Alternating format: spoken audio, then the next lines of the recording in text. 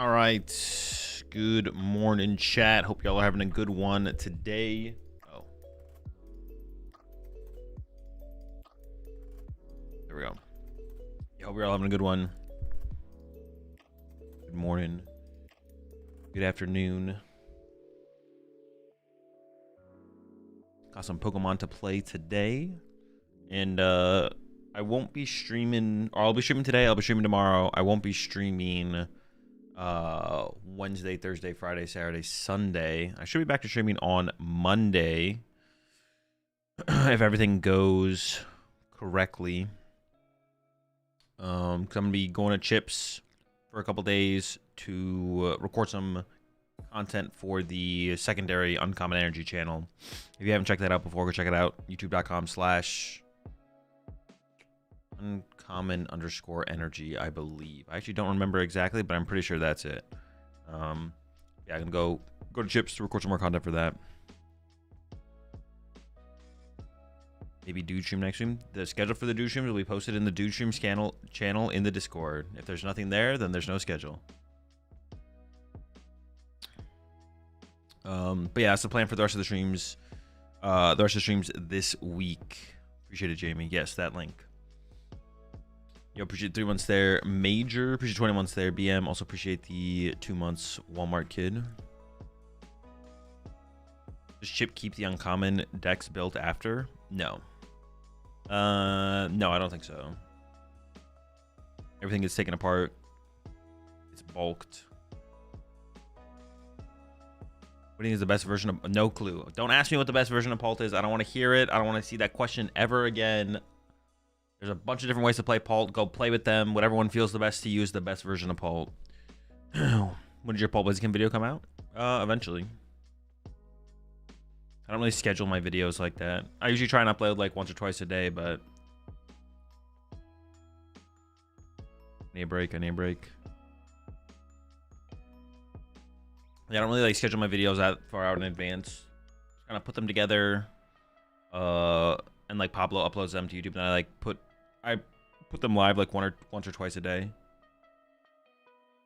Yeah, I don't really schedule my videos, so I don't know. It'll come out sometime this week probably. So I'm looking forward to adding the new Metagross to my Heatran deck. Bro, I'm excited for that deck. I'm excited. I'm very excited for that deck. I kind of want to try it before we get the Metagross, but the Metagross seems like such a huge buff that I'm just kind of like, man, is it even worth it? Am I just going to play with it? I can be like, man, this deck sucks, but when it gets the Metagross, I kind of don't even want to attempt. I don't even want to attempt to make the Metang Heatran deck because I feel like I'm just going to like be like, man, I'm just going to, this deck is cool, but like, it's just going to be so much better when I get the Metagross. I don't even want to attempt it, but I might give it a shot. I actually just I've been really liking Petrol Trolley decks. I don't know why, but I've really been enjoying Petrol Trolley decks, and it is a Petrol Trolley deck, so maybe I will try it out. Any Pokemon Champions? I have not, no. I don't really have any interest to. If I ever do dive into it, that would probably be between NAIC and Worlds, because there's a lot of downtime in that time period. Yeah.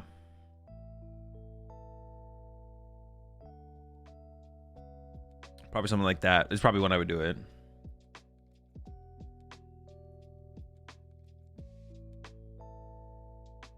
Because Petrol is the least bad supporter after Lily.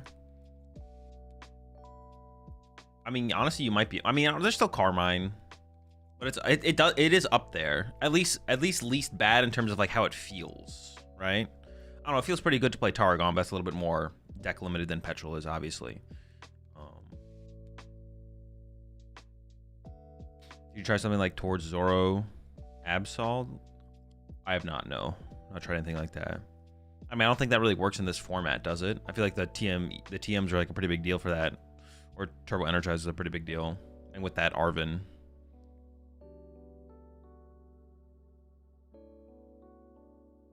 Have you done a tier list for the meta or no? Not yet. I have not. I'll probably do one like next week. What is the date today? I'll probably do one next week before Prague, but yeah, I don't have that many strong opinions on the format at all, to be honest. So it'd be a very vibes-based tier list, but yeah, I'll do a tier list before before Prague. Stormy Froslass a dub or an L? L.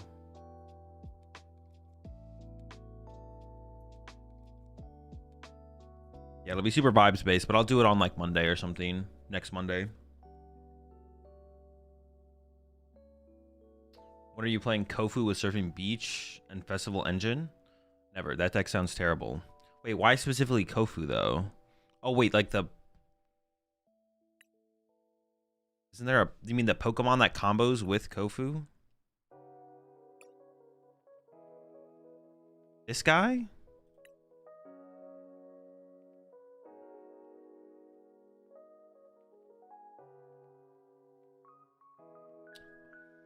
I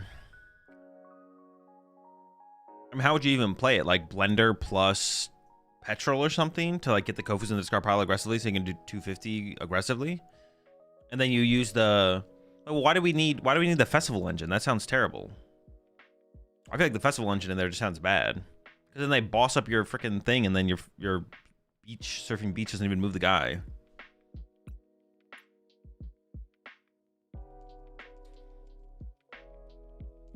It's gotta be with Blender Petrol, right? That also doesn't sound very good though. Maybe like the Dunsparce, Petrol, Blender, Crabominable, Veluza. I could see that. Feels like we need like a little bit more, but then you're playing Blender. I mean, it's the only way to make the deck work, I feel like. You have to probably get ticket involved as well, because like prizing a Kofu sounds terrible. Because you're just never attacking with this thing if you prize a Kofu. You need all four.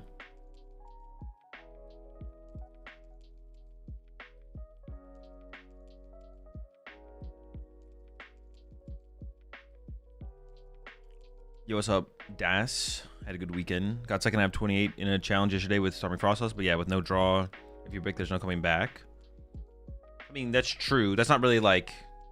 You don't need a draw. You don't need draw power to be a bad deck, though. You don't need draw power to be a good deck.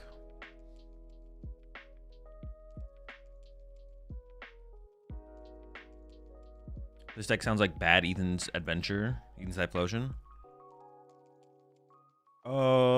Maybe. It's a little bit lower maintenance, though, right? It's a little bit lower to the ground. Like, this thing is a basic that attacks for free. It's only doing 110, obviously, but it's a good start. And then this thing does 250. It only attacks for 1 energy, but it's a stage 1, not a stage 2.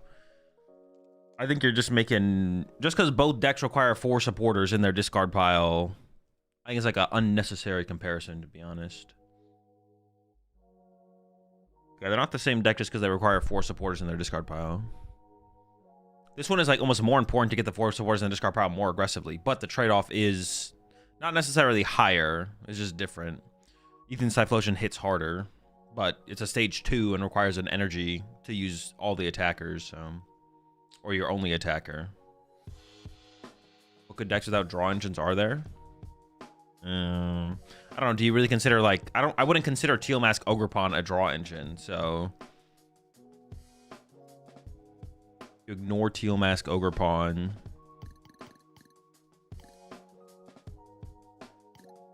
I don't know, most decks have some kind of engine to an extent, I guess.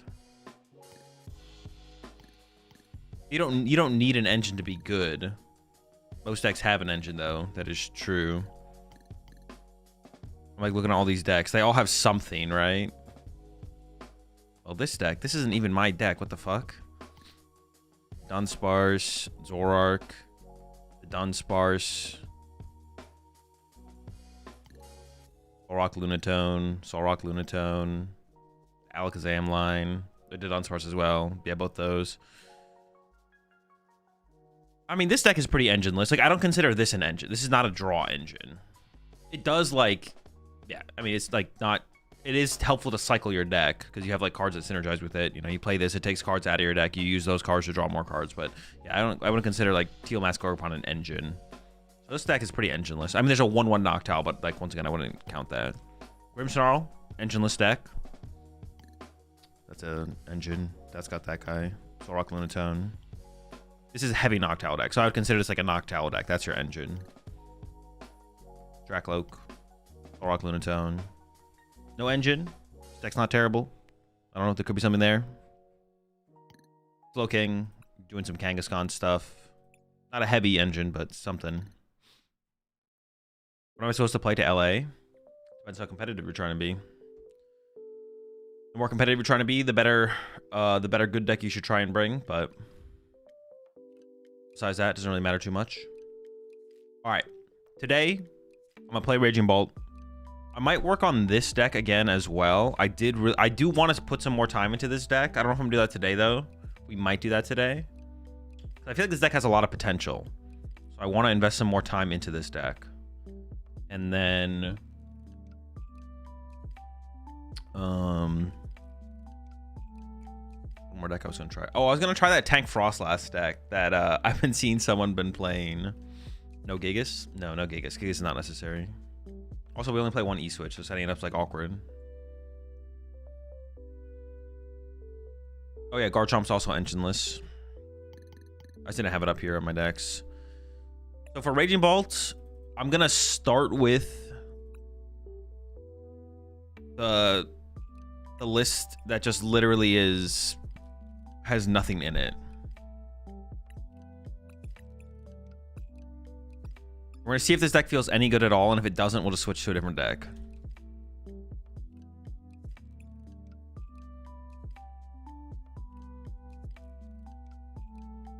The pocket deck, yeah.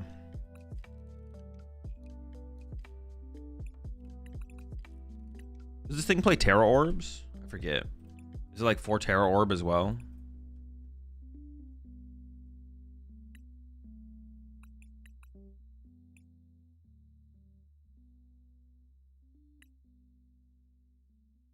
All with 7 Crispin? 7 Crispin.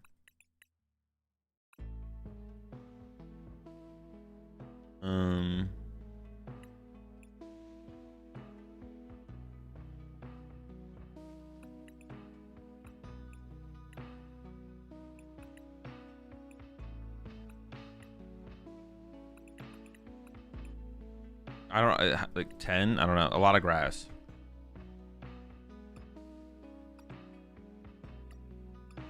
Should we just play more lightnings and fightings? Is 4 even enough? Or is 3 even enough? My bad. Most lists that I've seen play Latias, but or we could just play some Night Stretchers instead, I guess.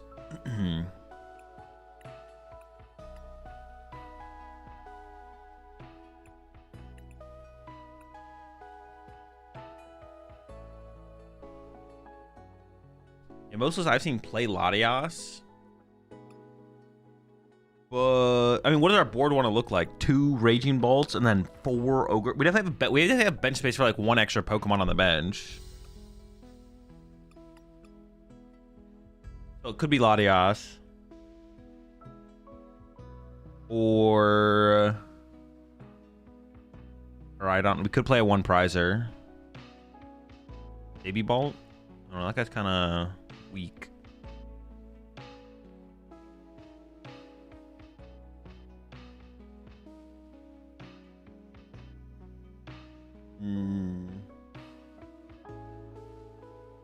Fez? Passimian, Cat. Right. Wait, what is Koraidon even good against? What was it hit for? 180?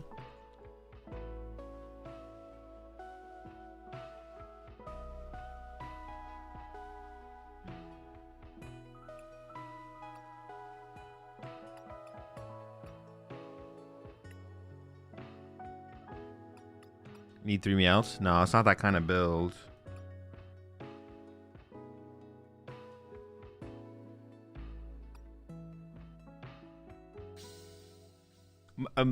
Also the list that I've seen only play Catcher, and I don't hate the idea of Catcher, but I don't want to play Boss. Some Boss.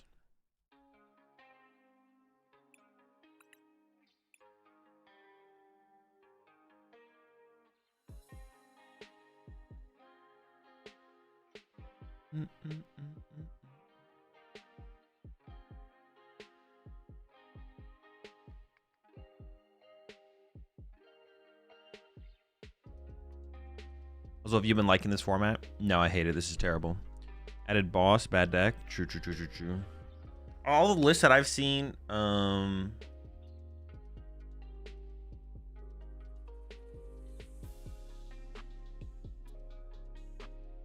yeah, all the ones that I've seen have like Lily. Which ace spec? Oh, I didn't even think about that. I don't even want to play Lilies though. I just want to do Crispin and boss. Like, can we make that work?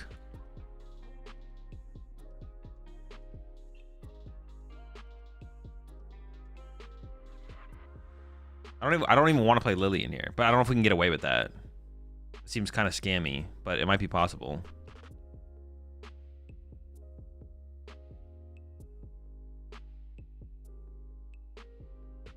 Now you need Lilies, but why though?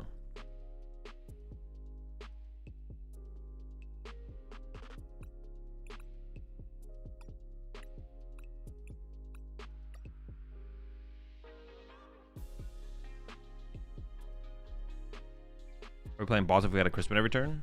We don't have to Crispin every turn though.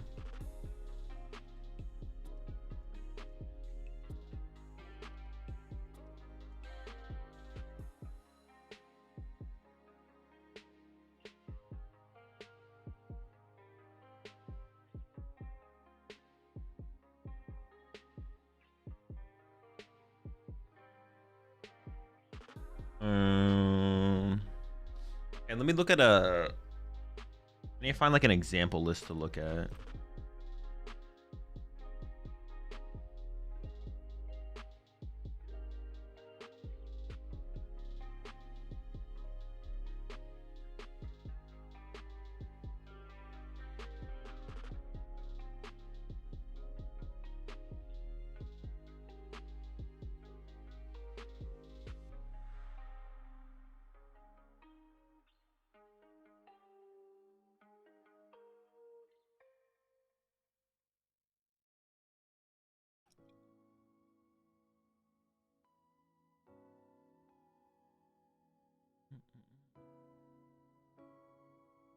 You know, we'll go hard in this Alakazam format, Copycat.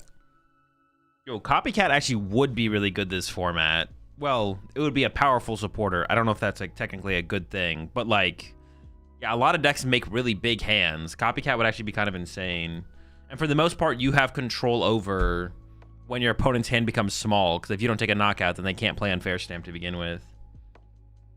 Ooh, that would be interesting. Copycat would be interesting in this format for sure. Very, very interesting. I like the idea of that, actually, to be honest, because like, I mean, it's something your opponent has control over, right? Like, it's not like they're just giving you like a million cards. They have to actively choose to give you a million cards.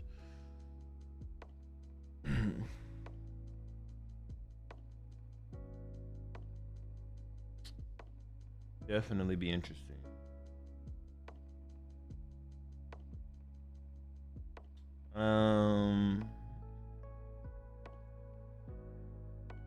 Oh, this list has 4 Dusk Balls.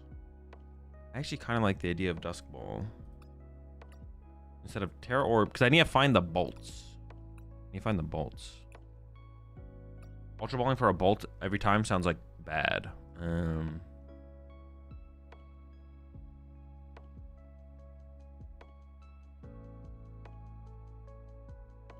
Dusk Ball, huh?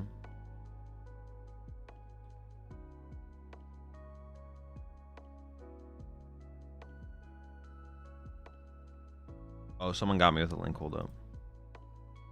Oh, this list plays Max Rod. What the fuck?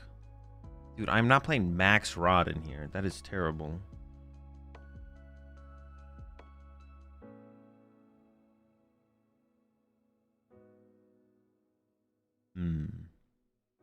We'll try with Terra Orbs, but if I can't find my Raging Bolts, I'll switch to Dusk Balls.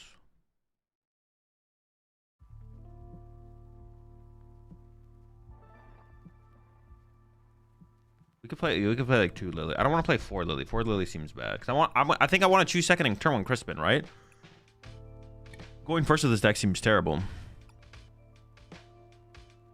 But there's no way I'm playing Max Rod. Maybe I could play 0 boss and then play prime. That seems reasonable, right? Like, instead of playing Max Rod, why wouldn't I just play like another energy retrieval or something, right? Latias might just be the move as well. I have like one bench space to work with, so like, do I want the mobility or do I want Fez? I mean, Fez, you can't really argue against Fez though, right? I guess Fez can kind of get stuck in play because you want triple Ogre Pawn down, triple Ogre Pawn, double Raging Bolt, Latias Fez or Fez Latias. The problem with Fez though, it can get gusted and trapped in the active. It shouldn't be that big of a deal though. Okay, 4/4. I'll try 2 Lily. What if we did 4 Dusk Ball, 4 Dusk Ball on top of? No way, right? Stadium? No. Area 0? No. This is the minimalistic bolt. This is pocket bolt. I'd argue mobility is better so that you have enough energy to keep training KOs. Well, theoretically, we have like 2 Raging Bolts in play, so we just push Raging Bolt, right?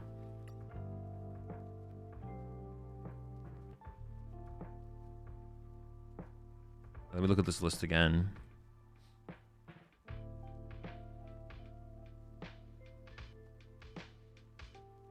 I maybe could just get more Dusk Balls involved.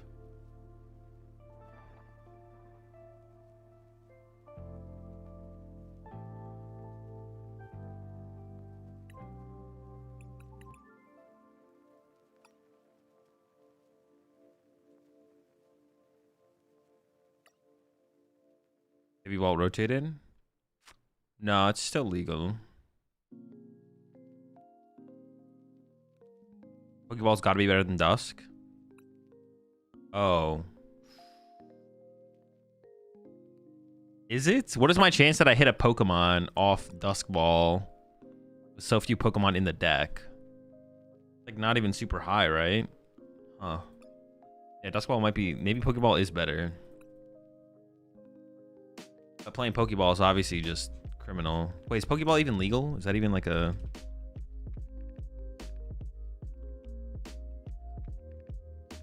Yep.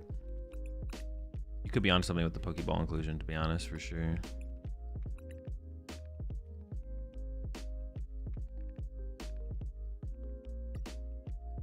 We might need a 1-prizer. It's still possible. I'm not against putting like a 1-prize Pokemon in the deck. I just don't know. I guess it would line up into like the 1-prize matchups, right?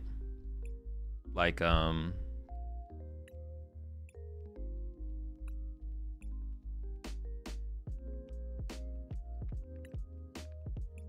appreciate the 50 months there, Beamer.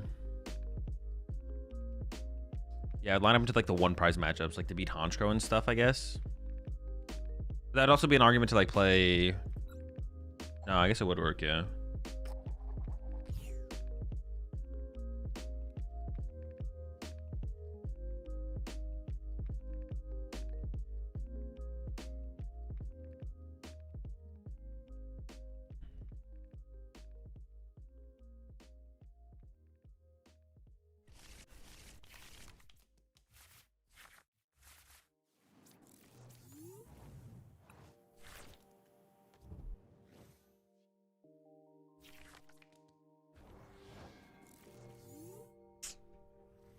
I don't want to go first, though.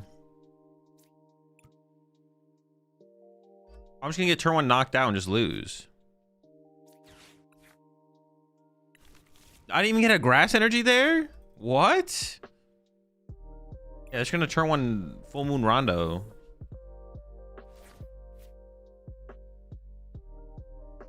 Where's Dusk Ball is better? 50% Pokeball, 70% Dusk. Well, it's 50% to get the Pokemon I want. It's 70% for Dusk Ball to hit a Pokemon. Oh, we're safe. Okay. Which is definitely a difference, right?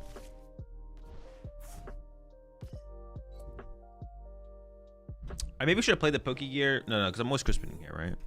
Theoretically.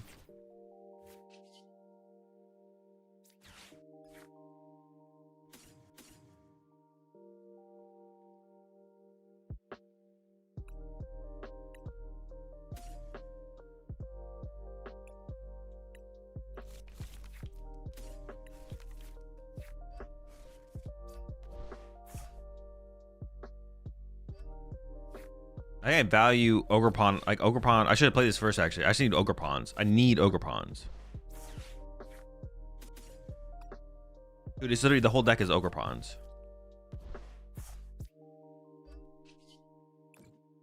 It's all about pawns.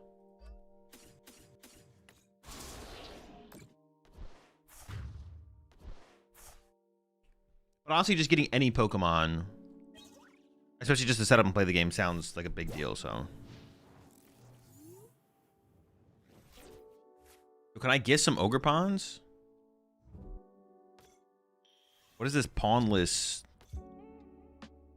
All right, we're gonna go with Dust Balls over Pokeballs. We're gonna go Dust Balls over Pokeballs.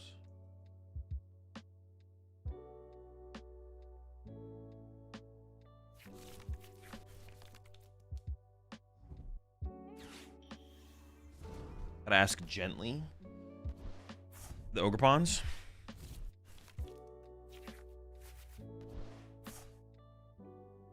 Are they cooking here? They could actually attack with Clefairy this turn. That'd be really bad if they get that off.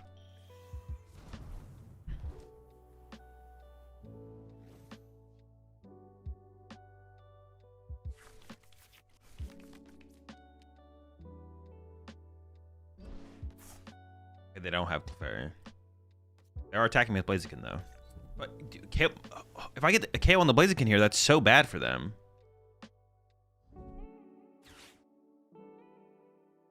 They need to like grab Torchic here and then find Candy Blaziken again next turn. I guess they could still Crispin next turn. They could Crispin. Okay, sure.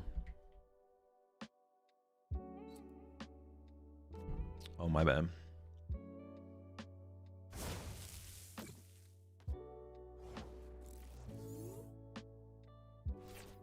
Okay, that's good. But KO active is what I want to do.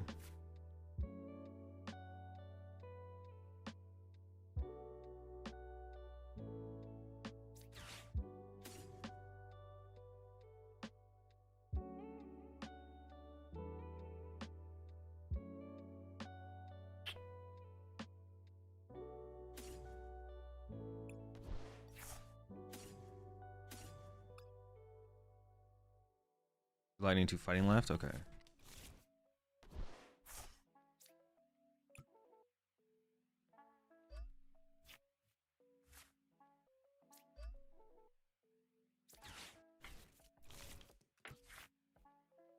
No, what is this draw? This draw is so bad. I might can knock him out, but jeez.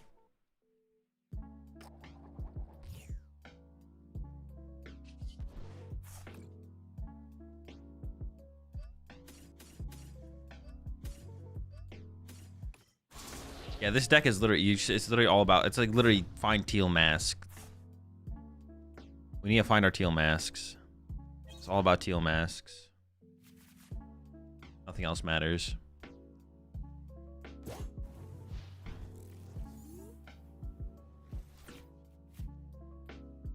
That's why you need bug catching.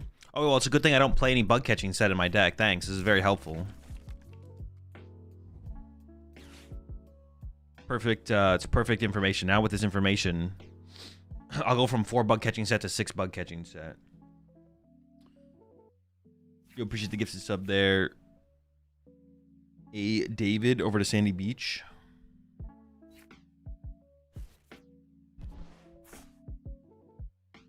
Maybe add a couple of Power Glass. No, probably just always playing more grass energy or more ways to find Ogerpon is just always going to be better. I'm not going to lie. We do just kind of whiff the attack here, though, right? Oh, no, I guess I can literally win with KO Fez. Terra Orb over Pokeball. Yeah, let me just play 8 Terra Orbs. Let me just, yeah, sounds sick. Let's do that. Great. Dope. Dude, the amount of cheating that you guys want me to do in chat today is just insane. 8 Terra Orbs, 8 bug catching sets. Like, what are we doing, man? Have you considered playing Dedenne Miracle headset engine for infinite bug catching set? Ooh, wait. That could be a cook. You might be onto something.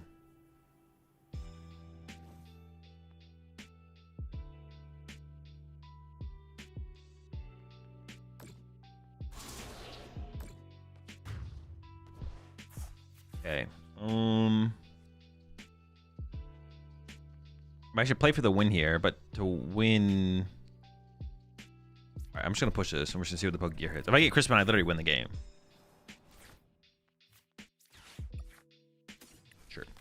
Well, we won the first game.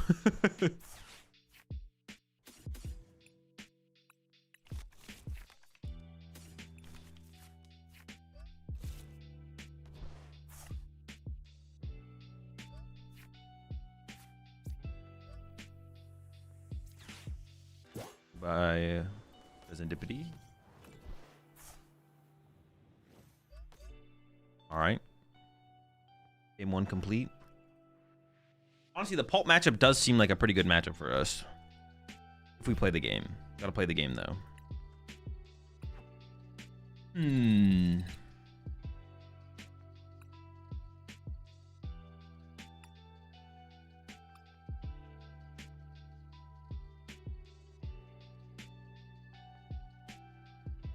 Imagine they Badoo you. Then I get a KO for a single energy. That sounds great.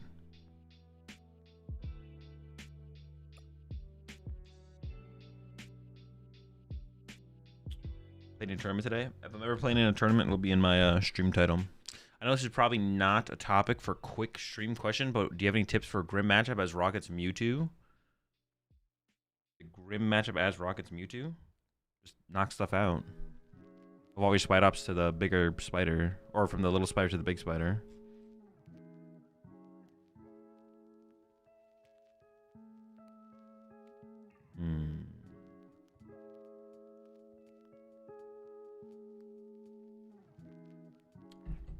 You need Koraidon for prize trade? No, you need the Koraidon for the prize trade. I win the prize trade without Koraidon.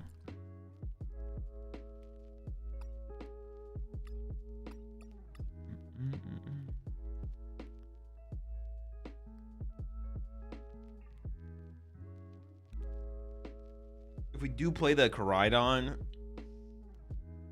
is the Koraidon actually better than Baby Bolt at that point, though?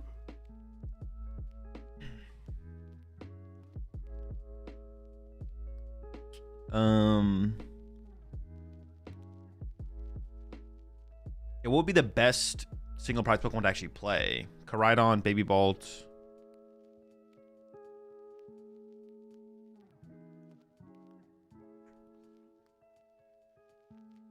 Here's the primes up there. McMuffin, LeBron. Baby Bolt seems good, honestly. Well, it's definitely not bad. Oh, there's a decent amount of Shaman in the format. That is true. Sandy Shocks. Wait, is that a card still? That's legal? You just like search Ancient? No, Sandy Shocks did rotate. Wait, actually, maybe not. No, it did rotate. Okay. So the choices are Koraidon or Baby Ball. Oh, wait, does that show me all the ancient Pokemon? No, it doesn't. Is there like a filter I can select? Oh, okay, yeah. Oh, there's Sandy Shocks. So Sandy Shocks is around. Okay.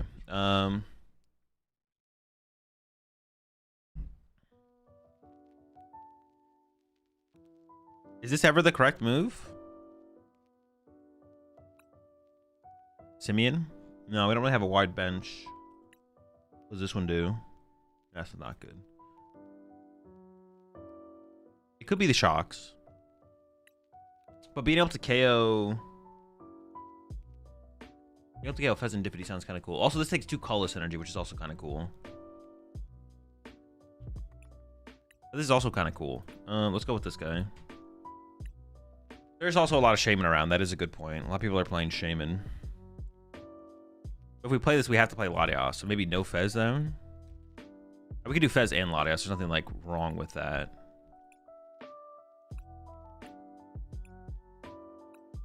On Iron Leaves? Nah.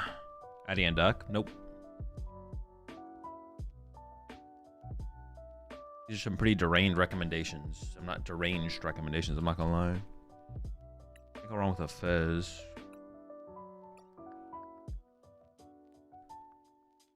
Alright, the Pokeball's probably just gotta go. It's too cheesy.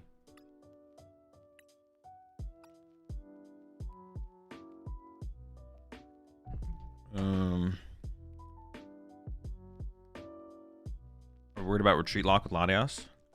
Just don't bench it. Basketball.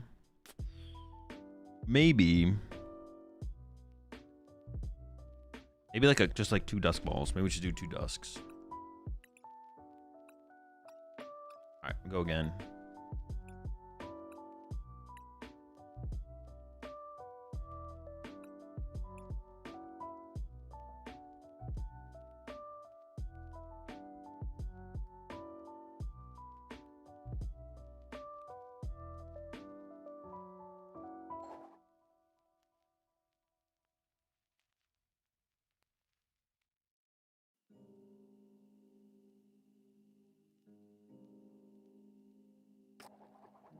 One split dusk and great. See, that's the thing.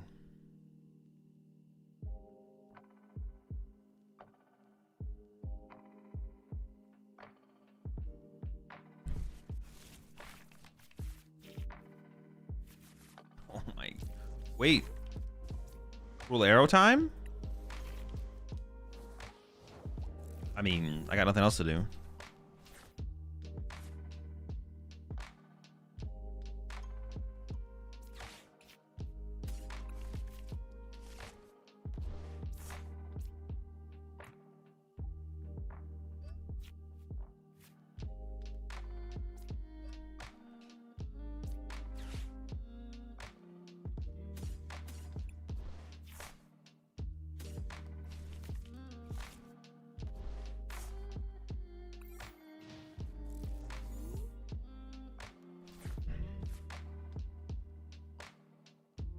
Isn't it good to have Trolley instead of the Prime Catcher? No. Trolley is terrible in this deck.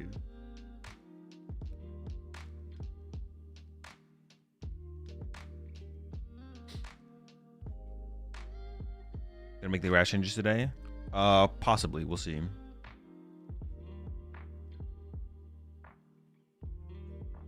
I haven't played since right after rotation. Are there any inexpensive and or funny rogue decks right now that'd be good for me to get back into the game? I'll say Okie Dokie, the Okie Dokie box deck. I feel like that fits your criteria. As well, have you ever had a cream tea? Not that I'm aware of, no. Why no Kang for draw? Because it's just not that kind of build. Oh, sure.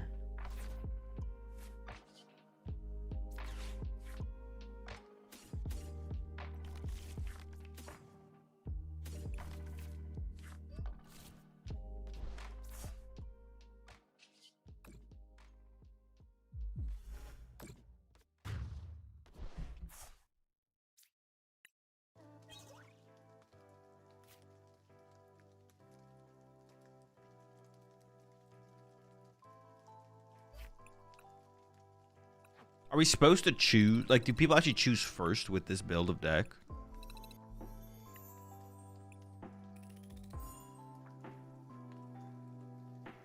Is Absol in a good position in this meta? Not from what I've played. But I haven't played with, like, Box.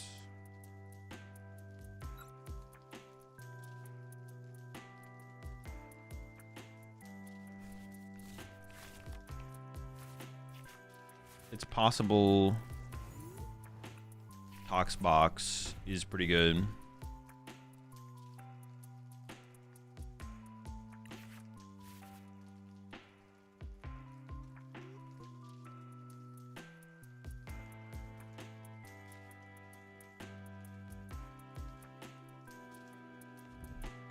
Pretty broken hand here.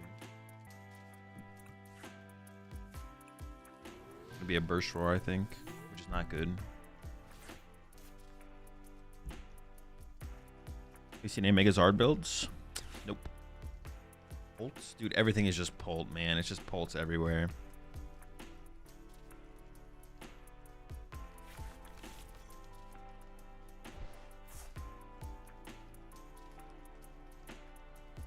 Oh, I think I came up with... Ooh.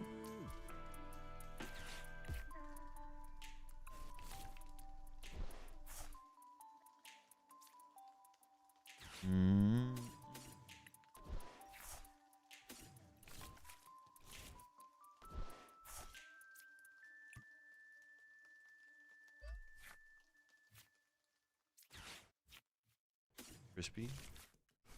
But KO the active. I mean, KO the active gives me 2 prize cards, but then I lose all my energy in play, right? Which I don't like the idea of. I'm gonna go catcher here for sure.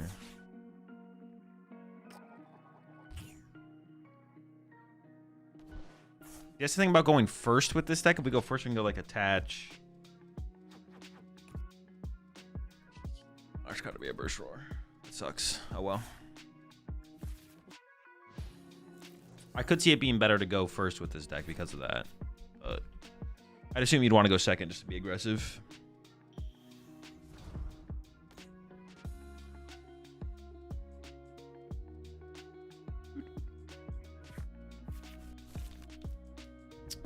What was I saying? I was saying something.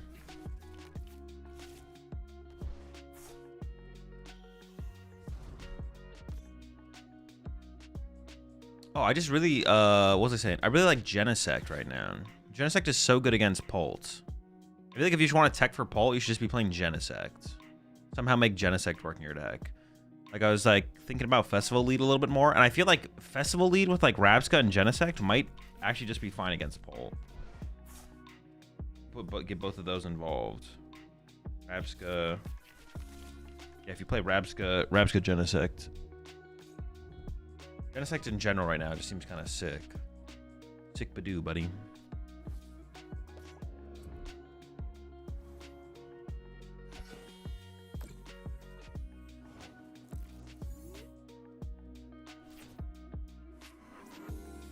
I actually don't mind drawing into energy here.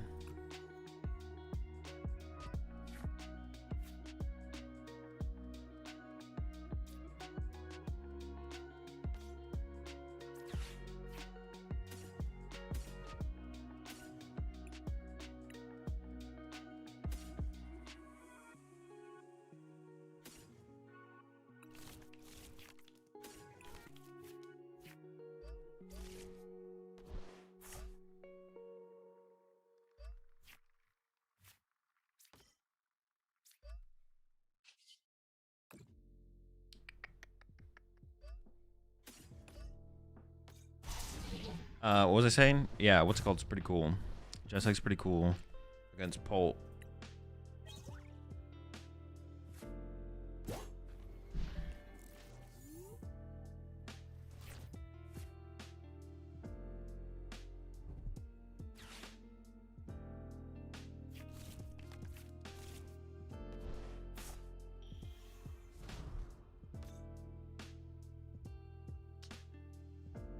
Quite the formidable squad there.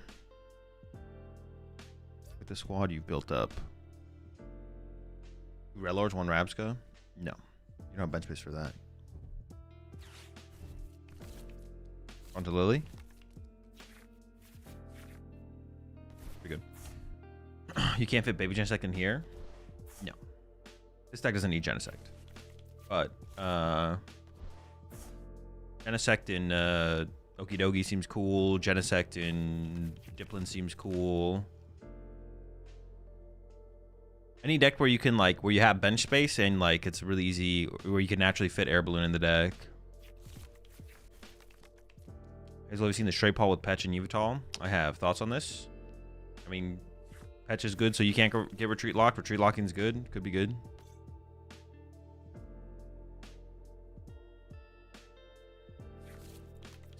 Be good. What's happening here? Crispin? Sure. I caught Genesect from Lucario and regret it. Yeah, no, Genesect's just kind of good. If your deck can conveniently play Genesect, I feel like you should just play Genesect. But that's kind of the question. Can your deck conveniently play the card? Not every deck can. But the decks that can, I don't know. Genesect and straight Pult? That sounds pretty bad. Air Balloon's pretty terrible in Pult, so...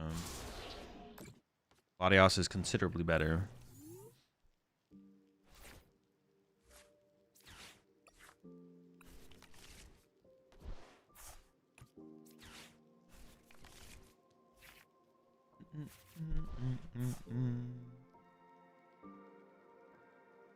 Gonna lose, nothing to have. I've got something to prove. Believe in me, baby.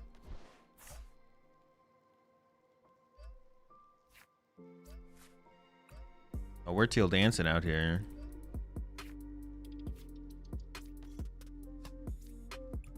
I whiffed the first knockout though, so like I don't even know how this is gonna go overall. I haven't attached return yet.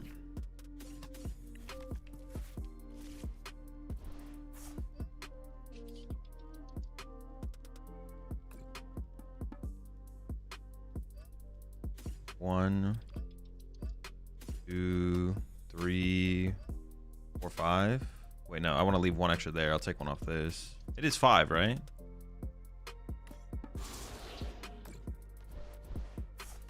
Giving up to KO 2 Pulse. Yeah, but if they play, they can go. If they have like, they can draw 4 prize cards this turn and then Ursaluna win or something. I don't know. Isn't it better to use all energy on the active? Well, no, because then if my opponent whiffs, they can just pass, and then I could get stuck. Or, like, judge pass.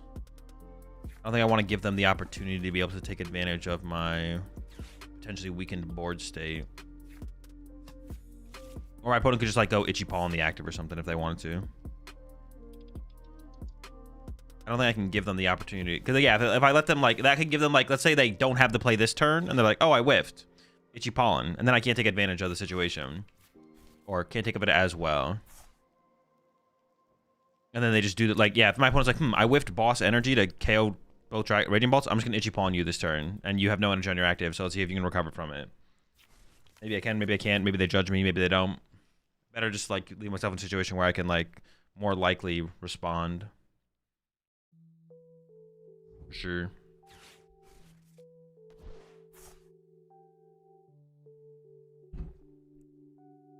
Definitely.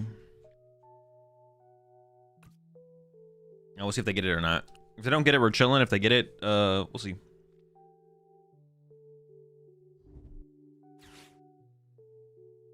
Hazel, thanks for lending me 10 grand to go to the rest of the majors. Such a good guy. I got you, Delonzo. You know I got you.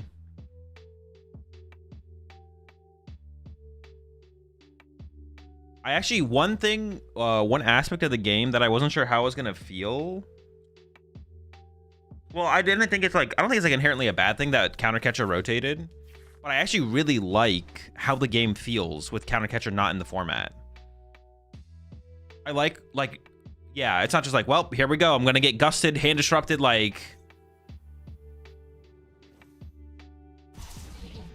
everything under the sun. Instead, now it's just like, okay, my opponent can do this, but I know they won't be able to do this if they do this. Like the choices are harder. Not necessarily that the choices are harder, I guess. It's just that it is just inherently better, the way it feels overall.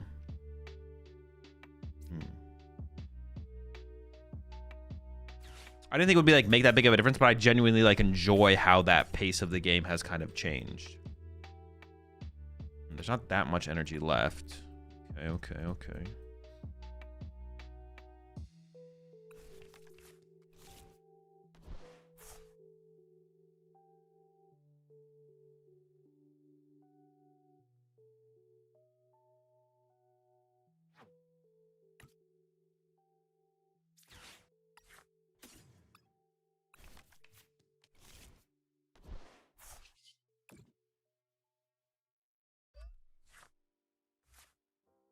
I just like the way the game feels with that. Great.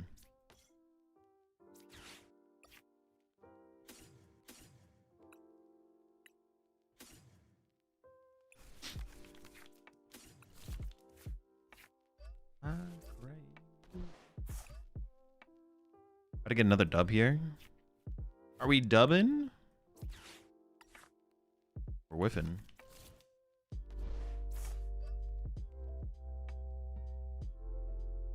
I gotta do like the same thing again though. I've got to get rid of fighting. 2, 3, 4. Oh my gosh, how do I do this actually? Maybe I have to rely on a gust to close it out. Okay, get rid of the energy off the Koraidon, but then they could gust Koraidon and that would be bad. I think it has to be this one. Yeah, I think it has to be.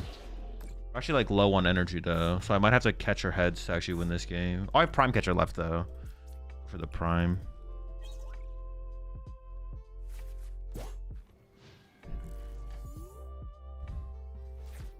I might be able to get 5 still. No, I definitely can still get 5. Actually, I think I literally have game in hand, but I think I literally have game in hand. Yeah, a couple lilies is nice, but I think 4 would be overkill. But I think like 2 to 3 lily, because even in like this late game situation, like lily is actually a higher value card. Where I actually need to like reach for a bunch of energy. Is that even true? I guess Crispin is just as good. Wait, no. Do I have any grass left in deck? I don't think. I think it has to be a catcher heads actually to win. I don't think I have a grass left in deck, right? I played 12? Yeah.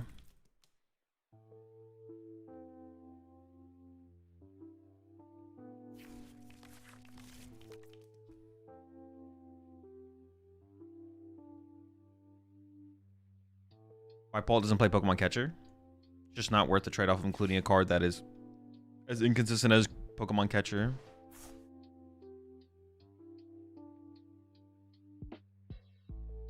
Not worth the inclusion. Oh no, is that a Maractus? Can I beat Maractus here? I don't know if I can beat Maractus. I think I just lose to Maractus here. No, I have Prime Catcher. I have Prime Catcher. I came prepared for this exact scenario. Oh, they're not even doing it anyways.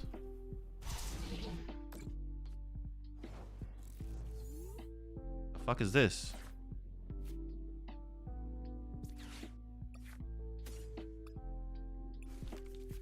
What?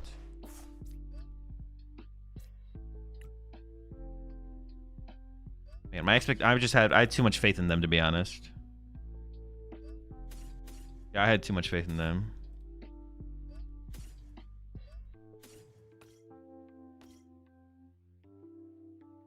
Jet Headbutt, bro.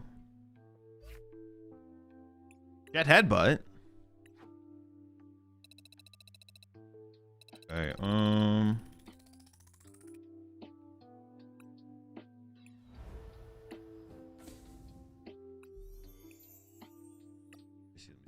I want another grass, just one, at least one.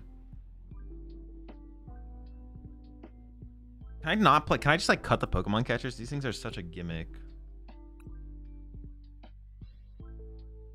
Like, what if we just did like none of these and just did like 2 boss? Let me see. Let me cook.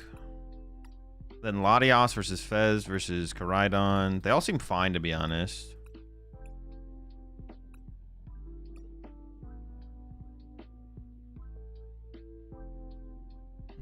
If I'm ever playing in a tournament, it'll be in the stream title.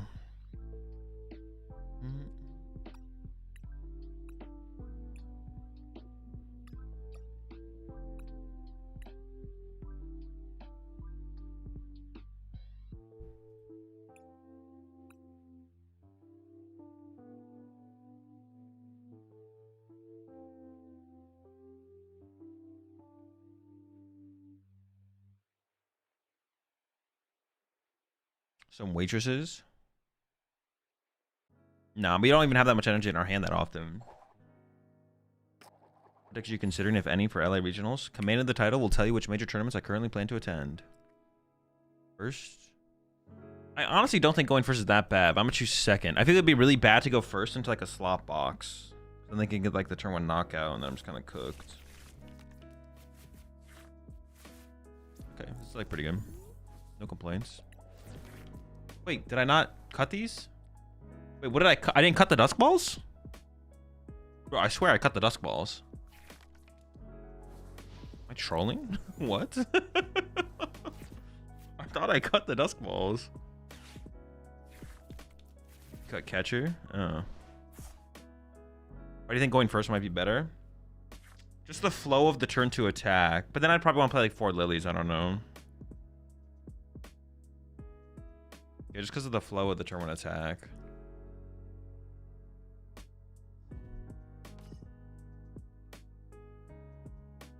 Who invited this guy?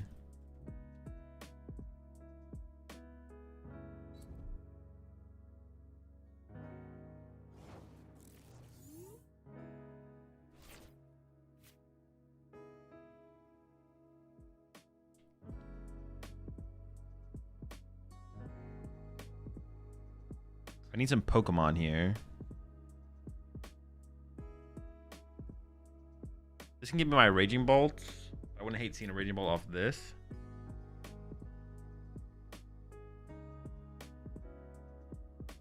Oh, this first, I guess. Put Ultra Ball away the Fez.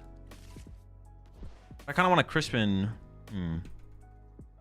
Well, now I could commit this to get Raging Bolt.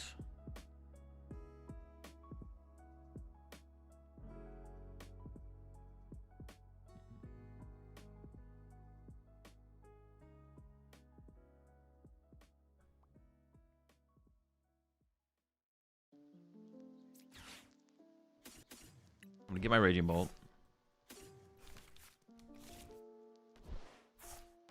Play this to get Lightning Grass.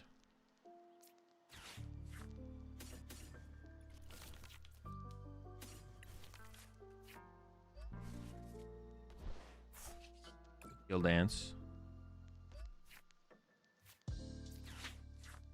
Oh my, dude, why didn't get a Grass Energy? That's insane.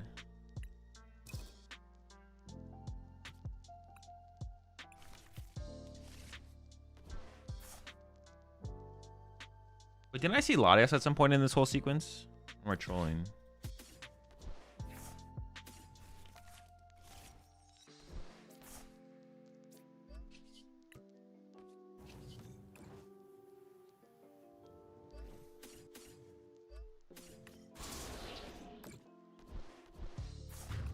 Hey, the Grass Energy is supposed to be the easy part. Like, what?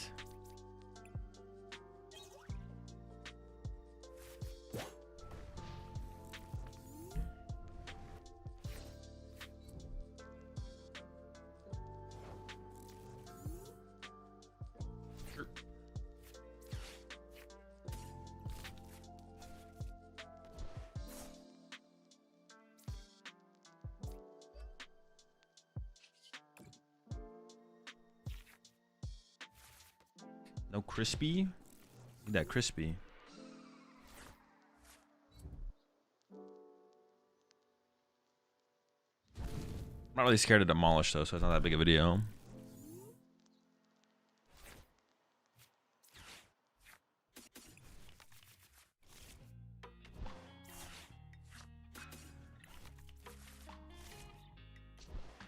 Oh, found all the Grass Energy.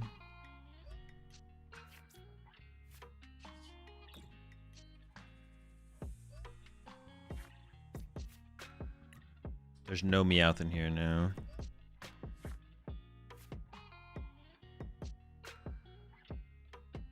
There's nothing to grab off this, but I'm just gonna play it anyways. Okay, we'll see if we get Crispin. Crispy! That's right, get out of here.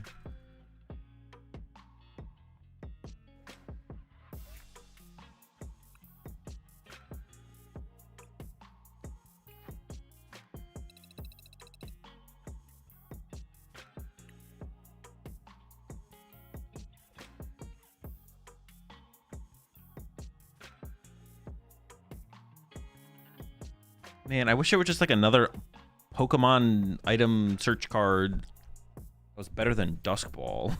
Like, some Nest Balls in here. This is the Pokemon Pocket deck, yeah. Yeah, I appreciate that 7 months there, Ken guy. Thoughts on Sylveon Bennett deck? Sounds terrible. Nope.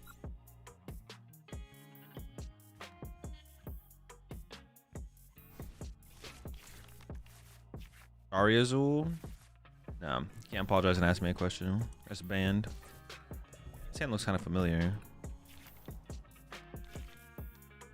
Yeah, I don't want to use Cyrano though. Like if we go first, it's actually winnable. I mean, actually we need so much energy though. These are some beefy boys. I need 4 energy to kill one of these? Dude, what? Maybe I should set up an Ogre Pawn. Dude, 4? Dude, why is this lad so thick, though? Holy smokes. Not good value. I would like to get the turn 1 KO, though.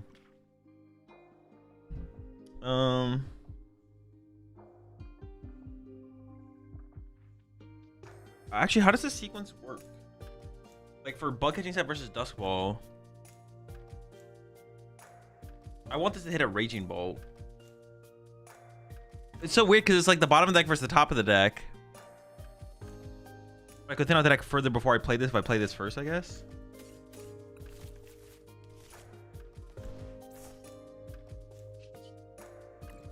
Oh, I should know. I could draw into Terror or play Terror. Yeah, okay.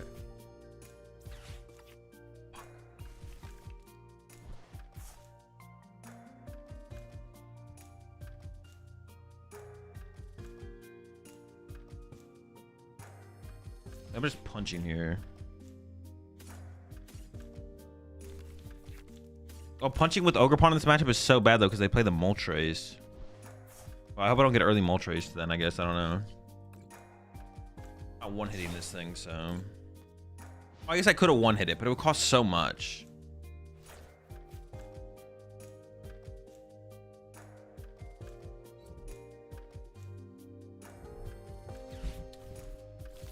You can thin Grass Energy first to make Dusk better. But that's not true. That's not true though, right? Because... Yeah, I know I had the KO. I shouldn't want to overextend for the KO. I felt like overextending. But yeah, that's not true though, right? Because it's the bottom versus the top half of the deck. So I'm not... It would have to lead to something else. If I play it, it would have to lead to...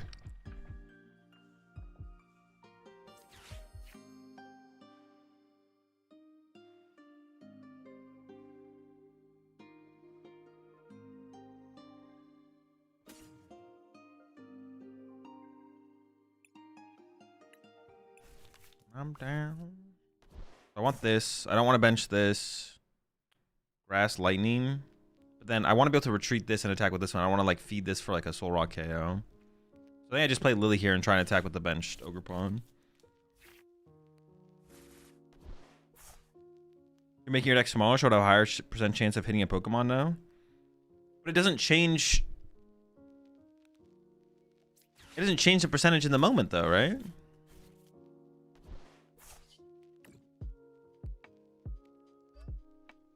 Like, what am I missing? What am I missing? I feel like I am missing something here.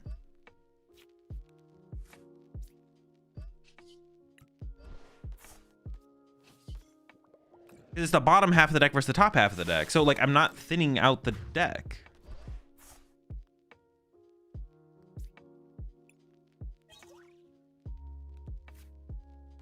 Like, right there, it doesn't change whether or not Duskball is hitting...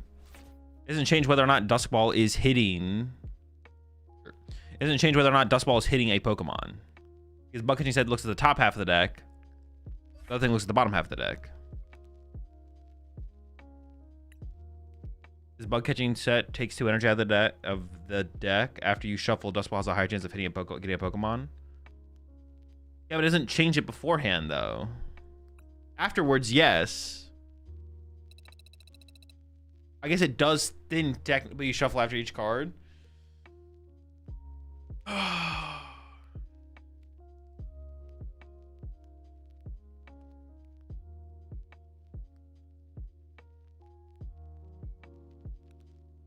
Deck would be smaller. Theoretically, there's less grass energy in the deck. Yeah, I guess, right? I guess, yeah.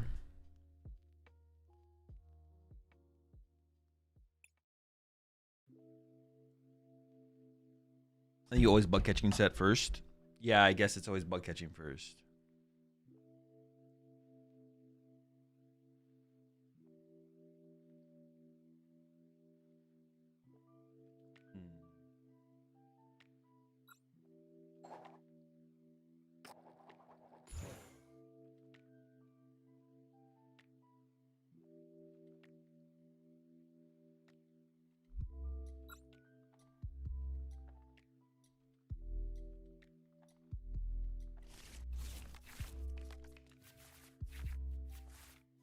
It's like almost good. You need like a top deck and out to an Ogre Pawn and then chain into another Ogre Pawn.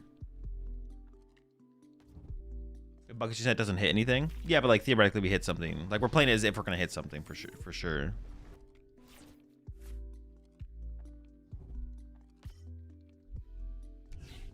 Was it between Dusk Ball and Great Ball?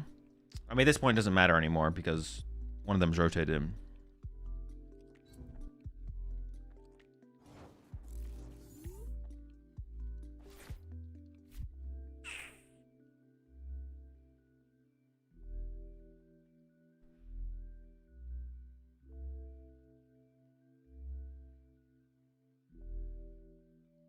I'm just gonna knock out the active here. I don't know. Like, if this thing had 70 HP, I'd go KO that instead, but it's so bad. I need this one Ogre Pawn to be fine. None.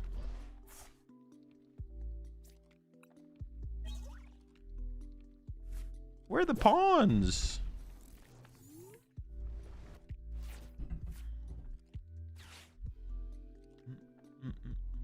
Would Trolley be bad in this? Yes, Trolley would be terrible.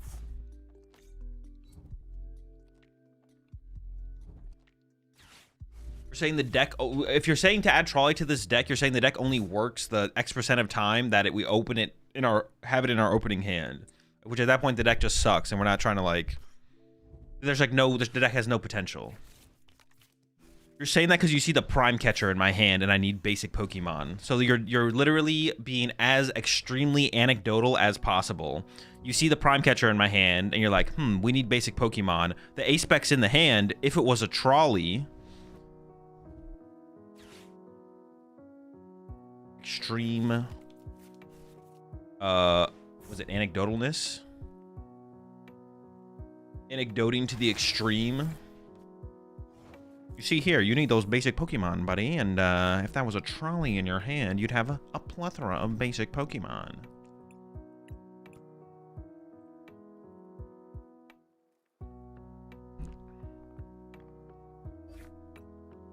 Sure, but have you considered Trolley? Wait, like the card that searches your deck for as many basic Pokemon as you want to put them onto your bench? That would have actually solved my situation there, and I had my Ace-Spec in my hand, so it would have been the Trolley. Holy smokes.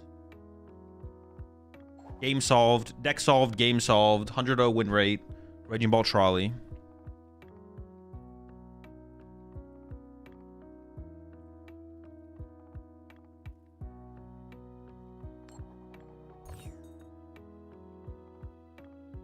Are you an Okie Dokie believer?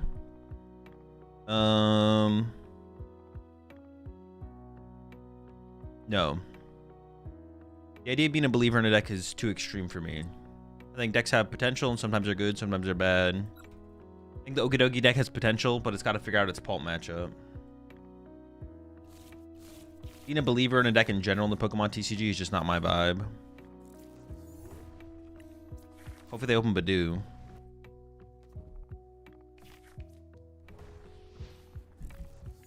That's not Badoo. Did I just hit like 3 Dogies in a row or something?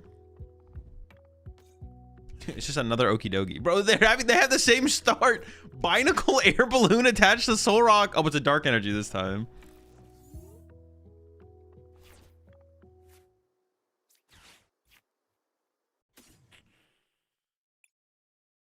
Am I really about to put 2 fighting energy on a Koraidon and leave myself with no fighting energy left? I guess.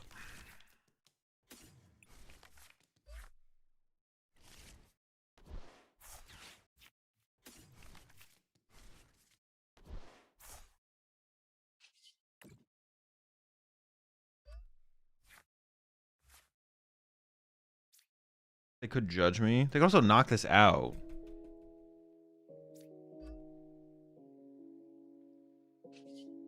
That gives them Monkey Dory damage.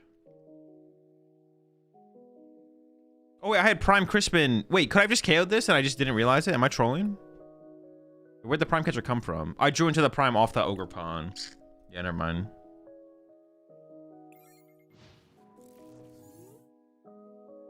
Yo, appreciate 31 months there. Doom Design. Also appreciate the 10 months there, El Bandito. Can I get a pick if I see you at ASC? Yeah, sure.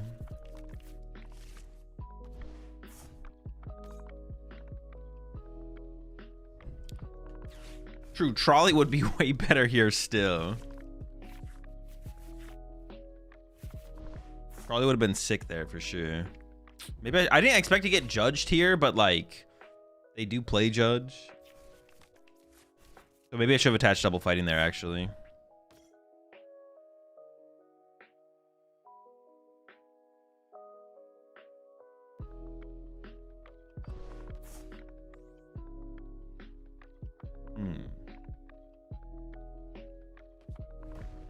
Oh, is it literally just the same opponent? Jeez.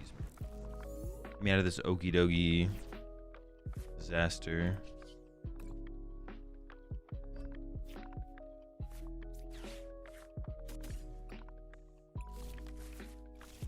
Infinite Dogi.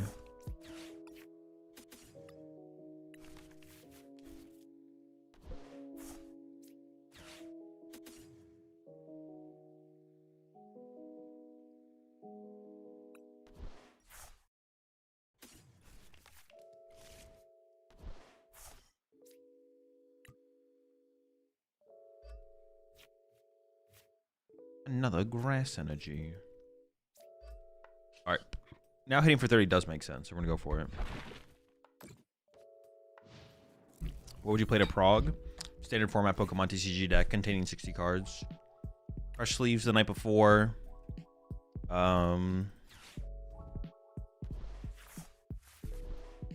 Playmat. Dice. Yeah.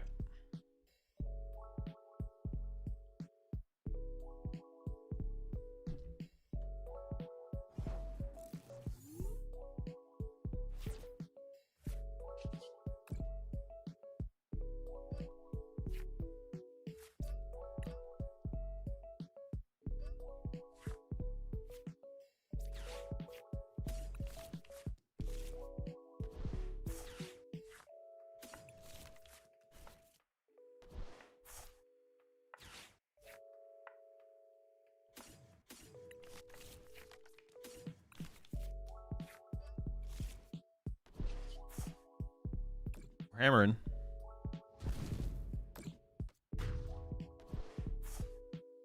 Hammering, baby. Let's go.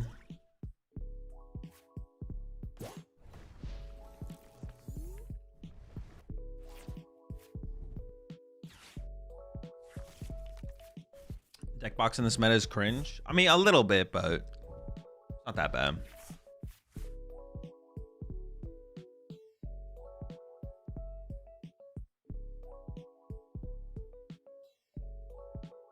Yeah, it's not that bad. It's not that bad.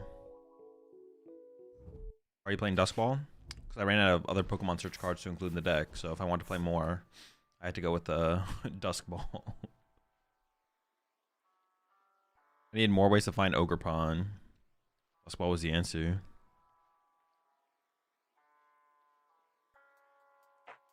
Do you have a favorite regional location in Europe? I mean, not really. I've only ever been to Stockholm, and it was like fine. The location for the Stockholm regional was pretty mid, but honestly, it was kind of like as far as I can tell, it was like the Peoria of Europe. There's like nothing there, if I remember correctly. But it wasn't that far from Stockholm. I don't think I should have time to go explore, so I'd have time to go anywhere. I don't remember there being anything near the venue at all. It was like the venue, and then like the hotel, and I feel like most people like were at the one hotel. It wasn't as bad as Peoria, but it was just like, I mean, there was like nothing there. I went to the Worlds in Japan, but that's it. Yeah, I've only been to one European regional, so. They're hiding out here. Can't just be hiding like that.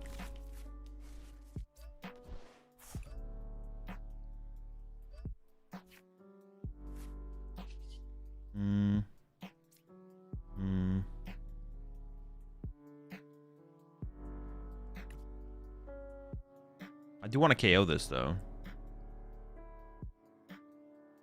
I'm down to KO a Barbaracle.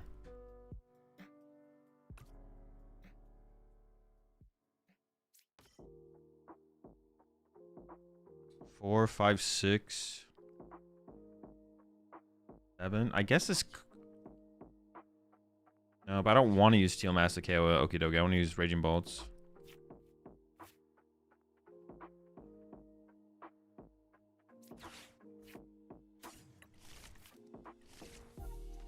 Maybe I should just go after the Dogi here. Maybe the second Dogi dead. Oh.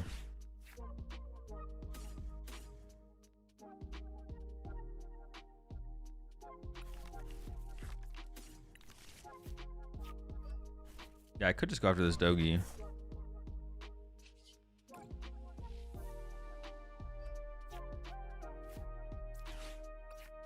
Dogi dead, Dogi done. Yeah, let's just go chase Dogis. The Barbarical KO is like pretty low value because they have a Binacle on the bench.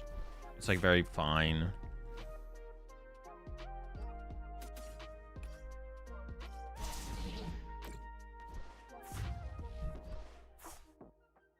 Gotta do this Dogi in.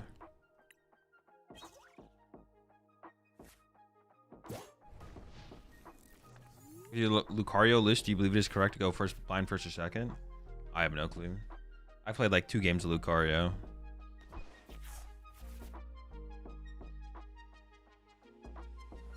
I just want to go with Lucario.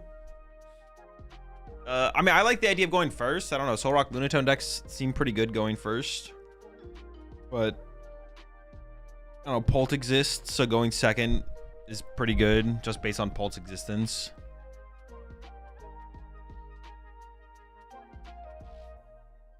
Oh, we got him? How did they draw nothing the whole game? What were they drawing into?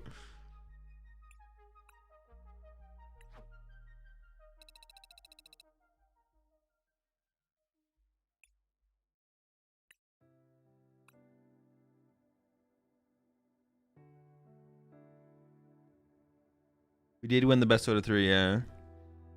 Yeah, so I mean, it's probably the correct answer is probably just go second.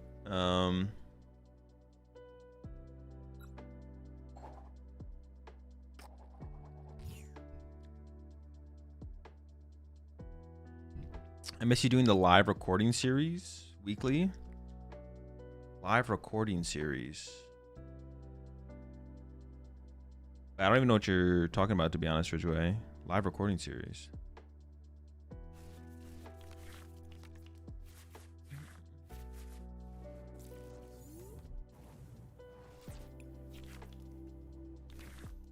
I'm going first. Okay. I want my Raging Ball to die, though.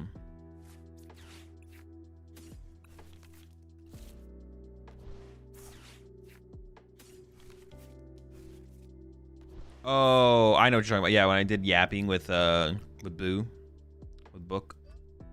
Shut up, Book. Am I getting item lock from a Kangaskhan in the active? I could. Dude, item lock is just so prevalent at all points in this game right now.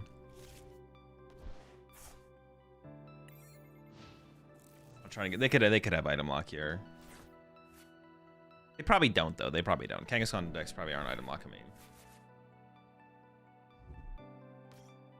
I was gonna get turn 1 Clefairy and cry. Maybe.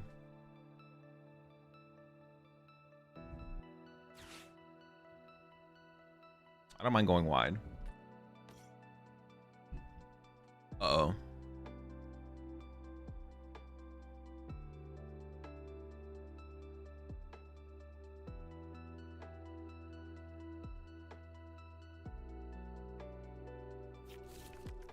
Okay, that's a good sign. It's a good sign. They could still E-switch into it. They could still get the E-switch, but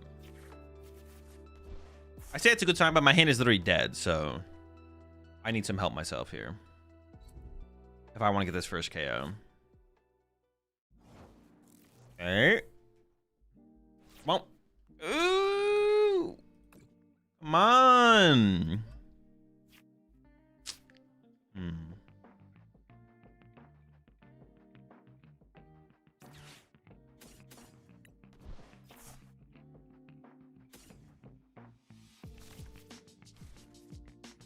This has to give me like a Lily or a Crispin here. I think I prefer Lily. What? You just like that. But now I gotta get a fighting energy and some more teal masks.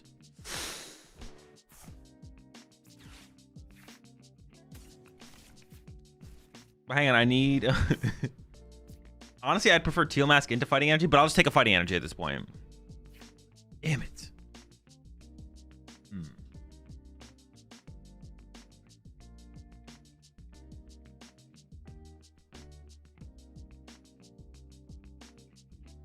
I mean, now we probably just lose, to be honest. We needed that was good, but oh, it's gonna be tough. Are we retreat to Latios?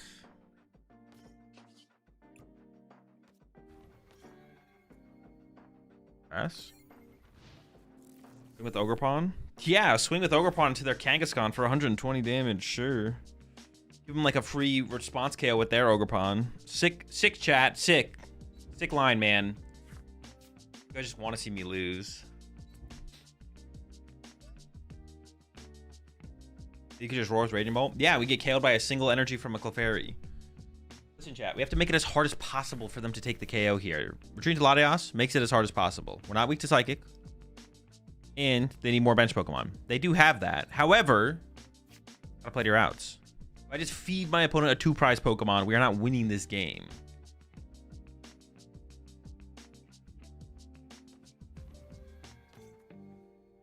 Gotta make our opponent work as hard as possible. Now, do they really have to work that hard? No. But that was kind of the expectation. I expected to lose as soon as we whiff the fighting energy.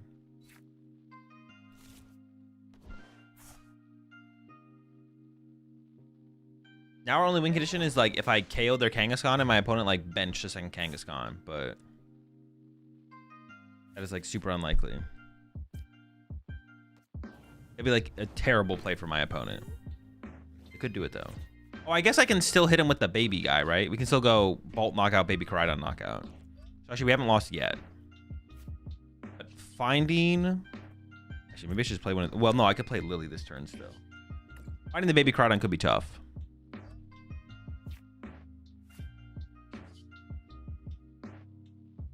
And benching the second ball was a mistake? Possibly. When did I bench it?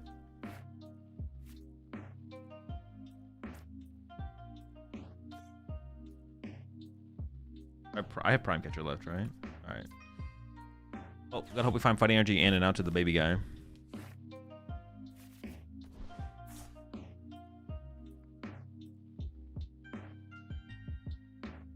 I have 4th Ogerpon left? I think I do, right?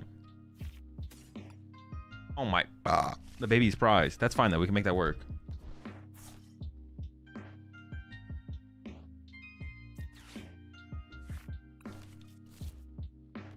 Oh, yeah, I can Fez for 3, right?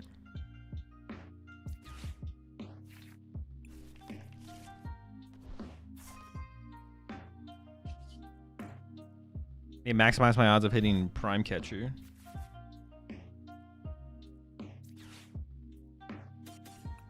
Gotta find the Prime.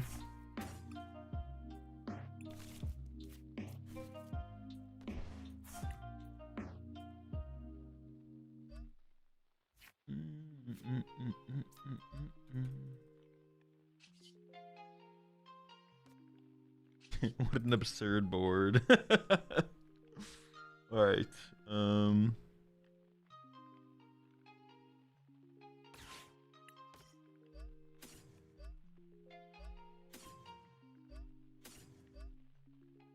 He's decent. They go for like a stadium bump play, so why did I reorganize my bench like that? What the heck?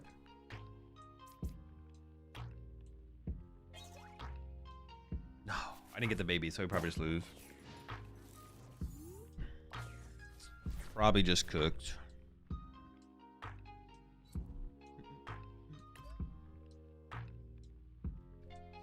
So what's the card you missed the most? None of them.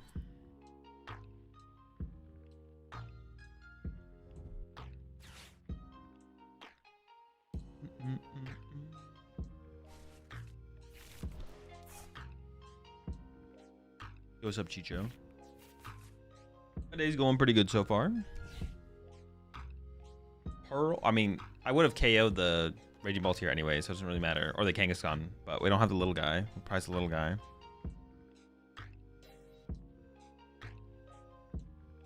Oh, come on. Now we know you miss Iono and N. I don't miss them. I just theoretically think the format would have been better with them. But so far, I'm enjoying, what's it called? So maybe they got it right.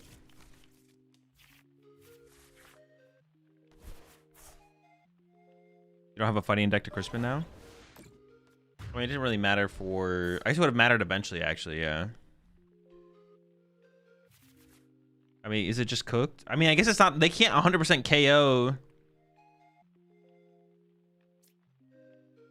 If I go Teal Mask Knockout, they don't guaranteed win on their board, so. Technically still winnable. I should have actually left one of these with more energy on it, though. Because now I have to, like, Crispin.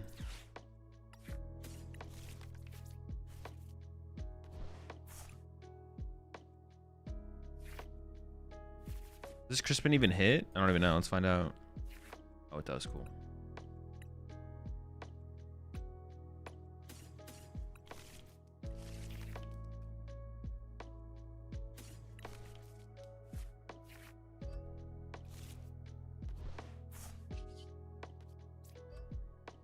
So I definitely misplayed that, I guess.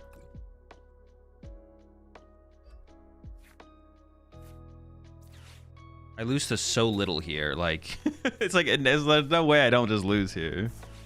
I don't even know why I'm playing these cards. I don't even know if it matters. Just doing it for the love of the game.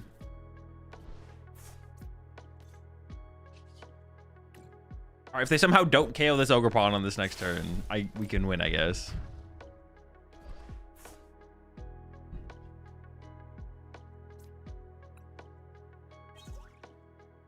What is the best deck that suits your playstyle poach rotation that you've tried? That should be... I should ban you for that question, to be honest. I'm not gonna lie. Oh, I guess maybe I should have KO'd with Bolt. You're right. Because then I make it harder for them. Sure. Now they need one grass, but I could have forced them into like needing more for the Clefairy KO. Very fair. Very fair. Should have gone with the Bolt knockout.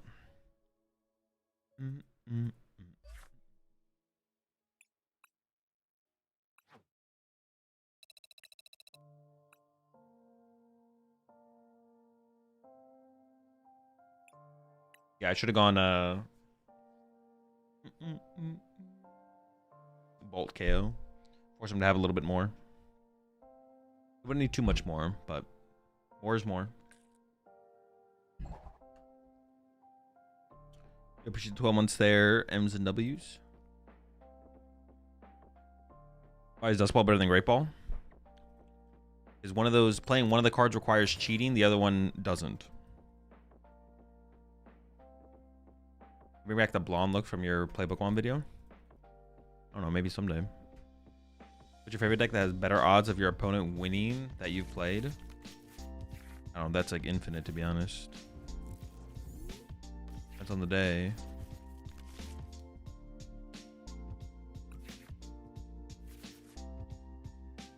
One, two, four. These Ogerpon draws that carry me, though.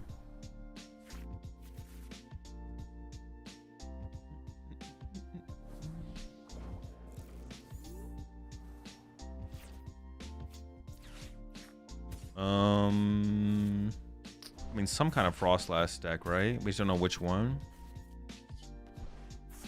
But it's one of them. Grim? I have played with a little bit with Grim. Very underwhelming.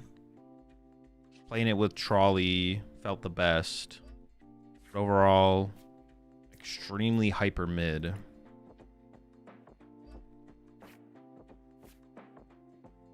Oh, that draw is just so bad. Well, not this, like, but like, I just have nothing to work with. I don't even know how I want to play. Do I just pass?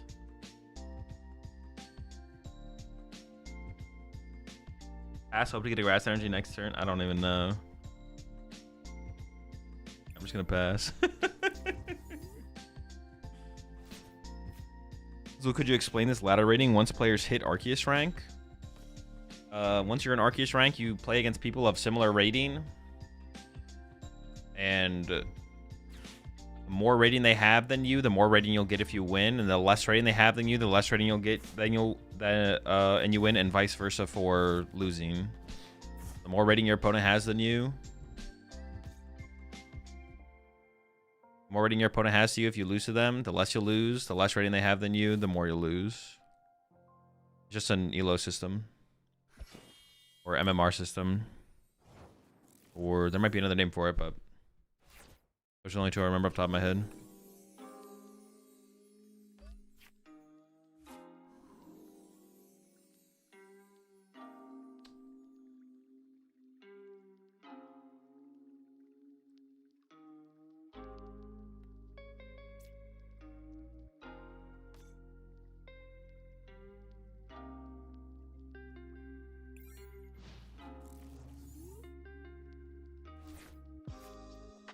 I wish the entire ladder was just an Arceus elo type thing. Having to rank up every month is ass. It doesn't really take that long though. I think it's correct to have like the normal rank up thing for like less competitive players, or like to like ease them into the, let's say it gives them something to play for in the competitive ladder, not the casual ladder. And then it's just, yeah, it's just like less intense, whatever. It's pretty easy to get to Arceus after you've gone to Arceus though, because they don't drop you as far down as they used to. Okay. It makes sense.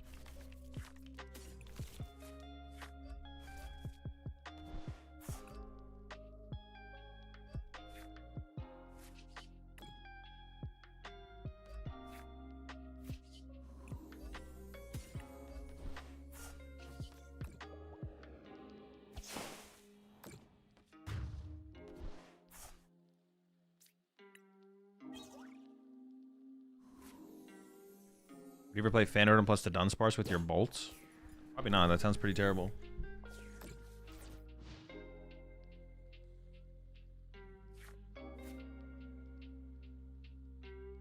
Think we'll ever see more meme/wild deck builds when Chaos Rising is out or no?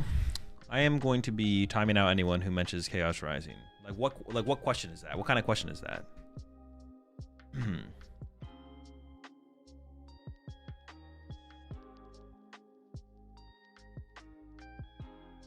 Chaos Rising is banned in chat now. You can thank Bufu.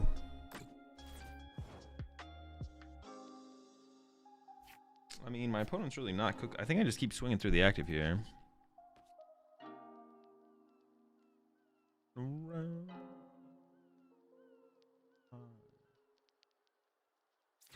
gonna play this first because I just want like a different card to discard with the Ultra Ball.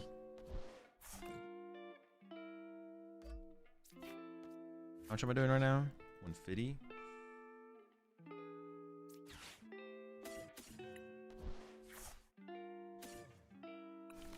Definitely need to get a bolt set up. Oh, I could have actually done this first though.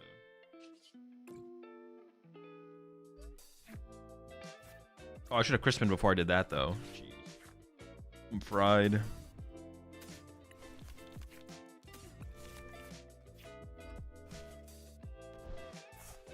I mean, I may as well cycle again. I wasn't going to, but I was like, I mean, got the energy. It's here. We're swinging. We're cooking.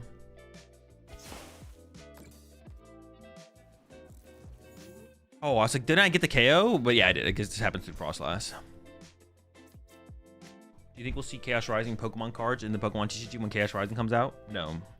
I think all the cards will probably get banned before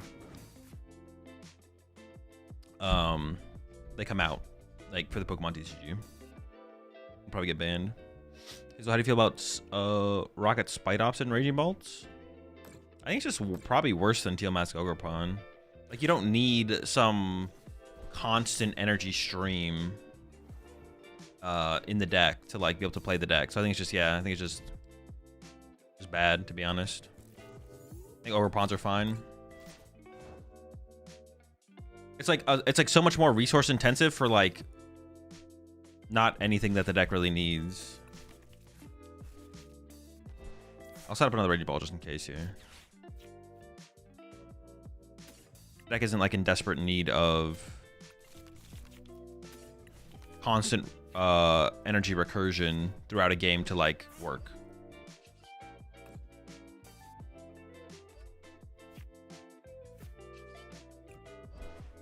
It's just like basically overkill.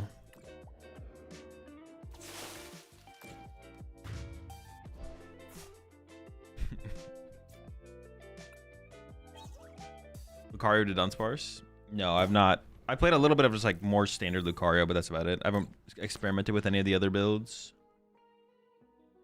How do you feel about Matang Box? I don't know. I played 0 games. Dude, why did they... I mean, someone pointed it out when they did it. Why did they Meowth for boss? Like, why? They Meowth for boss.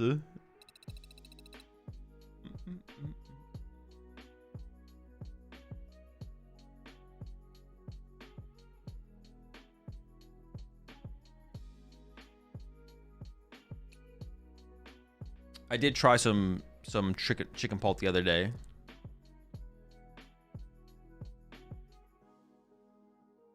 It's a prime example of why I think Froslass Army is cheeks. Yeah, because when you just like lose your mind and then you meow for boss when you should meow for Lily. Makes sense. Lily glitched maybe, but they didn't have like a different. They took boss though. Like, all right, maybe they couldn't grab Lily off meow. That is fair because that glitch is possible, right? That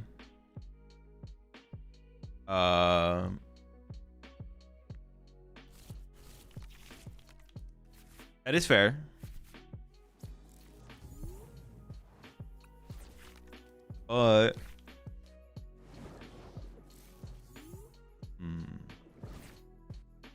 They didn't have anything better than boss to grab? Maybe they didn't. I guess maybe they didn't.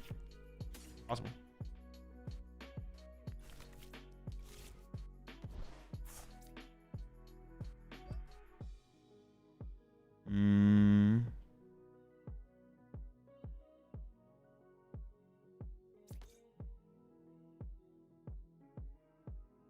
I kind of want to get this guy involved as well, but maybe I don't have to do it too aggressively. What if I get judged? I'd really want this in play, so I guess I'm gonna put that down as well. Okay, I'll just pass for this. We're probably gonna have to perch roar next turn.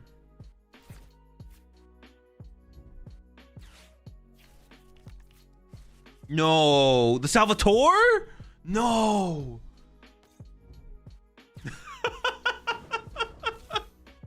The Salvatore off the Poke Gear? Not like this. Wait, they're kind of cooking. No memes. Yeah, I got a burst roar now.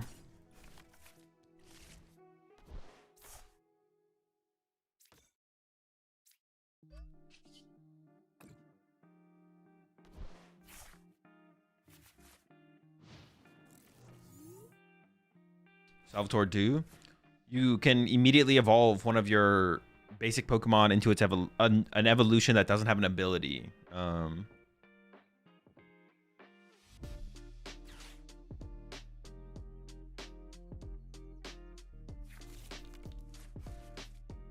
You think this will be the final list of your take on Bolt? There's no such thing as a final list of anything. Everything is infinitely, constantly in motion.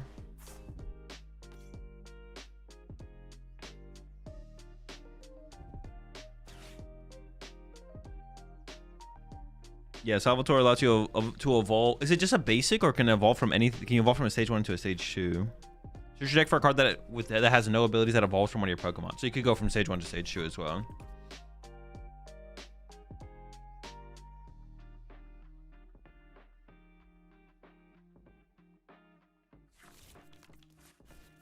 Yeah, Pokemon decks go infinite, basically. I might not change another card in this deck, in this list today, but I might. I don't know. There's no such thing as a final build. And anyone who tries to tell you different just doesn't understand the Pokemon TCG. Nah, bro, it doesn't get better than this 60 cards. I'm telling you, man. This is it. This is final.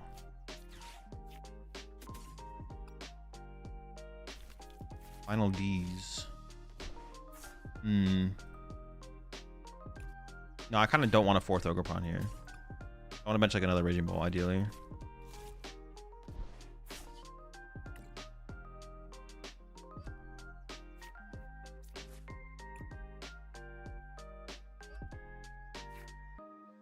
Now, with that said, it's possible you can't come up with another change to make in a deck. But that doesn't mean there isn't other changes to be made. It just means you can't find the next iteration. You can't find anything that you think is better. Lily? Crispy.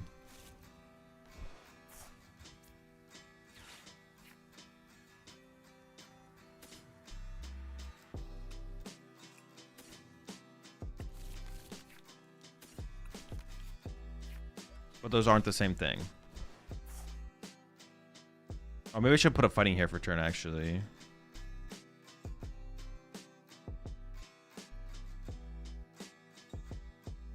Let me see.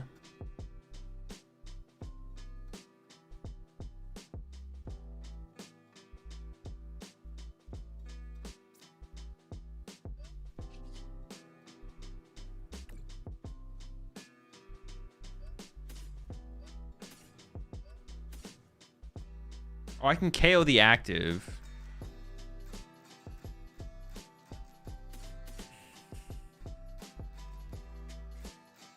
I'm just gonna go for it.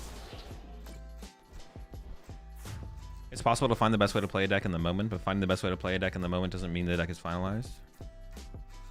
Well, no, that would mean it is finalized, actually, Heracross, but that is also impossible, so.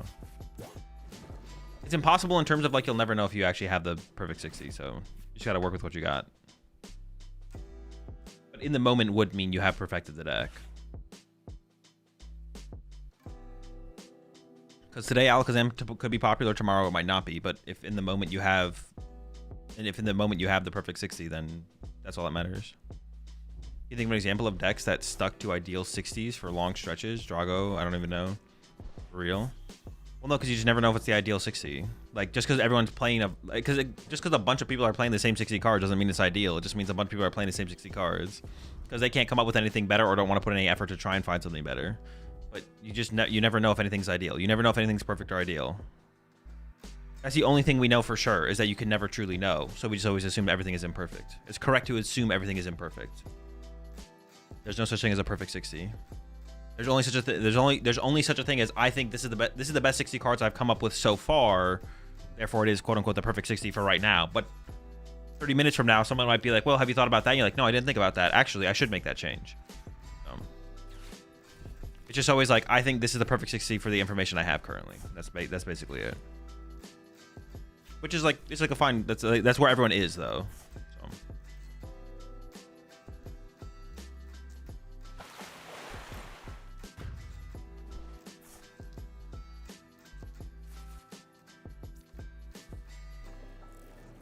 Ardvor 60 was perfect, either variant, just saying.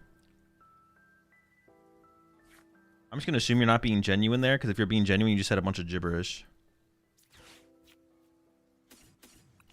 I'm just gonna assume you're trolling. Because what you said doesn't even make context in the idea of what you think it means. So I'm just gonna give you the benefit of the doubt on this one.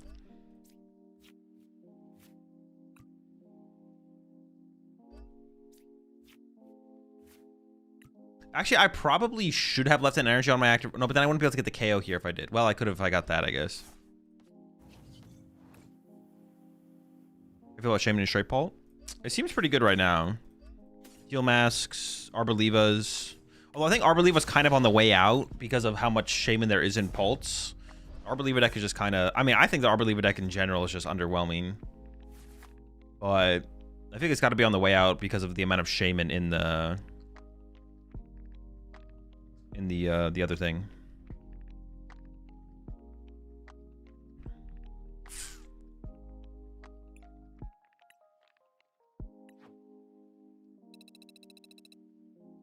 What is my... What, I need to attach a Pokemon to? Oh, I got level 100? I beat the game. I literally beat the perfect order PokemonTCG game. Let's go. There's nothing else to do anymore. We maxed out. It's over.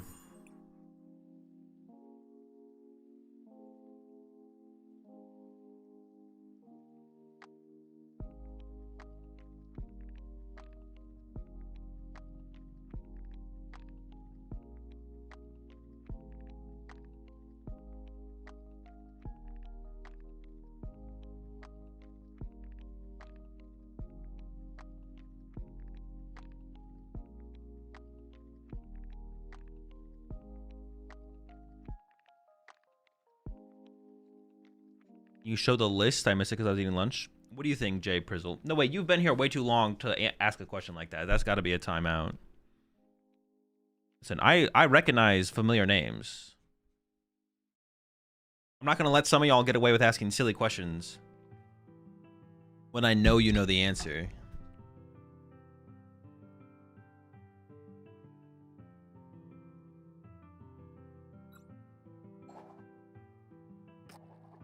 Just for dweebs.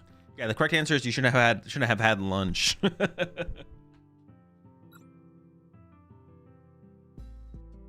Azul runs a tight ship around here. Yeah, gotta keep everyone in line. You show lunch? Yeah, leak the lunch. If you leak the lunch, I'll think about it.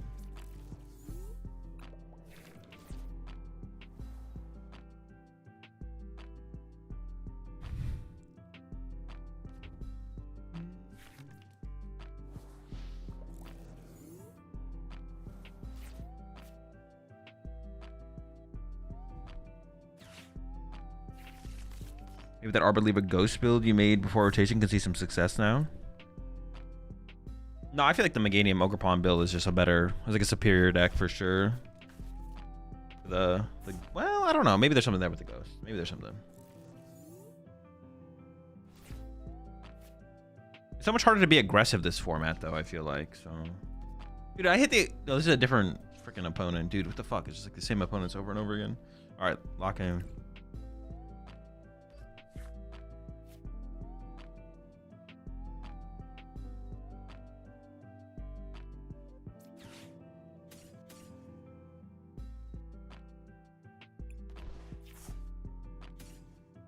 Yep. Yep. Nope. Nope. Yep.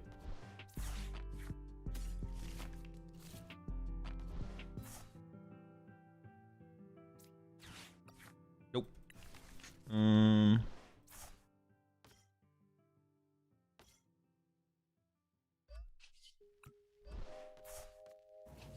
Well, I guess I could just get KO'd and just basically lose if they if they have the Froslass.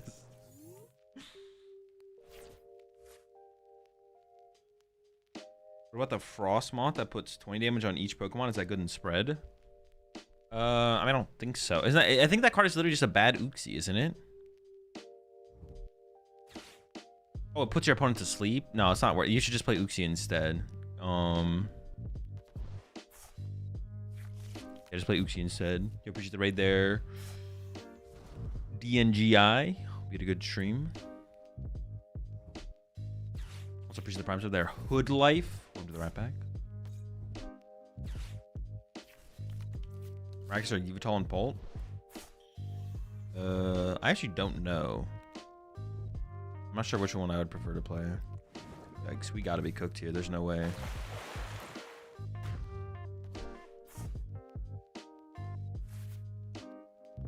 I can KO this, so I guess it's not technically over yet.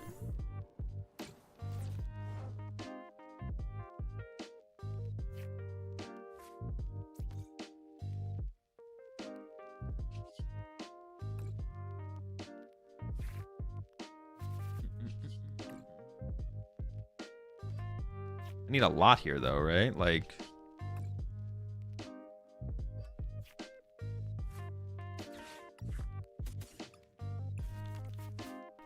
We're not getting there so far. Oh my gosh. All energy, no pawns. I guess I could Dusk Ball into Ogre Pawn. Nope. I guess I could attack with Koraidon. That's something.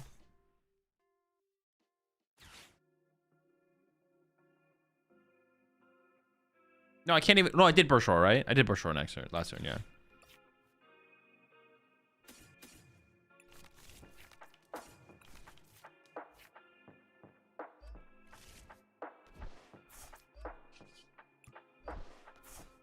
Winnable, I guess. 2-hit KO this. I don't figure it out after that.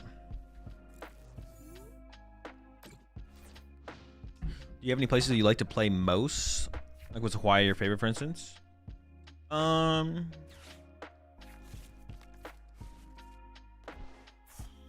mean, it's really more so like location based. Well, I guess that's kind of the question, right? But it has nothing to do with like the actual event for the most part. I mean, some events are worse than others, but like, I don't know, we're just sitting down to play Pokemon the whole time. But like, some of my favorite places to travel for would definitely be Japan. Hawaii's pretty cool. I like Melbourne.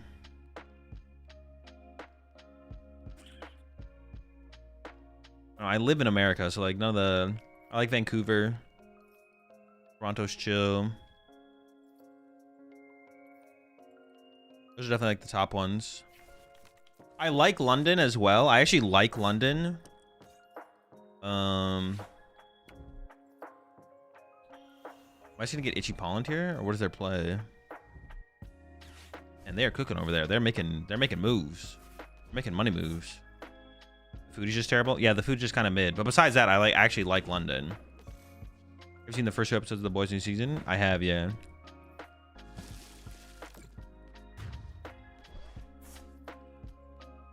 New Orleans is best NA location, right? Best? I mean, it's fine.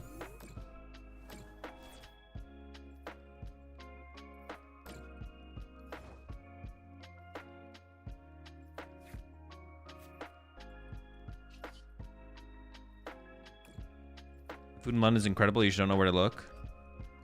No, it's the fact that you have to look so hard. That's the problem. I do not have to look very hard in America or a bunch of other locations. There is good food in London, but you have to like, you have to go on like a journey. You have to go on a mission.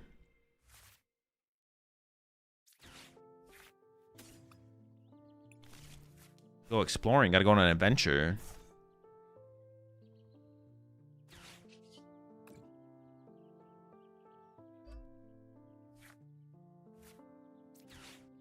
Actually, I don't know if I can take this grass energy because I don't know how many energy are left in the deck.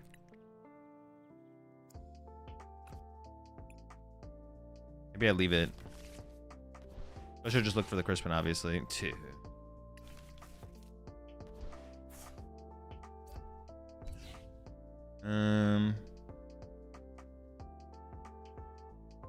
I could go attach, bench, prime, Lily, I guess. Then I lose my prime, which is really bad.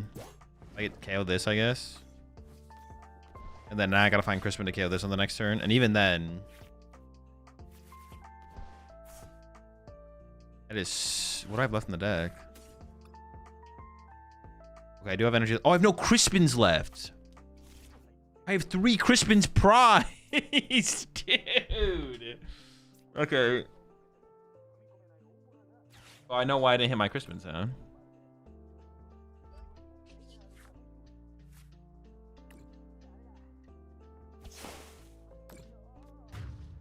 But also the good fish and chip places in London are elite. They are good. The fish and chips is good in London. This is true. And honestly, that is actually like the one thing you don't have to look very hard for. Alright, well, I didn't get a Crispin, so I don't think there's a win condition here. Does the format require that some people play bad, uncompetitive decks for the health of the format? No. You're tunnel visioning on the fact that there needs to be some kind of deck diversity to have a format be healthy. A healthy a format doesn't require anything. There's nothing required for a format or a metagame. There's zero requirements. The only thing that is required that people actually play the game. If no one played the TCG, there would be no format, no metagame. But as long as people are playing the game, there's no requirement for there to be a format or a metagame or a healthy format or a healthy metagame or whatever. I feel like you've got to be tunnel visioning on diversity being like a requirement for something. Theoretically, 100% of a metagame could be Dragapult, but that wouldn't happen. Because if you could predict that 100% of a metagame would be Dragapult, then you would just counter Dragapult, and then you have the better deck. But then at that point, do you want to play Dragapult or the deck that counters Dragapult? If you only have to pick between those. But what if you played a third deck that is fine against Dragapult, but also beats the counter to Dragapult? But what if there was what if someone else thought there was a different way to do that, a better way to do that, that is like fine against Dragapult, but counters the counter to Dragapult, but is also fine against the other counter to the Dragapult? But then what if someone thinks of a fifth way where the deck is fine against Dragapult, but it counters this deck, and you just go infinitely until there's more than 5 decks in the metagame format or whatever.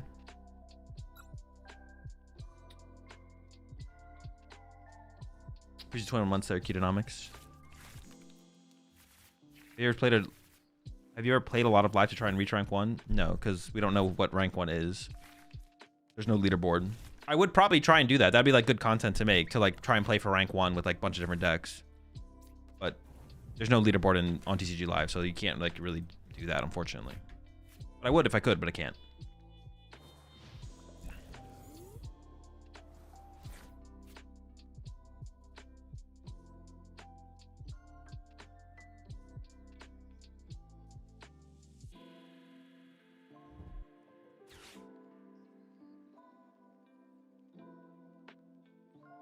But then you're left with a format where most decks win against Pult, but Pult is still considered the best deck. I mean, that's what happens in most formats. There's usually a best deck. In a metagame, there's usually a best deck. And it's usually like fairly clear cut. It's like, this is the best overall deck. It doesn't mean you can't play other things. And you have to figure out where you want to take your edges, right? Where you want to take your advantages. To gain an advantage in one area, you usually have to give up something in another area.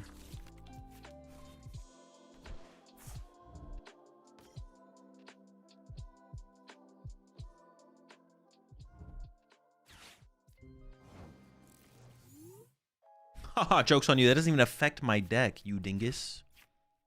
Alright, let's do some prize checking here, because prize checking with this deck should be super easy.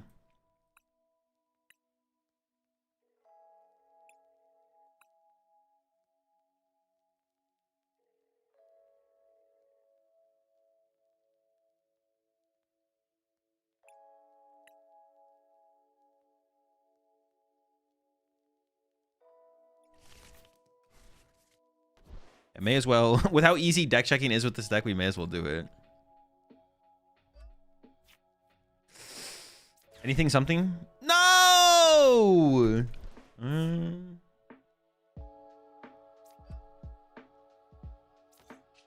Burst roar.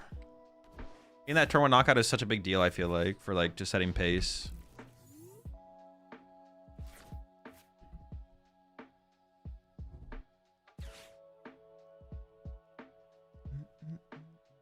There shows in a leaderboard.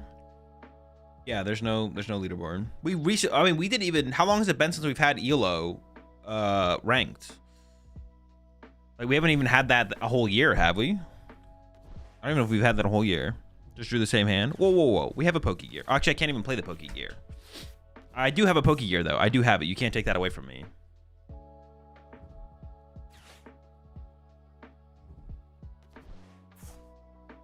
Was there one in PTCGO?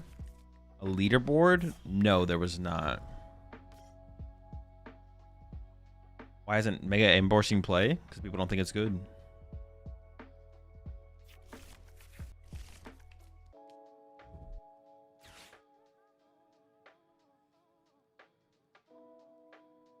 I think it's fine. We bring back the term Raging Bulk. I mean, maybe for this build specifically. Is it just me, or does live give you really unrealistic hands? It's just you.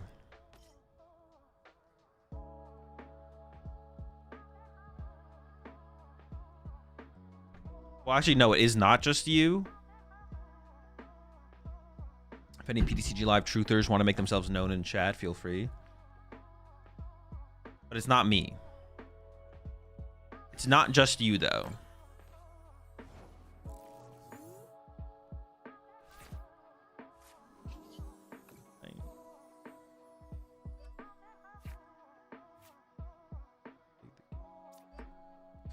I could boss KO the Drakloak. Actually, that seems really good. Yeah. I don't want them to boss trap this, so I guess I'm gonna bench a Latias here.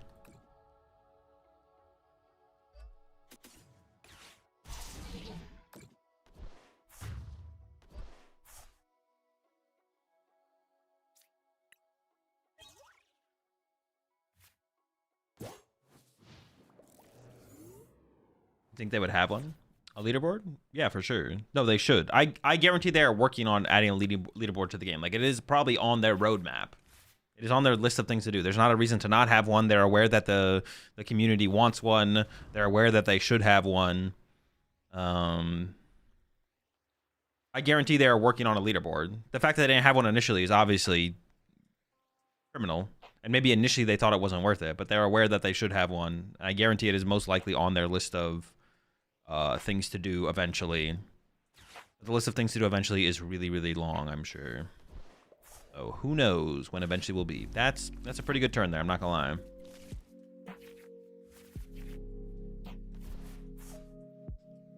My hand is really bad. My hand's really bad. What's your favorite music to listen to on stream?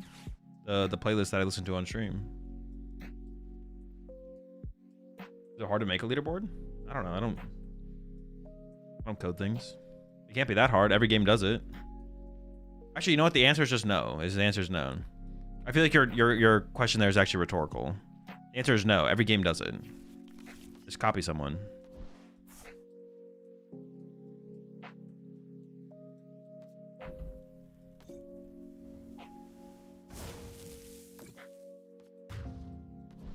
Whiffing for turn actually would be really, really bad. My opponent's board isn't like that setup, but like if I have to like burst roar or something this turn, that would not be good.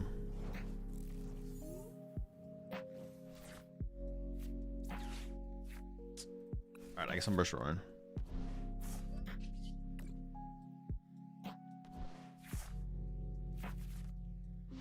Just copy someone? That's sealing as well. Yeah, you're right, my bad.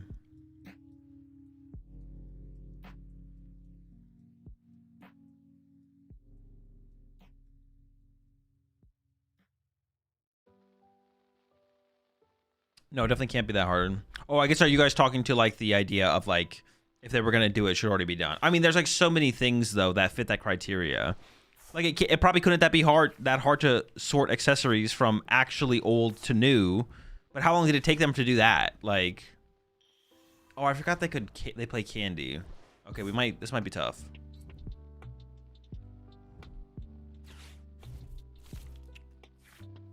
Yeah, it shouldn't be hard for them to make it so you can organize your accessories from true old to true new, but it took them forever to add that. So, I don't know.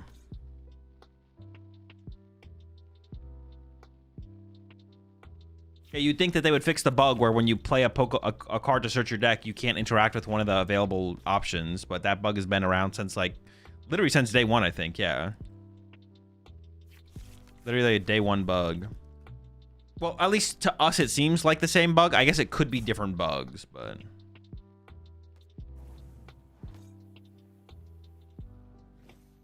Depends how complex you want it to be. Live leaderboards are kind of hard to manage, but a normal one shouldn't be.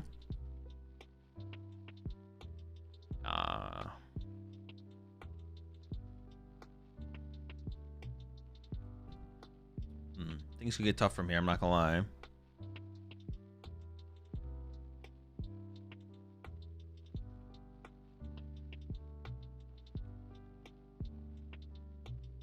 That, and we don't know the size of the team working either, or if it's a rotating group. I mean, that's kind of irrelevant from the point. That just means like TPCI is mismanaging stuff, so it's still on TPCI to not mismanage stuff.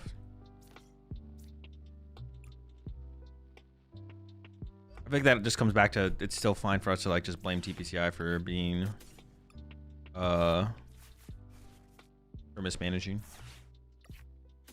Figure it out. It's not rocket science as far as I'm aware.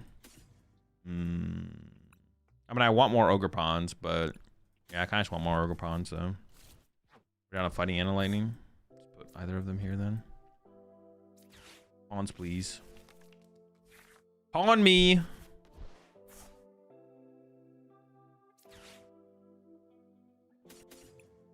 The 2 gray's a little bit too wild.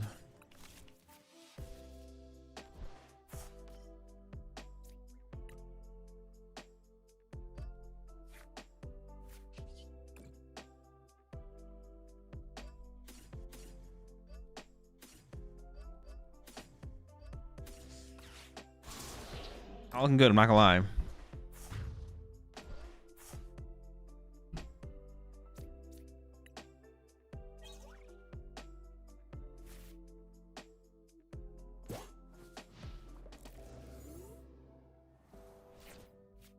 Probably is a small team with crazy dev times, but yeah, surely Pokemon isn't giving a lot of resources to the team.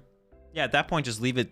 Just don't attempt PTCG Live and keep it as PTCGO. Like if you're not gonna do the project correctly, all the criticism from the community is warranted. All the criticism and complaints and criticism and complaints is just warranted. Like there's no defending it. That's what I'm saying. Like there's no point. Yeah, there's no defending it basically. And it's not to like blame the team, where I'm not blaming the devs. It's all TPCI's problem and fault. It's not like there's nothing to do with the developers.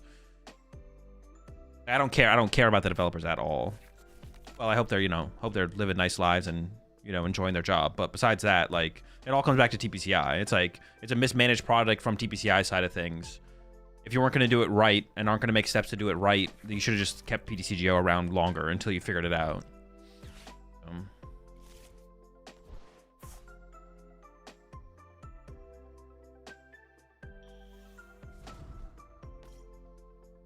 Yeah, the devs are like irrelevant from the criticism. It all just is like TPCI is messing up. It's not looking good for us, I'm not gonna lie.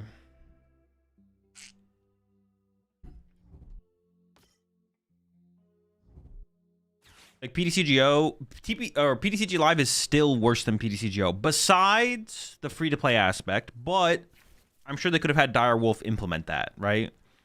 There's no reason they couldn't have had Direwolf like kind of switch over to like the free-to-play or like completely free-to-play model. So obviously that could have still happened, but PTCGO did not have a leaderboard, no.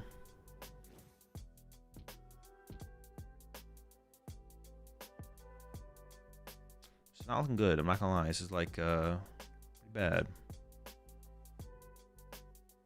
I need to like Ultra Ball for Fez, then draw with Fez, then Ultra Ball for a Raging Ball, then retreat to the fresh Raging Ball. Oh, but they have a Clefairy on their bench. Is it just cooked? It's just cooked. Yeah, I can just concede. 100% cooked. PTCGL is in-house, which is part of the issue. But it doesn't need to be part of the issue. It's all about the execution of the whole thing and like what and how TPCI manage it. It being in-house doesn't need to be an issue. It definitely is an issue, but like it didn't need to be an issue. That comes down to who TPCI hired, how many people they hired. They just got in over their heads. They got in over their heads.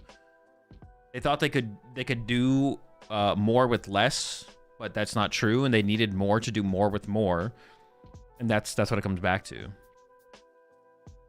Having an in-house team is fine, and theoretically, having an in-house team is almost better, but not for how much they invested in. It ended up being worse. Dude, I'm just gonna ban you from requesting songs. I just skipped your song. Who was that?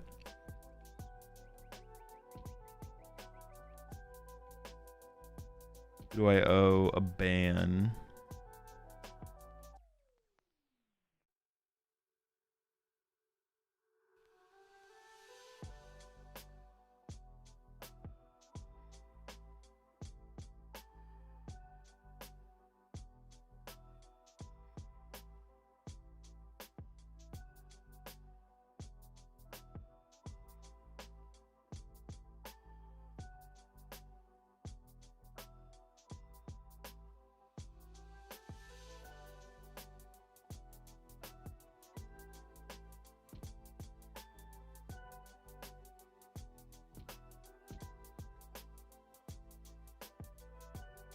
It's better managed because it makes Pokemon a ton of money. You're talking about Pocket. Yeah, but there's no reason PTCG Live. Well, that's the thing is there's two different companies. There's TPCI and then there's the Pokemon company. The Pokemon company made Pocket. Or they're held responsible for making Pocket. But also Pocket was made by like a professional game making team as well. So but there's a big separation there, which I think a lot of people don't take into account when they think about those kind of comparisons. Is like TPCI and the Pokemon company are two different entities and have different like expectations for what they're making. Now it doesn't mean you couldn't have made PTCG Live to like make a profit though. That could have been done.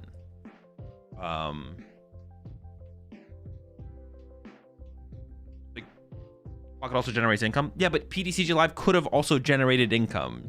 They chose to make it so PTCG Live did not generate income. That was an active choice. And they could have chosen the other way. Nothing was stopping them from not having a way for PTCG Live to generate income. Once again, it doesn't really matter. Like, if you were going to do it this poorly, it's fine to not have it generate income and make it free to play. But if you're going to do it this poorly, just don't do it and then just like keep PTCGO. Once again, but it just all comes back to TPCI mismanaging the project. Their management, their aspiration, trying to do more with less. It just all comes back to TPCI being short-sighted in terms of the expectation and what actually happened.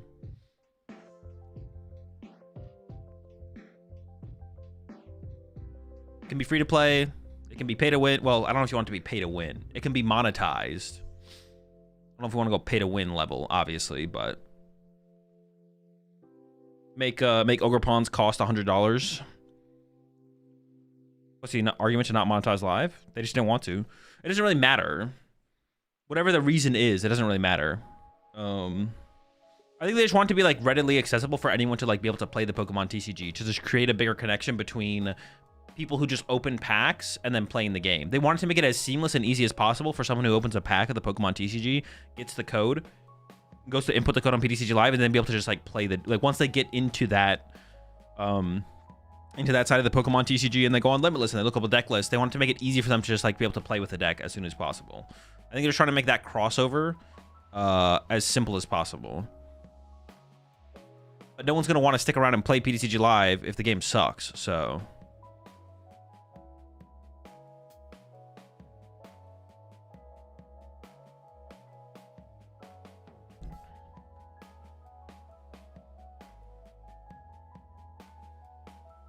which I'm sure is like the main reason. There are good reasons for it. Made it pretty clear they don't think it's a competitive tool. Like with a statement or?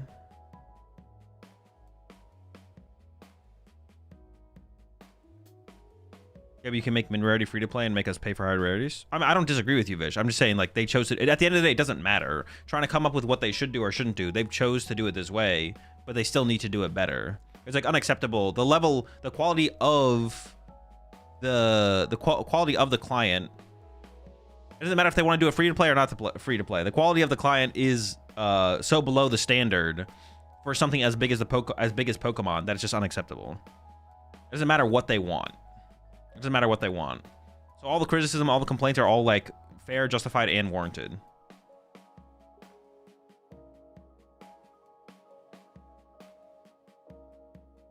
They could want it to be free to play. They could want it to be pay to win, or not pay to win, but like monetize it. Just does not matter.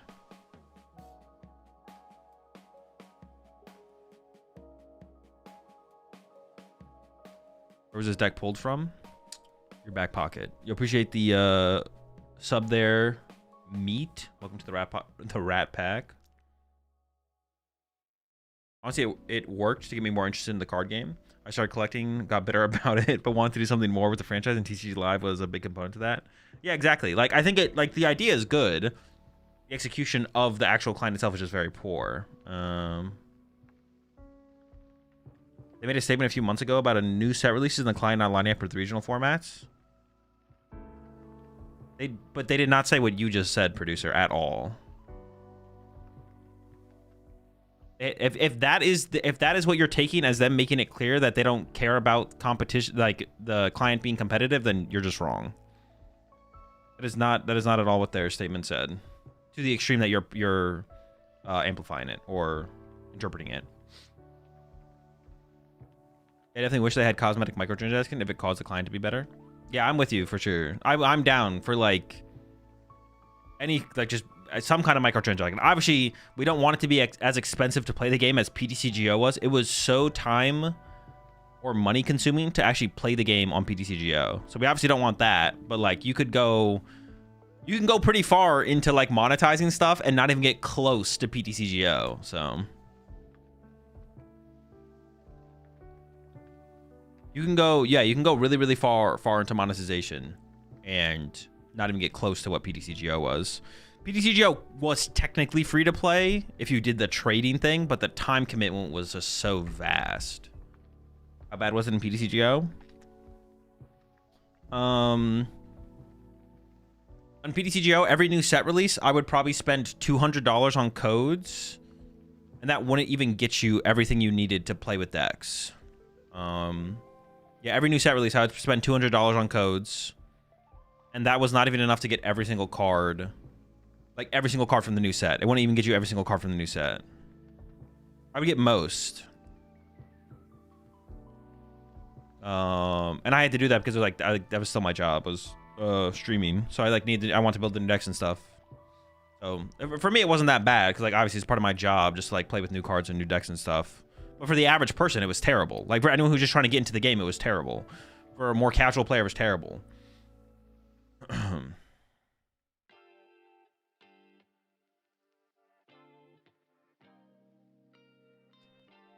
think PTCG Live free-to-play aspect is them hoping people will like it and buy the cards IRL. I mean, maybe get involved in competition, but they're not going to get any. They're not going to get any pushback on that though, because I mean, they're not going to get like a return on that besides people playing IRL, because no one's going to go. People are going to go buy singles, and the singles market is completely disconnected from like revenue from Pokemon, basically, for the most part. Not entirely, but yeah, it doesn't cause like that big of an influx in their like. Not pushing. It's not moving the needle for sure in terms of Pokemon products getting sold. Pokemon products are already getting bought out. Singles will always exist for people to buy. It's not moving the needle for Pokemon, but getting people involved in the actual game and playing the game, it definitely does that for sure. I used to be part of a small PTCGO Discord group of people that own like 80% of tropical beaches on PTCGO, and they control the economy by pushing trade prices of current cards. Wait, actually, is that like the people were like real life crypto pump and dumping on PTCGO? When you start buying, though, a lot of people playing the game will still do some collecting. Yeah, for sure. Would Badoo work in this bolt deck? Nah. The bro is part of a black market kind of thing. I mean, I want to call it like black market, but market manipulation to an extent for sure. PTCGO bros. PTCGO pump and dumps. That's so crazy. It was so crazy, dude. They're bumping cards all the time. That's funny.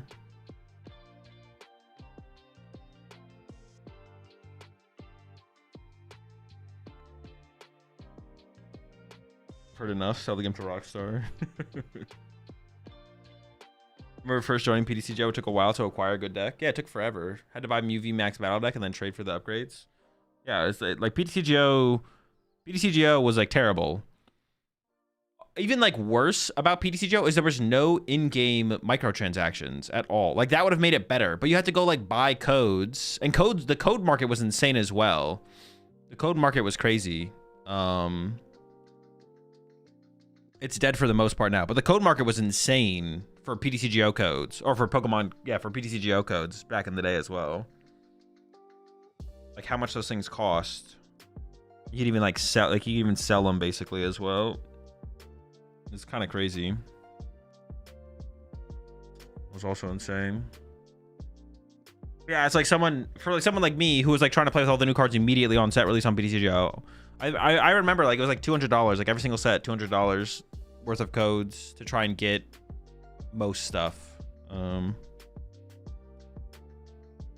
Yeah, times have changed. That is like one thing about PTCGO that's obviously terrible, but all right. Next deck. I kind of want to try this tank Mega Froslass deck. So I think we're gonna do that.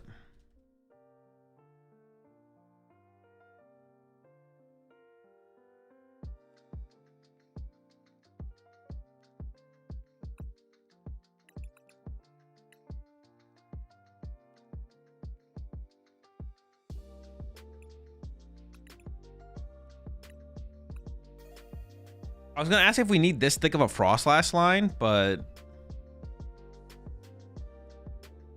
I guess we have to like draw into the stuff under item lock, right?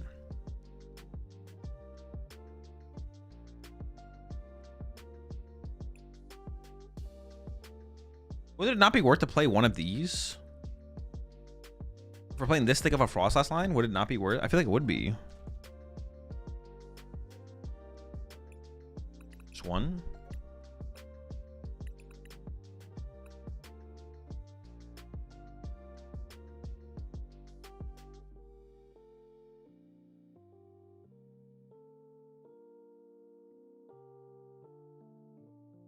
Maybe Froslass is kind of neat to have if the op is lowering their hand size, doing nothing.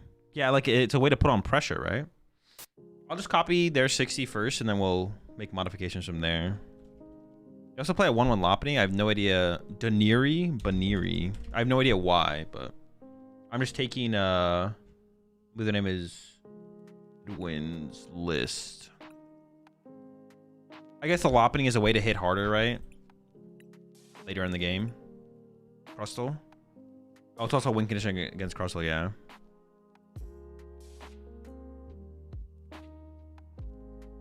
We try all out Blitzel's Luxray pile at some point? Maybe.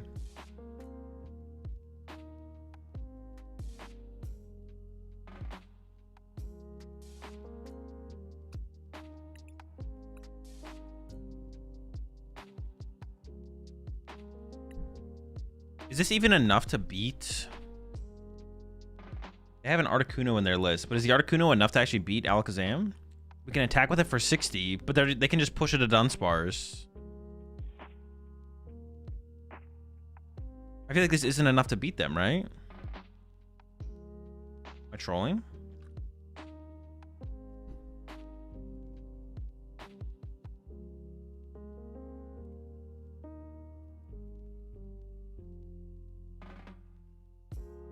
Play 2 missed? Or what?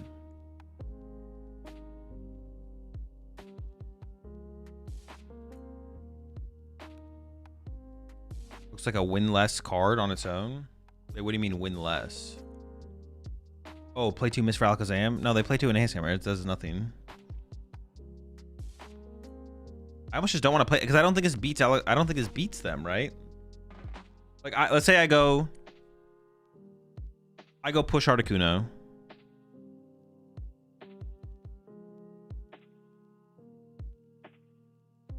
Gives you a shot, but I don't think it makes the deck favorable.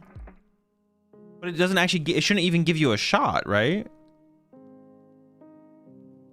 I push Articuno, they go Dunsparce in the active pass, and they go hit for 60. They go evolve to Dunsparce, bench Dunsparce, put the Dunsparce back in the deck. Go ahead. Like, they never deck out, and I eventually deck out, right? Play Team Rocket's Larvitar with it. What does that one do? Is that discard like the top card? Dude, that's so cheese.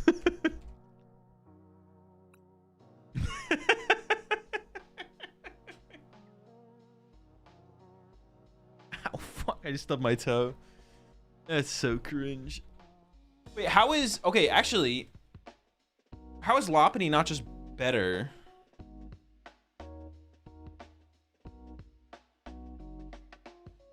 I mean, it's a solution. Well, if they play Fanordum, they just can't with Fanordum, though.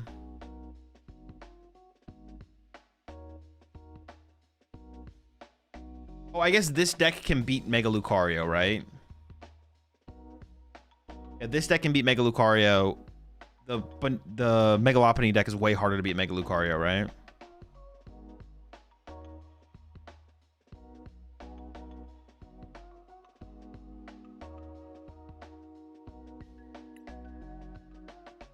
Okay. I think I'm just not going to play the Articuno. We're just going to take the L.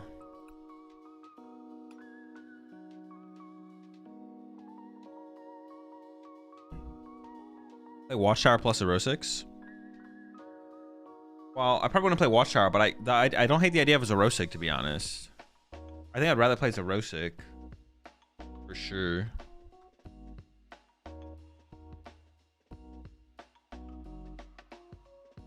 Play one Shin Pow, bump the stadium.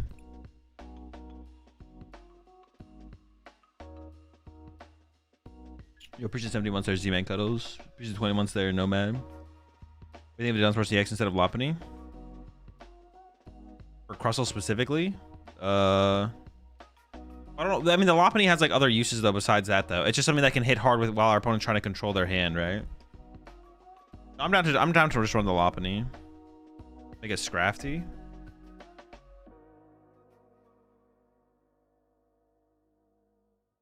Wait. You're talking to me about Mega Scrafty?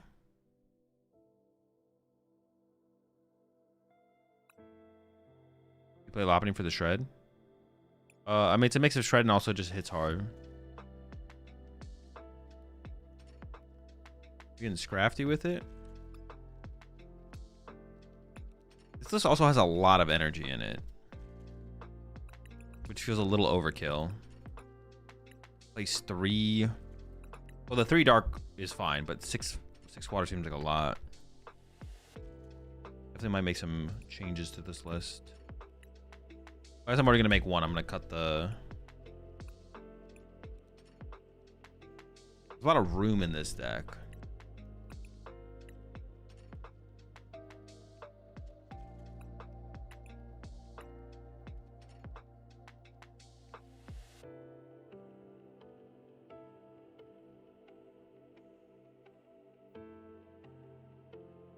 Or Wally's a joke, right?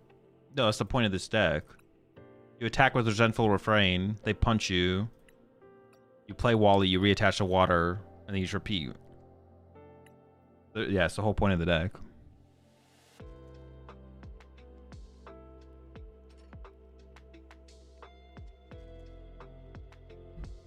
I feel like there's like a ton of room in this list, though.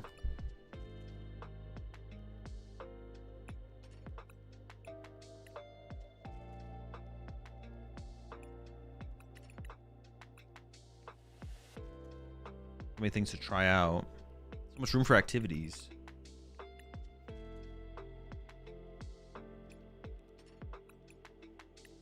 There's a Meowth in here, yeah. There's also a Fanrodom, but man, I hate Fanrodom. I'm not going to add the Fanrodom. You cannot convince me that Fanrodom is correct to add into this deck. What else did I play? Shaman, Badoo, Hero's Cape, Gear. You aren't a fan? I'm not a fan.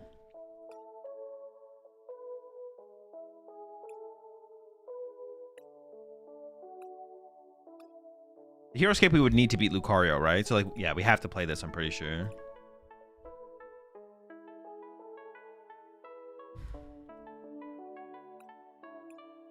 The gear is optimal here. I mean, I don't think we need like 4. We're not like the deck is like super low maintenance.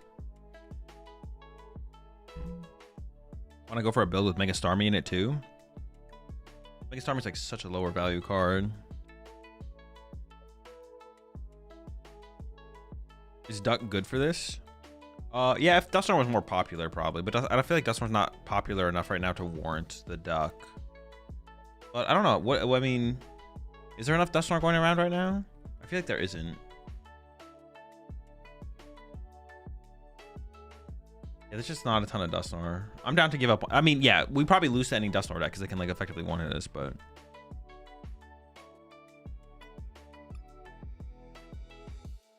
What about Chandelure? Just too much. I guess you could play Chandelure Mega Froslass.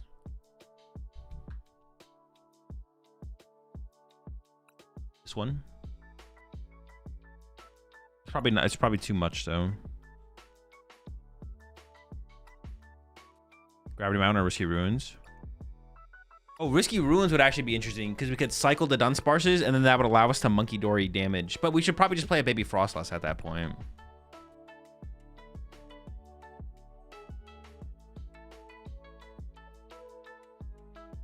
I feel like there's so much room in here to make some adjustments though.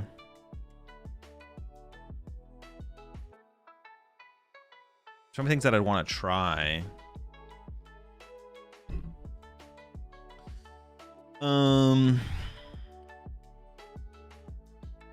They miss for Meowth and Lopunny in the late game. I think that makes a huge difference. Do Dunsparce EX. Dunsparce EX could be okay. Wait, what happens if we play against Slopbox? We have Lopunny or not Lopunny. Doesn't really matter which one we have, right?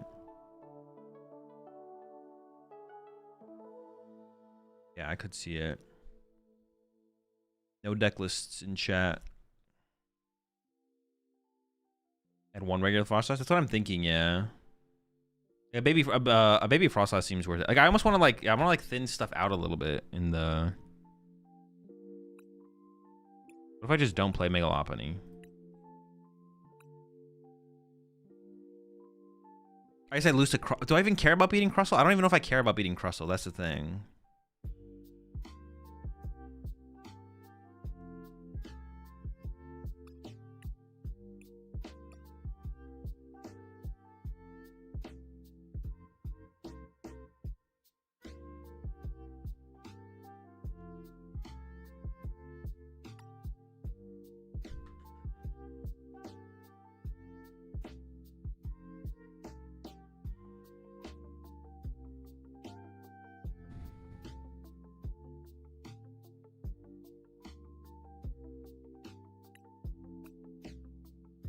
Could play to Dun EX like with Crispin.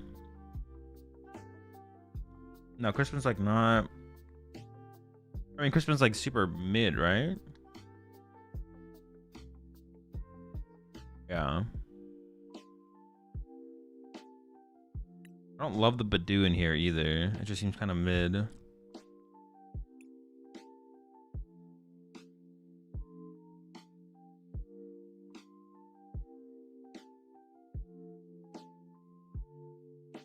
Moltres for Slopbox if we play Prism. I guess we could play Prism instead of Dark Energy, but I don't think we need Moltres. I think we just punch them with this. They can't KO this, right? If I felt like we needed Moltres, we could do that, but I don't know if we'd need Moltres, so. I've opened up 7 spaces in the deck so far. Yeah, if Moltres was like a huge difference maker in the deck, then I would add it. I guess we would maybe need Moltres to beat... how would we beat Meganium Ogerpon decks? That actually sounds kind of tough to beat. Because can't they one-hit KO us? Like, isn't it like not that difficult for them to one-hit KO us?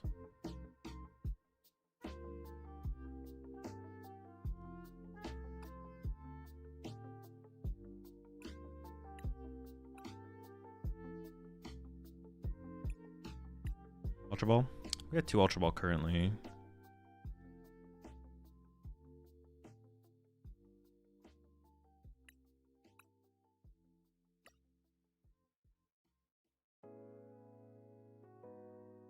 I feel like I can't keep track of all the relevant decks in this format, but that might be a good thing. I mean, there's not that many.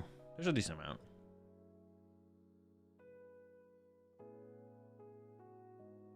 Isn't Legacy just better? Well, no, we want Heroescape. We need Heroescape to be able to beat Lucario. Maybe the Badoo isn't a bad thing to, like, slow down the early game while we, like, find our... Yeah, let's keep the Badoo, actually.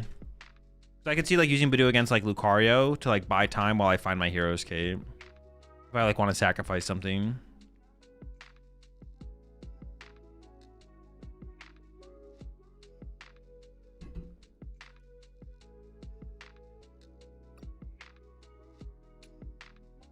Maybe we do the Prism Moltres thing.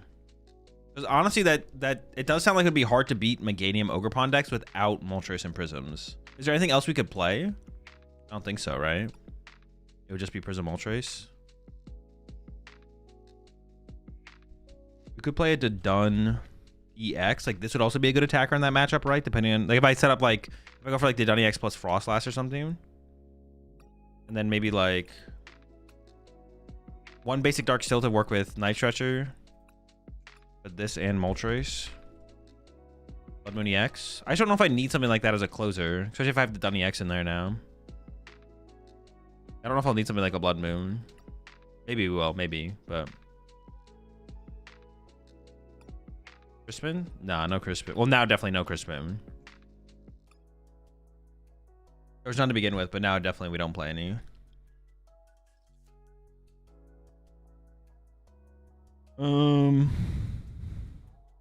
think if you run Moltres, you trade so well into them. Yeah, I like the idea for sure, actually. Because without it, actually, it seems kind of scary. It's kind of scary without it.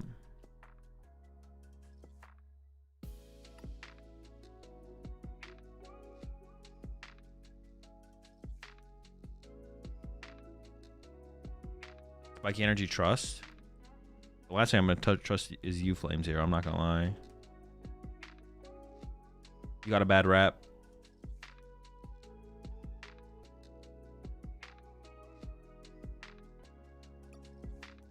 Third Hilda.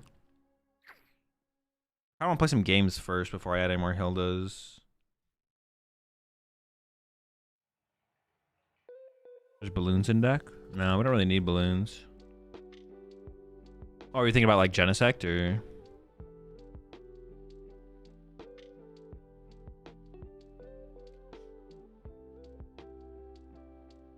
Not very easy for Ogre to one-shot you. They need 5 energy. That they need 5? Maybe it isn't. Maybe we don't need the Moltres yet then. Yeah, 5 is a lot. 5 is a lot. Okay, let's try no Moltres first. Maybe I should just play the matchup first.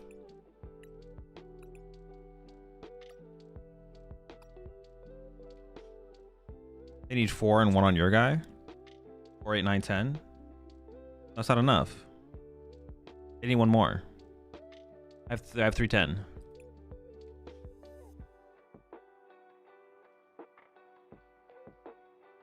Wait. 4, 8, 9, 10. Yeah, it's 300. They do need 5.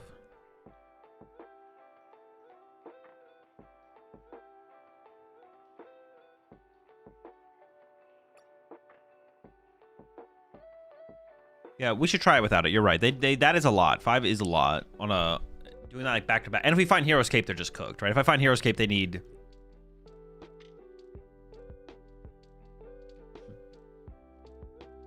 Actually, they'd only need 1 more. They would need 6, right? 5, 6. That's a lot though. A big number. Look it up. Petrol? I don't know. I was thinking about that. Like, finding the Heroescape does sound kind of sick, but I don't know if I'm playing Petrol.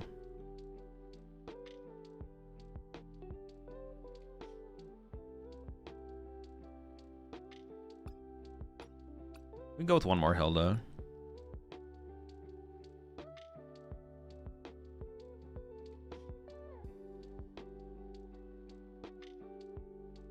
No No stadium? Not currently. We have Chien Pao to bump Watchtower, but there's no stadium that's like naturally very good in the deck, so. More gears, more boss. I can't hurt.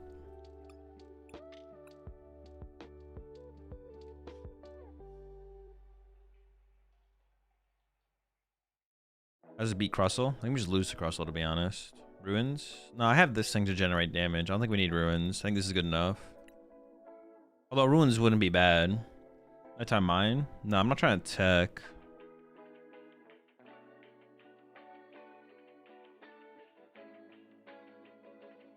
You go Nighttime Mine for Sarah Ledge? That's not really a deck, though. I guess I don't hate the idea of a stadium, though, because I don't really want to bench Chien Pao, right? And I guess it would be Ruins. So we could generate damage for Monkey Dories, right? Duck? Not currently, just because the Dunsparce stacks aren't super popular. And let me look at stadiums real fast.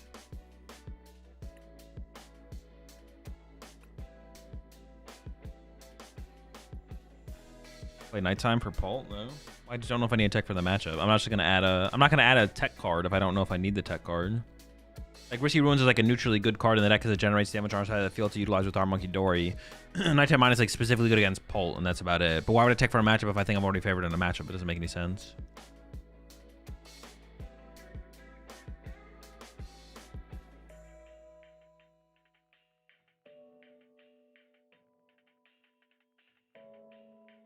Beach? Wait. No, it doesn't make any sense in the deck. One of Crispin? Not yet. I could see it, though. Lumio City? Genius. If we want just like a neutral counter stadium, Lumio City actually isn't bad. Do I ever want to counter my opponent's tools? Probably not. Probably just is the Risky Ruins, right? Has the most application. Gravity Mound for fixing math. Ooh, I mean, Risky Ruins kind of does like the same thing theoretically, right? And it's like more neutral. So probably the Risky Ruins is still just better.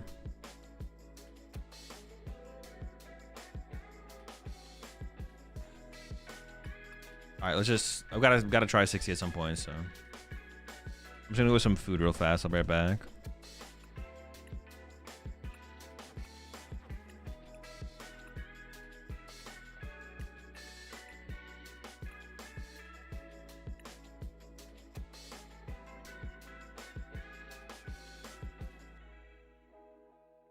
I'll be right back, and then we'll see what we can do with this deck. We'll see.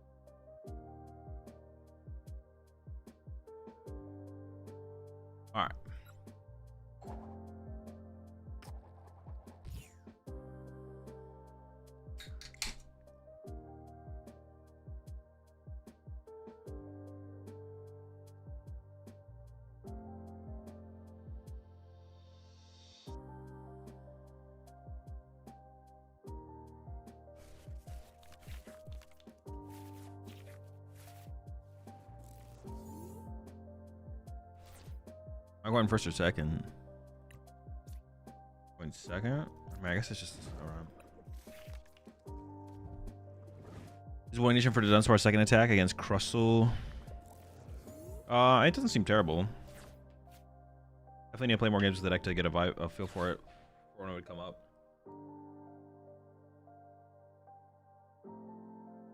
Oh.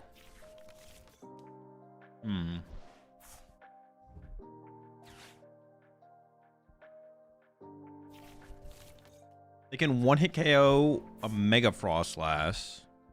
Wait, they play Badoo? Okay.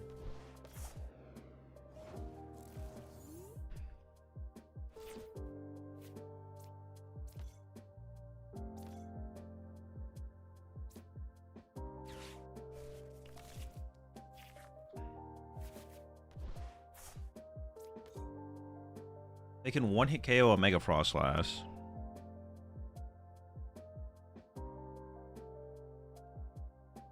Without Hero's Cape. Oh. With that.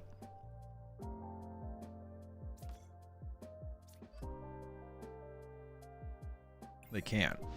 I don't know, we'll see. Yeah, I don't think, I mean, to beat, we would need a lot more to beat Crustle than just an Ignition Energy for sure.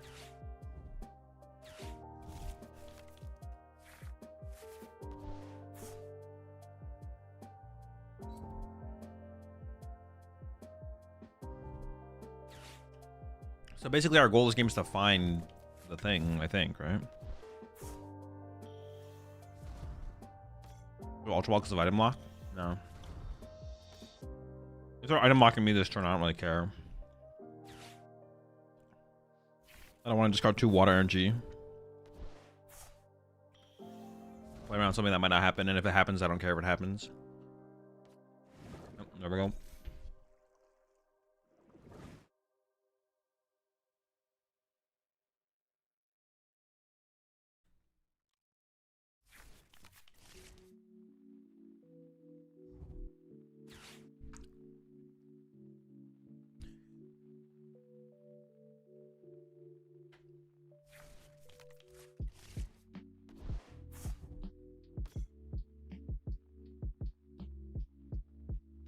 Isn't this a matchup where you can just play as a Froslass monkey deck? I don't think so, no. We don't play enough of that to do that.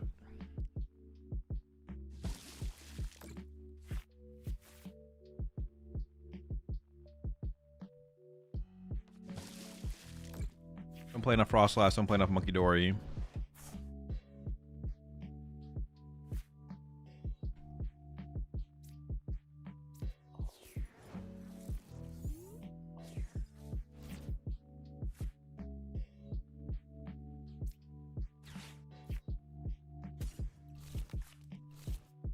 I just need to check if the Hero's Cape is in the deck, right? It's like we need it. Okay, it's there. Just need to find it now.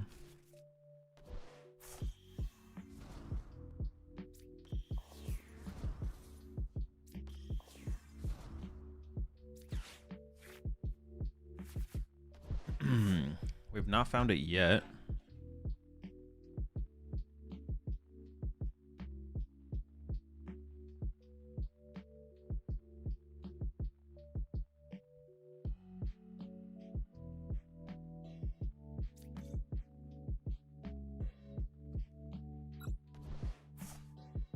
I can like just push Chien-Pao, let them KO Chien-Pao, nitrogen for Chien-Pao, bump the state. I can like just bump the stadiums over and over and over again, I guess.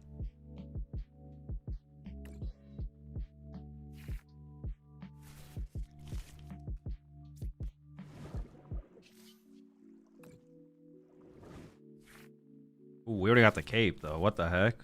I should have pushed that up first, actually. Fine.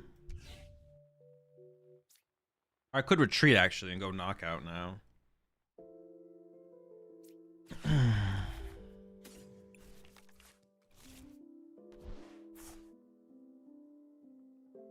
They played 2 boss.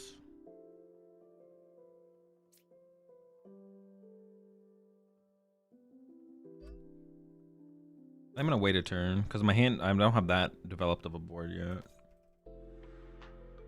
I'll let them have a turn. We'll pop off next turn. Yeah, I'll let them take the Chimp out KO. Blue Scrapper would be really bad for us. Don't put that on me.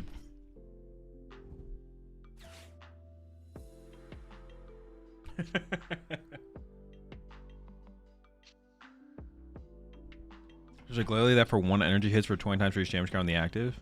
I don't think it would be any good in here. Yeah, I know the card you're talking about. I don't think it would be any good in here though.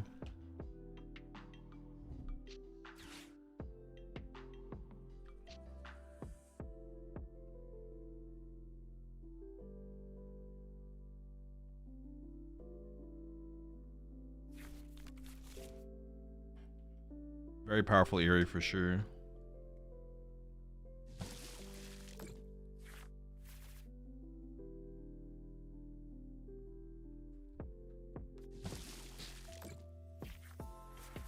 Making moves over there.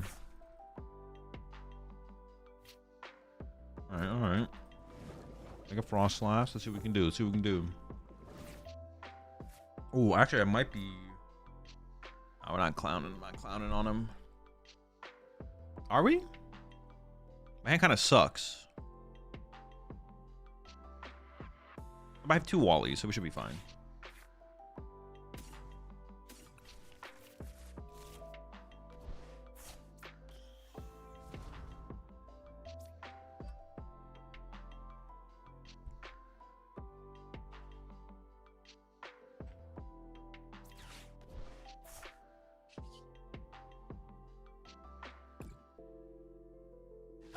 I would like more Dunsparces on my bench here, but one is gonna have to do. Do you think Seeking tanks this? There's only one way to find out. Oh, I probably should have benched a Snow Run here because I may as well put the Froslass in play, right?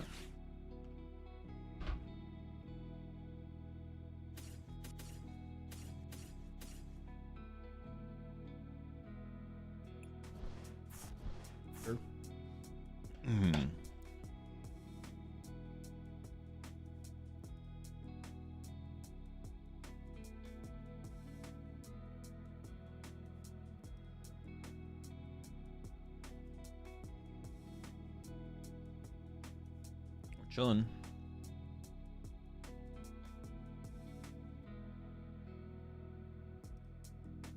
Wait, why even play the Zerosic?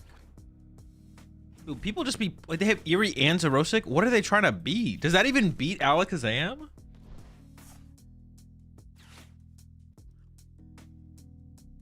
Eerie and Zerosic. Who hurt them? That's what I'm. Yeah, who hurt? Who hurt them? That's a good question.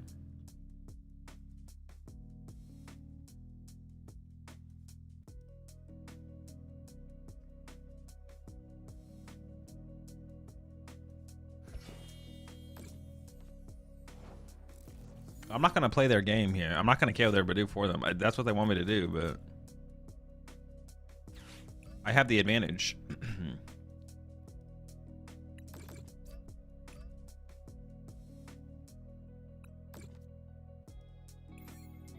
I refuse.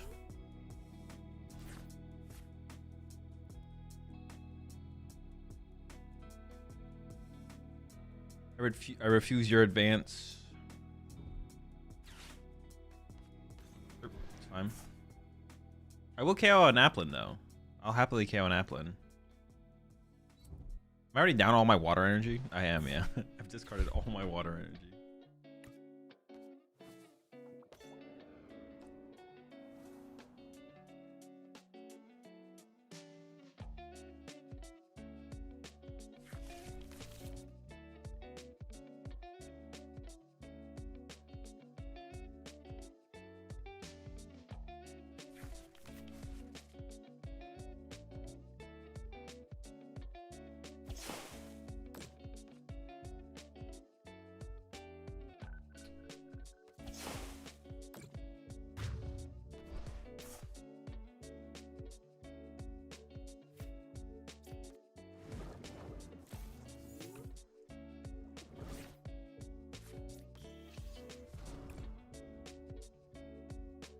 Always down to remove an apple from play.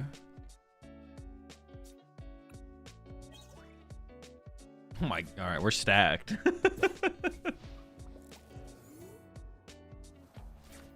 All these wallies.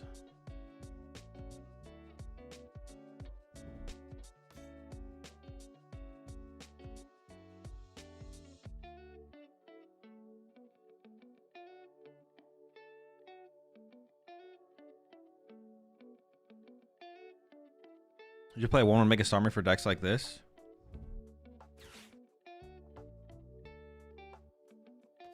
I mean, if we already beat them, though. Oh, wait a second. If they play 2 more boss, maybe they'll actually get me here.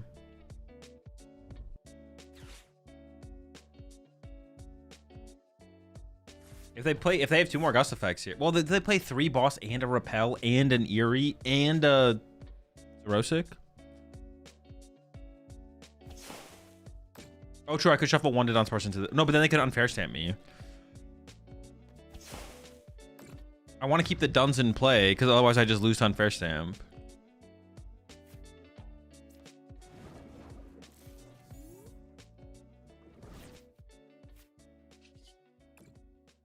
If I shuffle all my Duns back to the deck, then they go unfair stamp, and then I lose.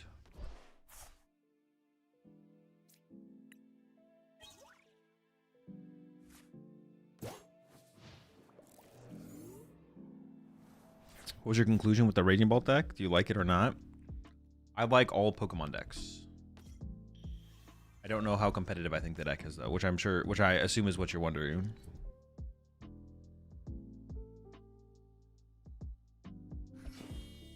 Oh, now they're gonna go back into the issue. Well, I guess I could just KO the Badoo, though, right? Like, it's not that big of a deal.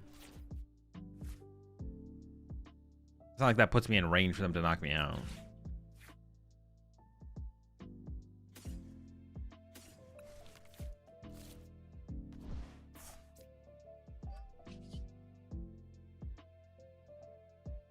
I guess I want the ability to be able to shuffle the Dunsparce back in the deck, I guess, but... You don't like Lucario? No, I just gotta cook Lucario a little bit more. Gotta figure out what I'm missing. Gotta be missing something.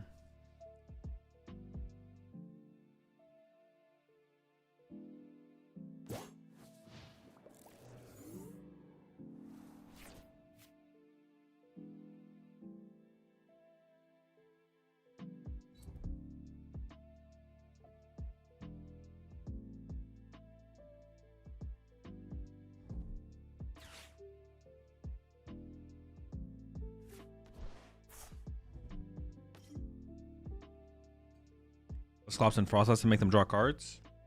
Not in this build. Other builds, maybe. What are they playing at here? Am I in range? Are they just trying to... They could be playing Maximum Belt, I guess. Black Belt would be 280. Max Belt plus Black Belt would be 380. I guess I'm in range of max belt, black belt, right? So I may as well.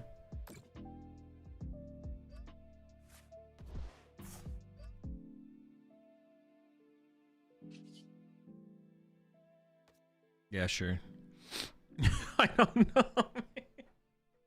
I don't. If they thought I was playing Wally, why not just hit hard? Like, I don't know.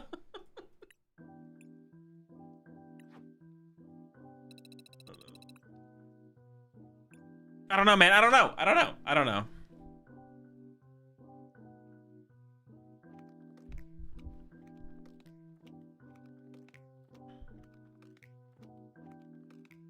My little sister won her first league challenge yesterday. You think she has LA in the bag? Probably, yeah.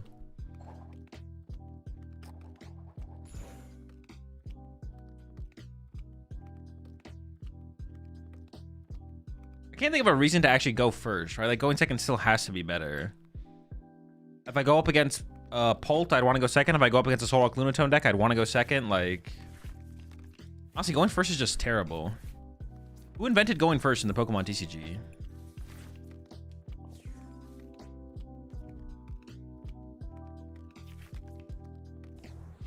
Should have only invented going second. Carmine did? True. Go first format? Bro, I've heard that so much, man. I've heard go first format so much. But bro, dude, all right. Nah, you know what? I'm just gonna trust myself. I can't believe that people have actually played this format and have walked away from being like, you know what? I'm gonna actively choose first. Except maybe with like, there is some matchups, but blind first. Well, I was saying that about Solrock Lunatone decks where I was like, I want to go first. Maybe I was the liar the whole time.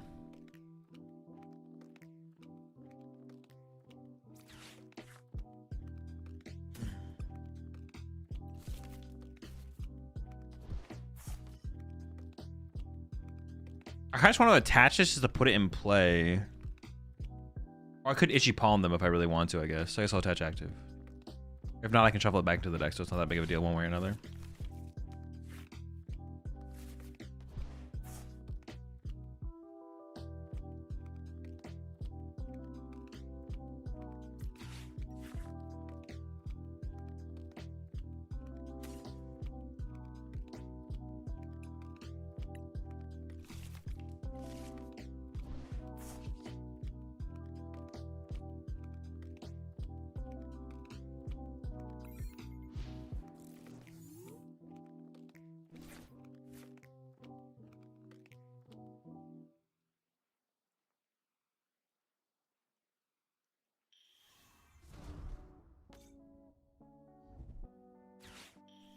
Oh, and I guess fan order. I guess fan order decks are the only decks, maybe. Octal decks.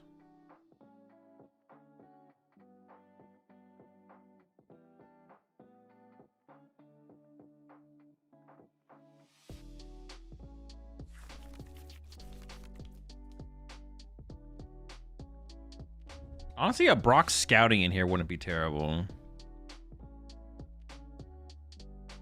Dude, what the fuck? They just, what? Wait, can they move the active as well? No way, right? Oh, but they can do 70 and knock it out. Dude, that's insane. What a turn. Honestly, I feel like I'm still in a fine spot. Pretty dumb.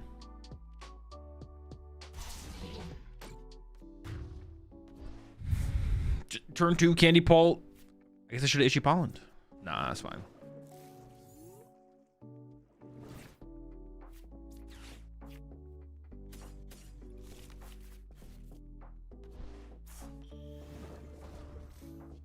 It is a little bit of some absurdity for sure, but we'll be fine.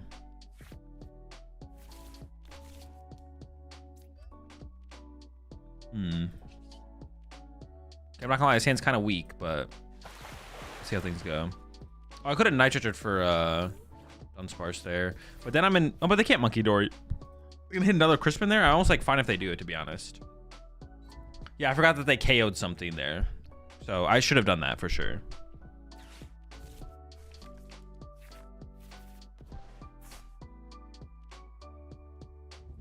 This is why I get paranoid when I pick second against Pult. Nah, they don't have it like that. Baby Genesect for this deck? Nah, because then we have to run like 2 air balloons on top of the. Yeah, it's like it's like a lot to add. A lot to add. Air balloon and Pult. Not sure about that.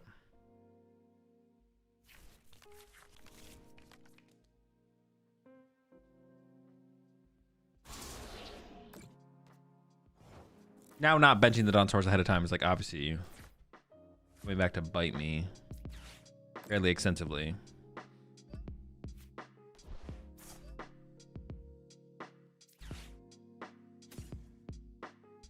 Because now that Dunsparce is gonna take hella damage, but I still gotta do it, I think, because Unfair Stamp is on the way.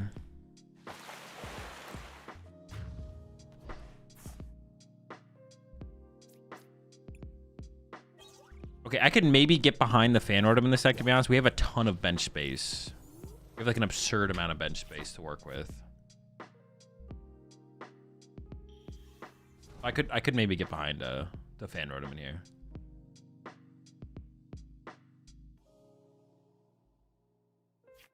What if they go Unfair, Evolve, Pult, Neo, Upper Attack? Hopefully I draw Wall. Yeah, I guess.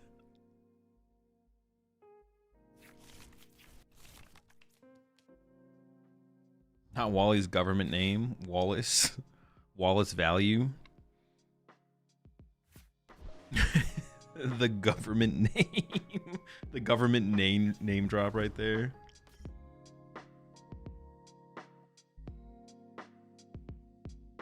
Yo, chill with that flip. You gotta be careful. That's 8 cards. Whoa, whoa, whoa, whoa, whoa. Whoa, whoa, whoa, whoa, whoa. Chill.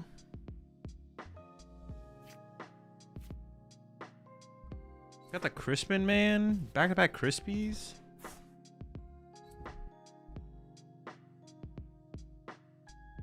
Are they just gonna attack? Oh no, they're burning cards. I was like, okay.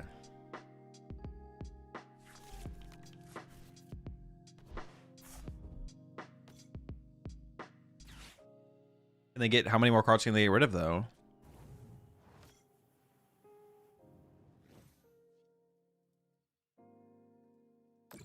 Are they just gonna attack and hope I don't have a Wally?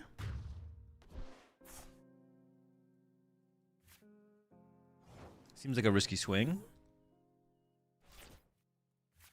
Wally? I might still KO them. I don't lose, I guess. Well, I lose if they have Rosa, I guess. They could go evolve Rosa, I'd lose to that. That'd be pretty bad.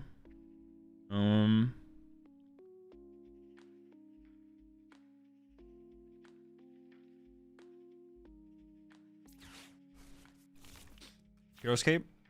No.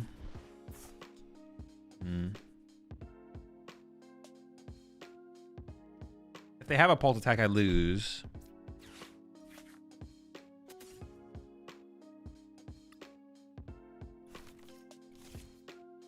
If they don't, they might just Badoo me for turn, though. Those ruins are risky.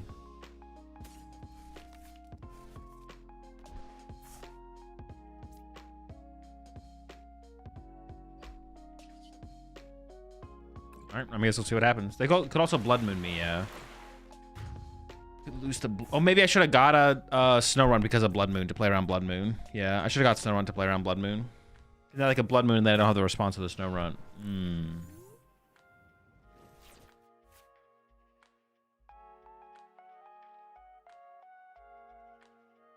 If I'm ever playing in a tournament, Big K, it'll be in my my stream title. Yeah, that was a confident track. They didn't even push up the Fez with the air balloon. Like, what the fuck?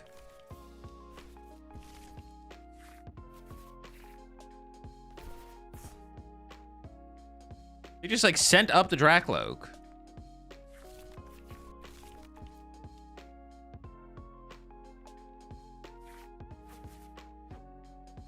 And then unfair stamped.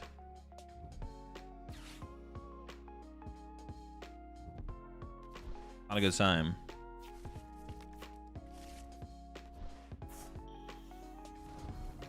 Rosa?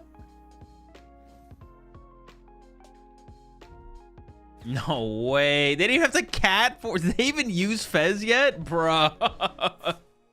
That's insane. That is crazy. There's all confidence. Hey, I'm gonna cut out one of these water RNGs. There's just too many.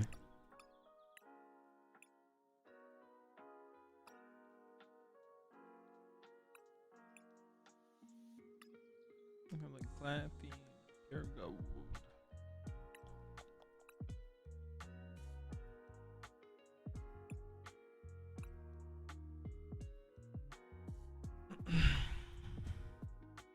Ever do any tournaments? Sometimes.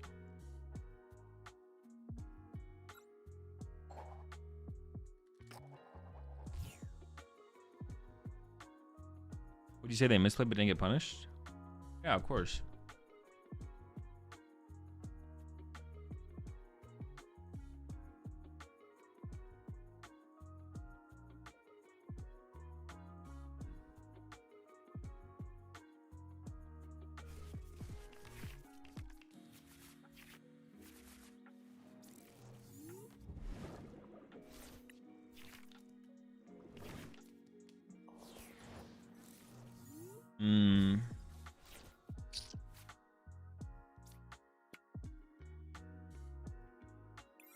Please, Beef You Run, live, Beef You Run.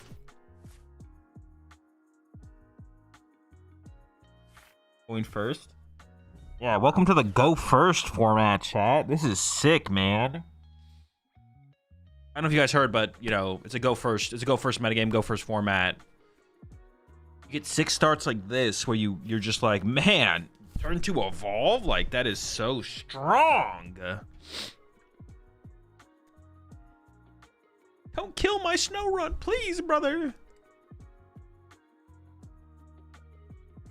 Maybe so far. Do they have more than 6? They have 6. Dude, I'm just gonna kill the Kangaskhan.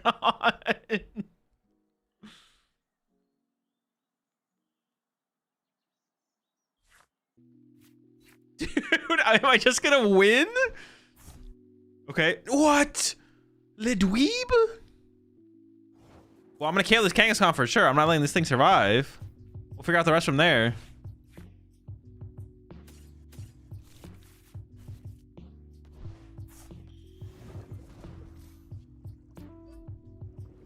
I do wanna... Yeah, let's just go ahead and swing on him here. So I have to build up my Dunsparce EX to counter this Dwebble.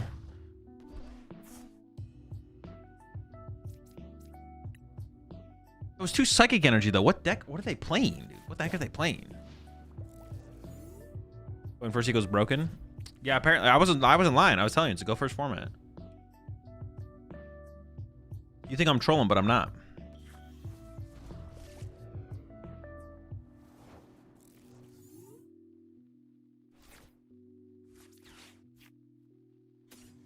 No. Oh, okay, it's here.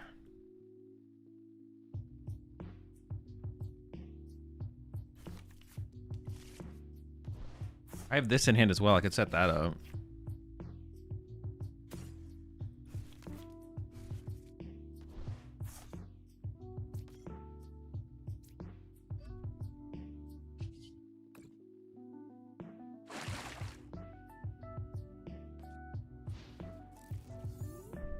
So do you think Team Rocket's Mewtwo is inconsistent, or is it just me? I don't know. The deck seems fine.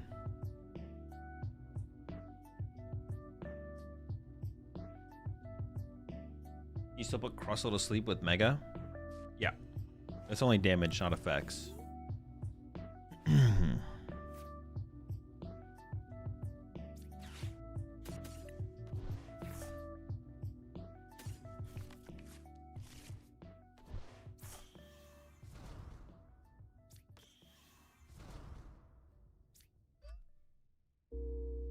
I mean, I have Retreat plus Nitrogen for energy, so... I just pass.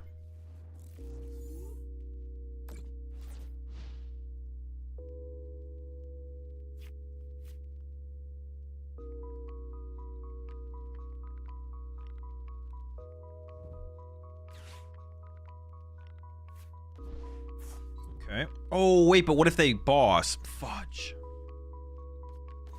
Oh.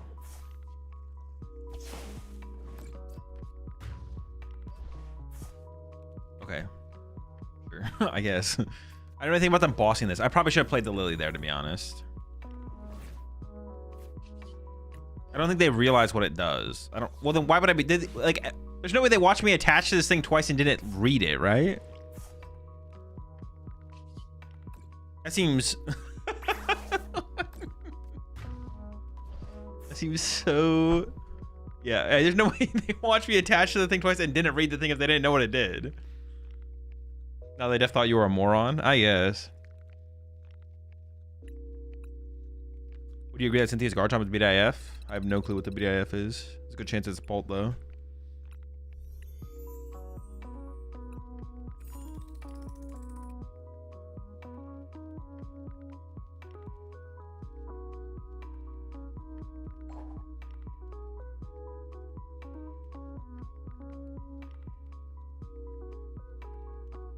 He deserved that destructive drill? For sure, for sure.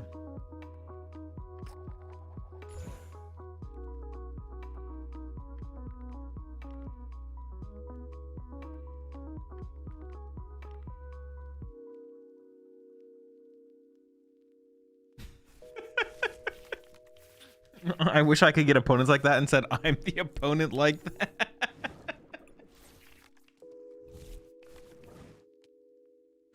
Oh no! All right, we need to get the cape.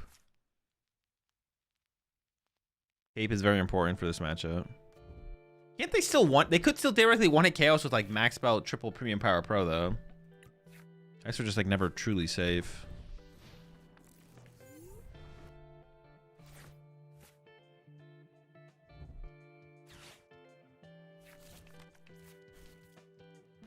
That's a really bad start for me.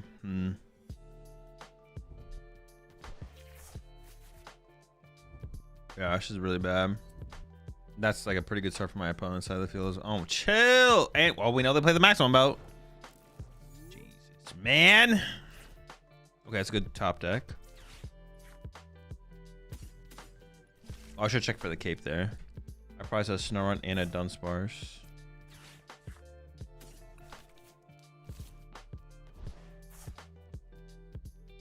I think I'd like to preserve this Snorunt here.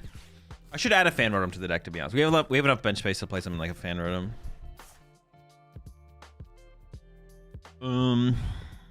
Okay. Oh, maybe it's a Badoo type angle. Just slow the game down. Cape's in there. Okay. I don't know. The fan rotom is so low value. It's like good. I don't know. It's like such a value card. Maybe do this and retreat to Shaman, actually.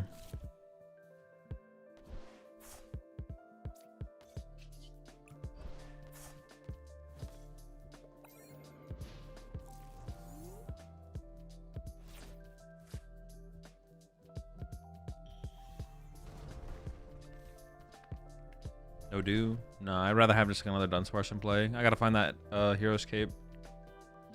Why not attach to the bench? Because I'd rather preserve the Snorunt than the energy.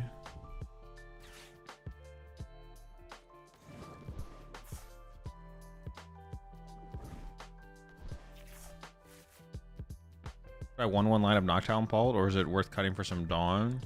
I don't know. Test this stuff out. I've tested 0 of those things. Did they ever play? They could play Watchtower, right? So I should probably hold this.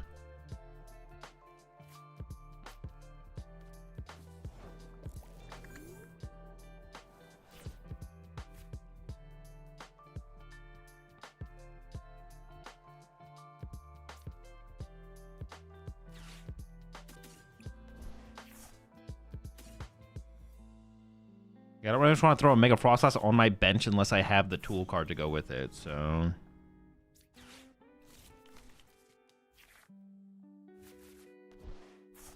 Found the tool card.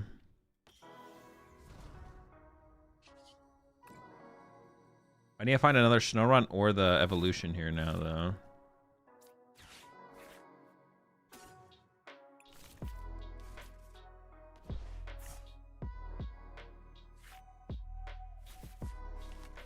Not looking good. I could Itchy Palm to stop him from finding this guy, I guess.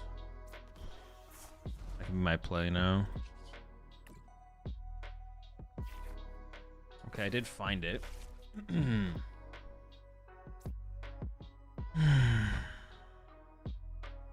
This thing has got to be pretty terrible in this matchup.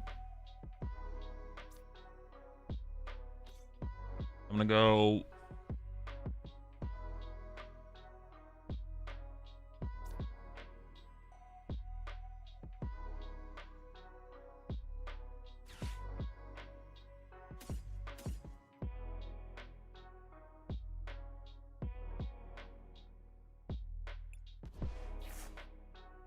How many dark energy do I have in here? 2.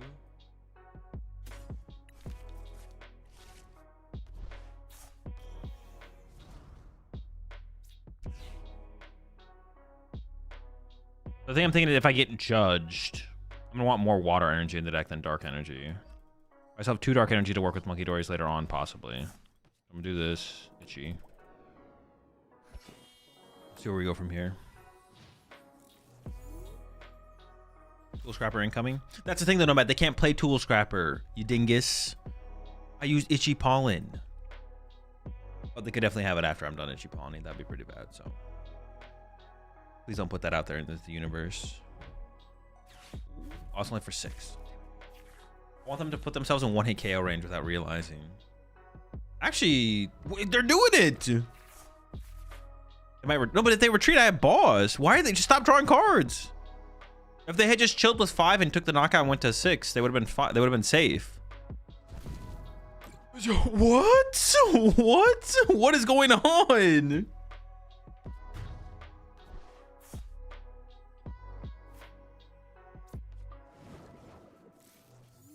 I have no explanation for what just happened.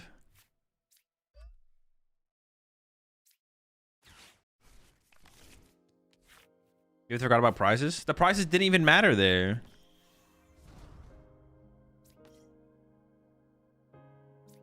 I'm just gonna save this still for Watchtower.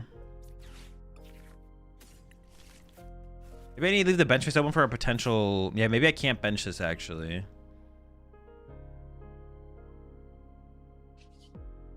So I might need to keep the bench space open for Chi and Pao. I guess I just chill, so I shouldn't even play the Pokepad then. The Pokepad play was bad. I guess I could cycle now at this point. Maybe I just cycle for 3. And then just bench this. That seems fine.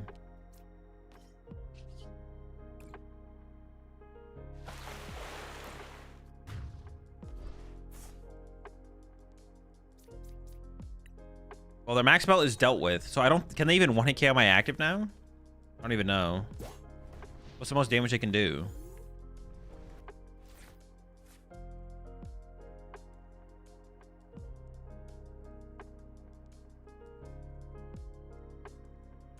For Premium Power Pro, 390. So they can't. So if I have full HP, they can't.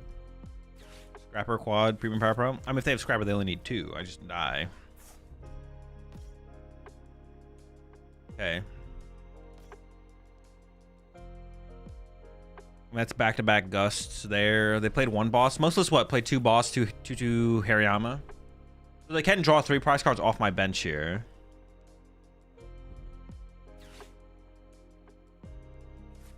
Yeah, they can get 3 prize cards off my bench here.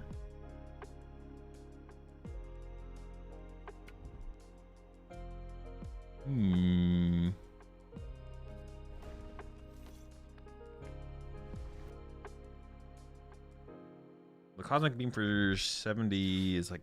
I mean, do I just boss here now, though? I could boss KO the Lone Riolu, right?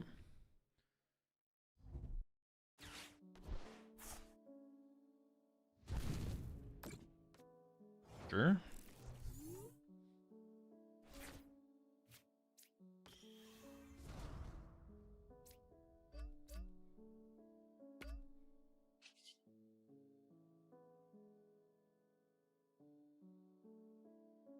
Yeah, I kind of just want to boss KO this thing. I only have 3 prize cards left. What the heck?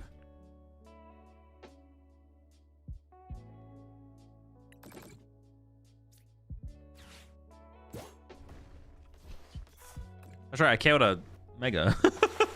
We do draw prize cards with this deck, believe it or not. Does happen. Yep. That was just like a massive oversight from my opponent. They were fine. They had 5 in hand. They take the knockout. They go to 6. I can't KO their active. Things get weird. My opponent was like, nah, watch this.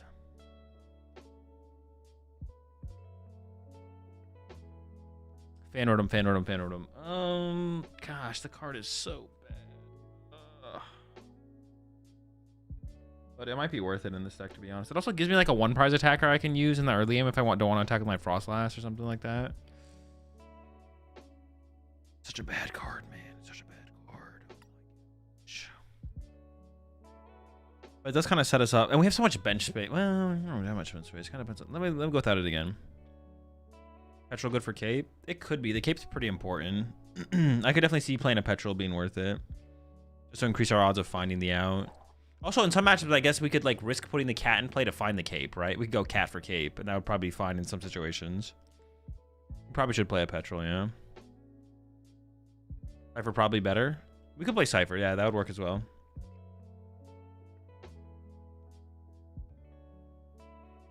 Is Avatar worth adding for turn 1 attack? No.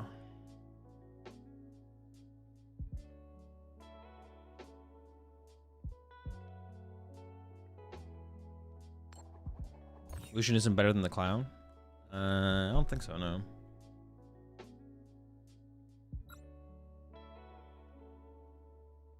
Playing Lieutenant Surge's bargain to force a hand increase for draw 4 be useful. No. Not the bargain, bro.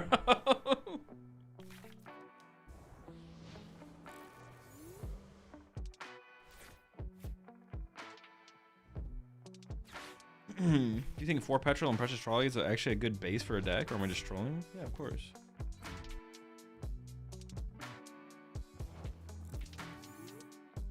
Tree pollen's pretty good here.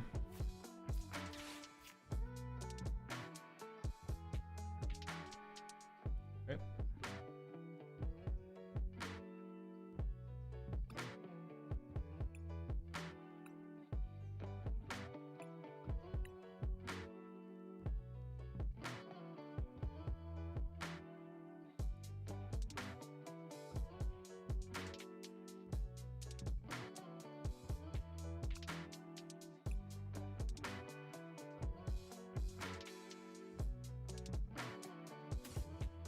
Or is it? Oh, but they could cruel arrow my snow. Oh no, I have Shaman. Haha. Very good, very good.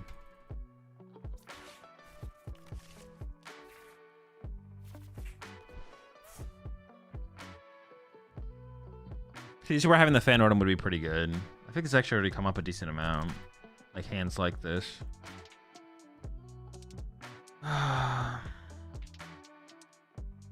Isn't gonna get boss KO'd? It could, but it's pretty unlikely. Then they bossed for turn.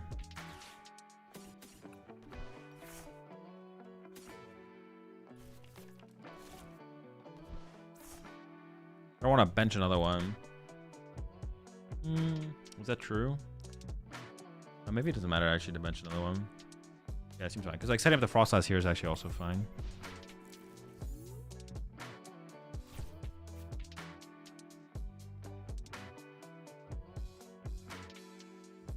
Are they keeping ruins here better because of force? No, they play 4 force, I play 1 ruins. Doesn't really do anything. Not completely pointless, but it's not very effective.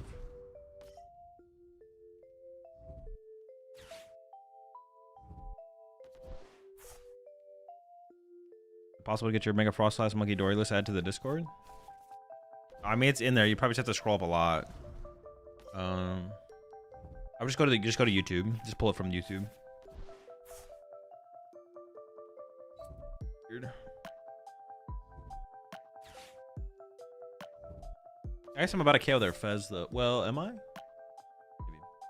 Actually, punching their Fez for 200 would also be fun. I just punch it for 200 and then I can clean it up next turn. I can clean it up with Froslass later. Currently, I am KOing it though.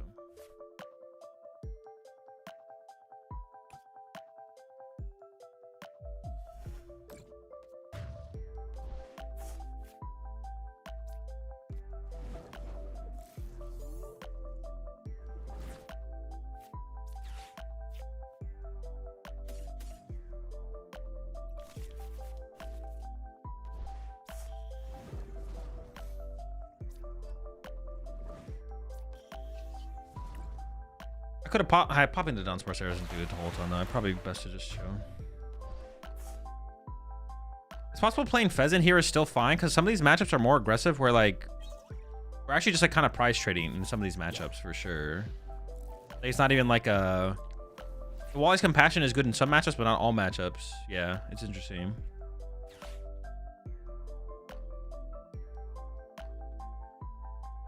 Push the Prime Sub there. Obino, welcome to the right pack. I need to get some water, man. I'm thirsty. Evolution ever be good? Not just bad Harlequin. People in my league will use a lot of Maractus and Yveltal. How do I play against it? Don't bench stuff that getting trapped in the active would be bad against. Or avoid it as much as you can. Play mobility cards, Surfer Switch, Petchy X. Don't misplay or tech for the card. If you feel like even when you don't misplay, it's still really hard to beat, then you, at that point you need to play techs. What's the small of for? Greek salad. So my opponent's win condition is actually to create a Greek salad throughout this game, and if they're able to achieve that, it doesn't matter how many prize cards they've drawn, they win the game. And one of the key components of a Greek salad is small of, so They still are missing a couple. Like, this is the lettuce. They're still missing a couple components. They got to get the feta involved, but they're getting there. They're building up towards it. Where are they going to get the feta from? I'm actually not sure. People play a couple different things to replicate feta in the deck. So I'm not sure what route they went. There's a couple different routes they could go.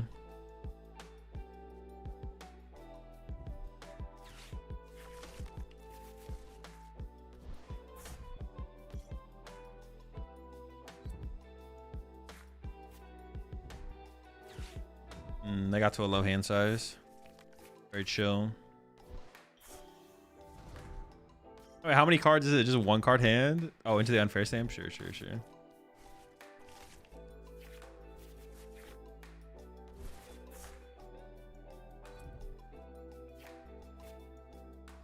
Wait, why am I already getting wait, what?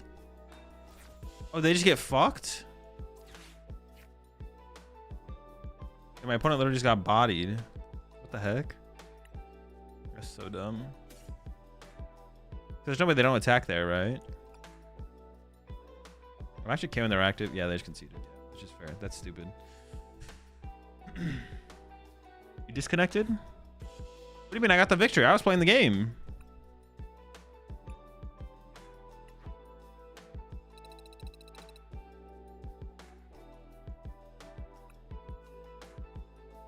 All right, let's add the fan rotor. We've had like too many games where it's just like, man, it'd be really nice to have. We don't always need it, but like, it seems like there's enough games where it'd be nice.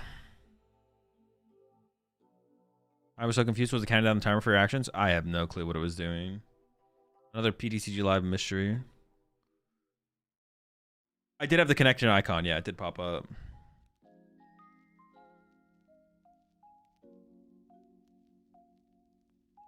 Yeah, I don't know if I disconnected or my opponent disconnected or what. I honestly could try going down to like, we just don't need that many energy in this deck. I could try cutting out water energy, but like finding is going to become an issue at some point.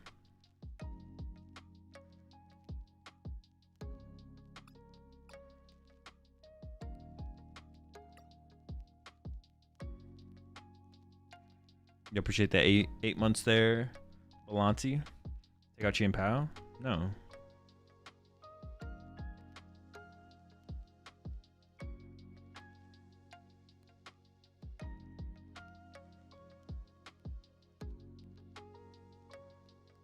Would an Ignition Energy work in here?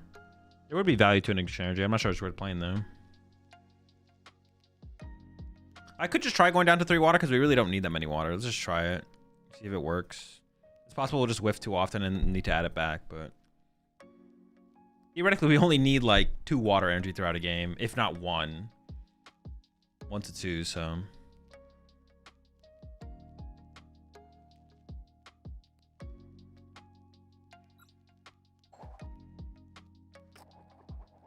I think you disconnected and your client had to catch up and your opponent gave up because you took too long. Maybe. Rip Luminous Energy. Luminous Energy would have been really, really good in this deck. It is kind of a big rip.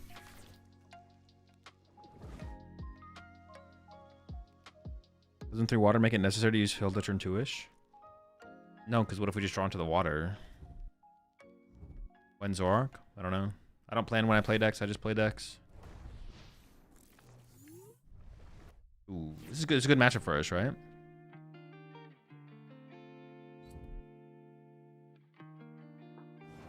And even if it did require, well, I mean, it's gonna like some games if I want to attack turn 2 that will happen, Robin. But it's like, it's just the question is just like how often does X or Y happen? Like the question is just like, can we play the game?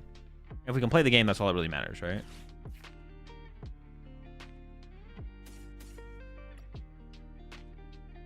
It's like your take there isn't wrong, but it's also just like kind of, I would almost say it's like just not, it's not relevant to like figuring out what we need.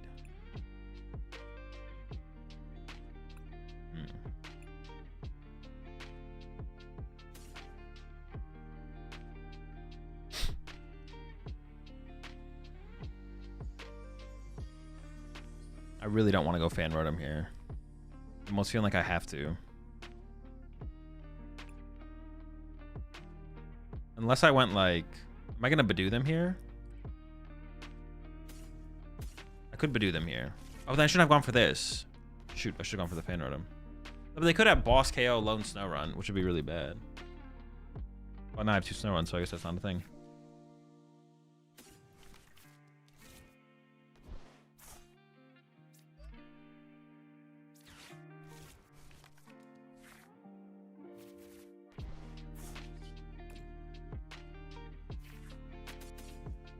Squad.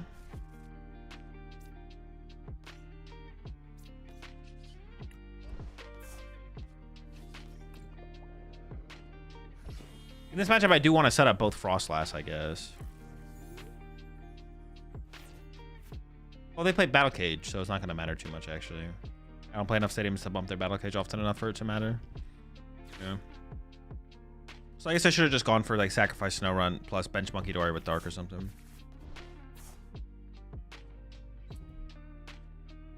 Is it not better to fan first because you can only get the little guy? No, because I want the third little guy there. The more little guys, the better.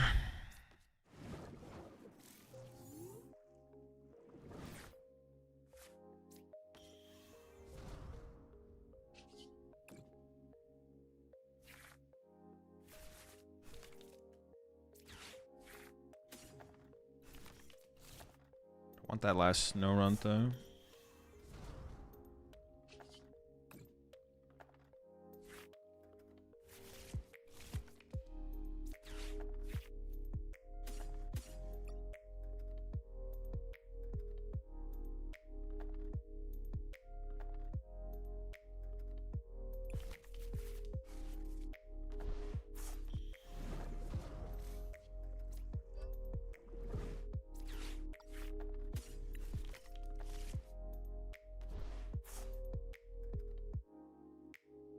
Yeah, the double storm was actually just bad, I think.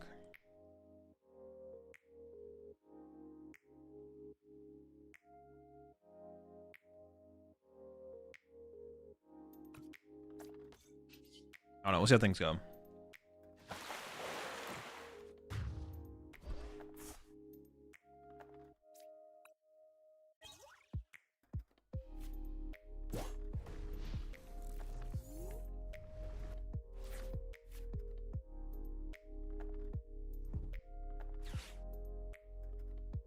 Now, it was necessary to Hilda turn 2, which is completely fine.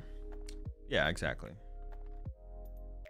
Yeah, the less water energy we play, the more reliance on having to use Hilda as our supporter for turn on the turn we need energy becomes. But it doesn't mean that that's not just fine, basically. The question becomes, when are we too reliant on something to the point where we now it takes away too much from our other things we can take advantage of, and then at that point we just want to play more basic water energy. I don't know where that point is. I haven't played with this deck that much. It's probably not less than, but we don't have a chance to we can't test everything, right? So I have to like apply intuition to an extent, and I'm just gonna, my intuition tells me that like 4 energy seems a little overkill. I don't think we can go less than 3, but let's give 3 a try. I'm probably not going to try less than 3. I'm not going to try 2. You each have to try things. Your intuition might be telling you something different, but I'm the one who's building and playing the deck, right? So I'm just going to have to go off of my intuition here. I was going to start to like Monkey Dory damage over to their side of the field, but now I almost don't want to do that.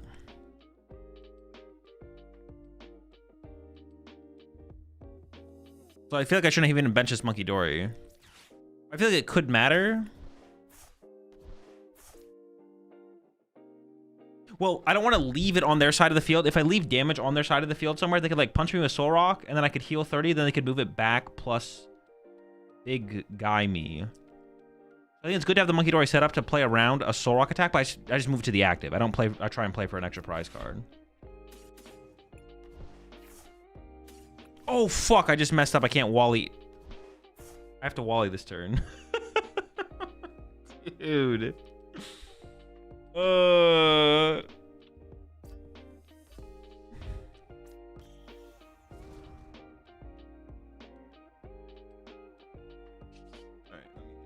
me just log back in. right, so I messed this up a little bit here. Okay, so I have to go like... See, now they could boss 4 times and beat me by bossing 4 times. I'm gonna retreat. Wally. Yeah, I completely forgot that I couldn't attach her that turn.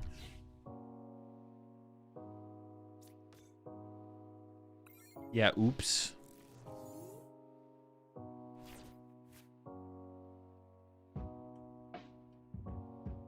Captain Wally. Oh, I guess I could have just let that happen, yeah. I could have wallied and then I don't want to like let it take another hit though. I guess I could have just let it take another hit though, right? I could have let it take another hit. Yeah, they play Baby Blood Moon. If they had bench locked themselves, then I wouldn't have to play around it, but okay, now things could get weird.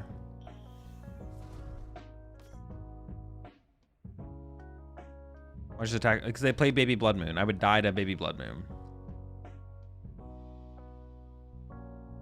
Attacking there is not an option.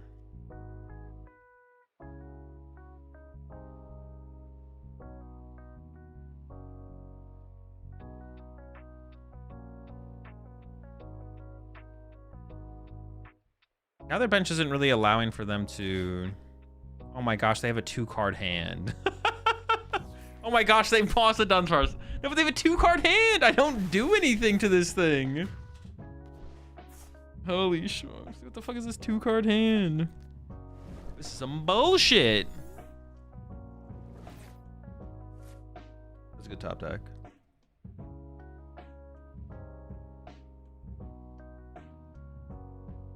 Okay, I'm gonna get a little bit creative here. I'm gonna get this involved now, which could come back to bite me, to be honest, but we'll find out.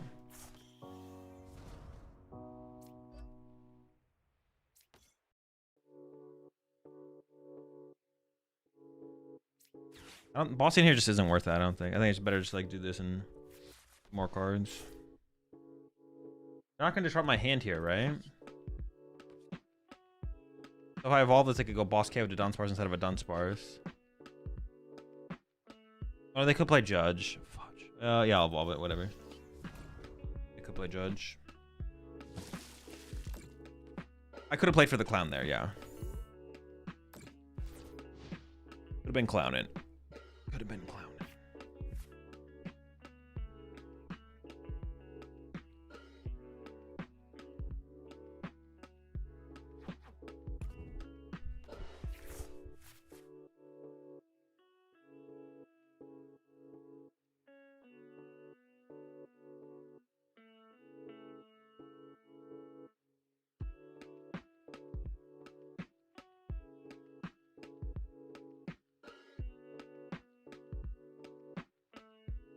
Yeah, we definitely, this is like, we should be in a way better spot.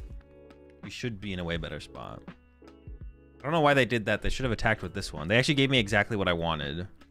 They gave me the ability to effectively one-hit KO this Okie Dokie, which is what I was playing for.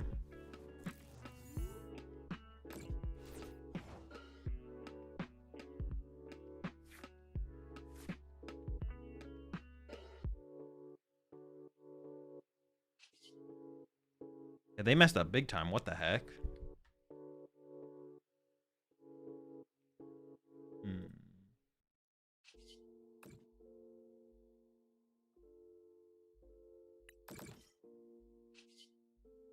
I do want to like start to dig a little bit through the deck to build up towards my next Wally here, but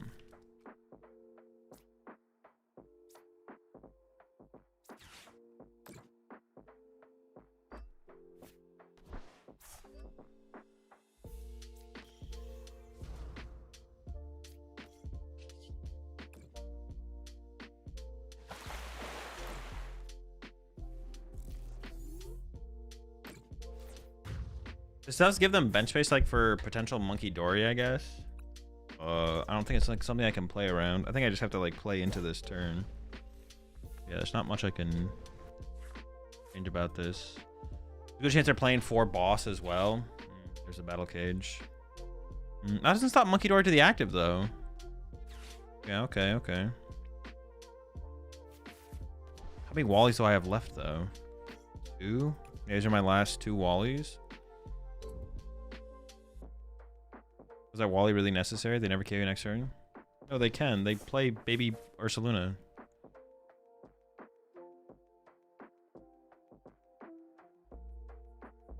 Monkey and Froslass ignore Legacy, yeah.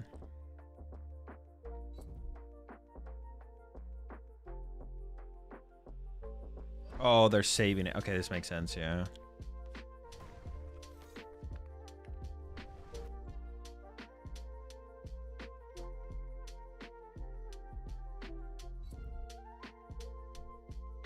I can do something weird here, though.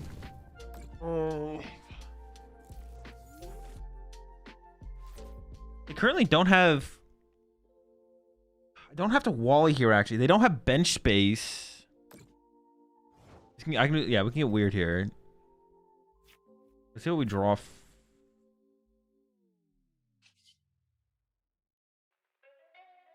don't have bench space for Monkey Dory and or Baby Ursaluna. Like, I might Chien Pao here. I'd rather risky Ruins. Okay, we got the Ruins.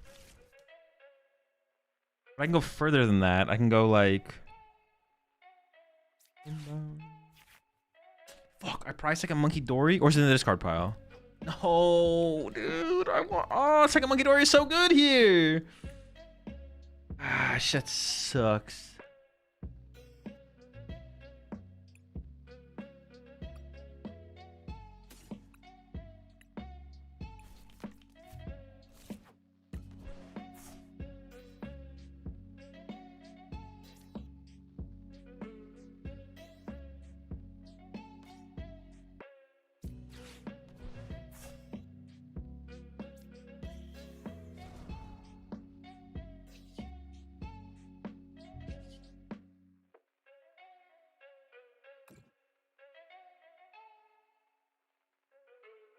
Feeling the active almost seems irrelevant now then, right?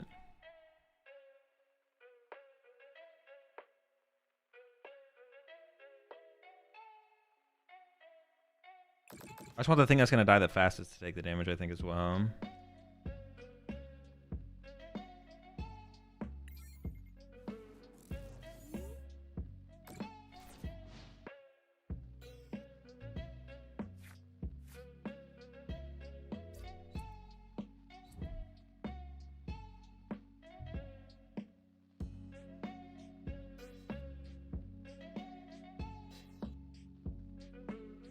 We'll see if they don't have a Battlegrounds this turn. I'm feeling really good. If they do have a Battlegrounds this turn, I'm not feeling as good.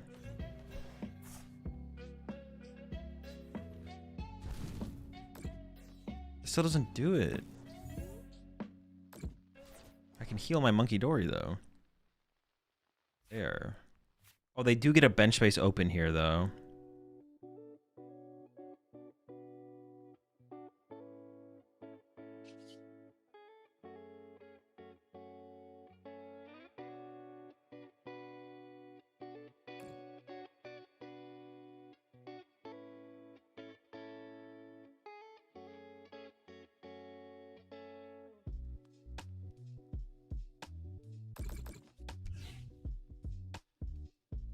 If I boss KO'd this one, it would wipe off both. Oh no, I have to Wally's Compassion here. Yeah, I have to Wally's. That's fine though.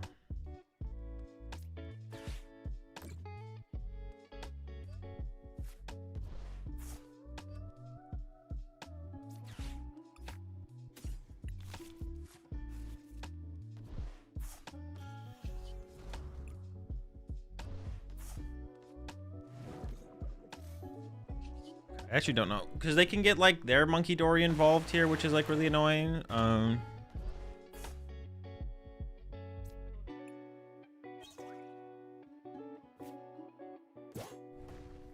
see. The Legacy Okidoki gets KO'd between turns.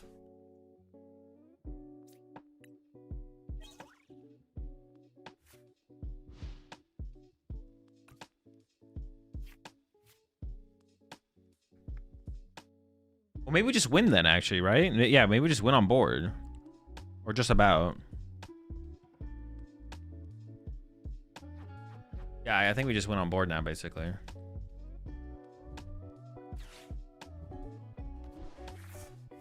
I can't think of like a combination of cards that they could draw into that they would be able to beat us with. Like maybe Monkey Dory plus Battle Cage. Yeah, that would maybe be it. Oh no, I guess they'd be able to heal the Lunatone theoretically. No, even then I think I'd be... No, yeah, it'd have to be both.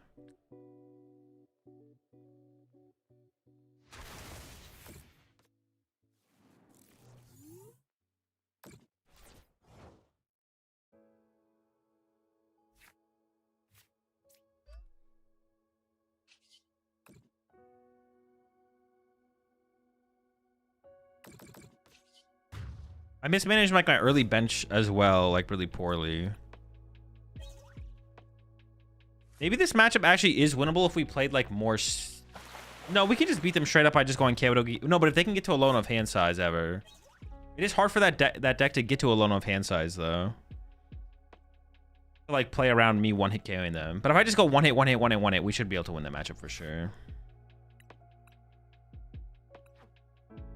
Okay. And I mess up my early gate or my early board.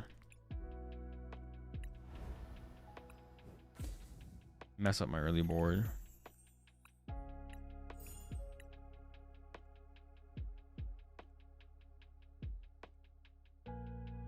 Early board could have used some work. I should have just like gotten. I should have itchy them, but I probably should have just like rocked.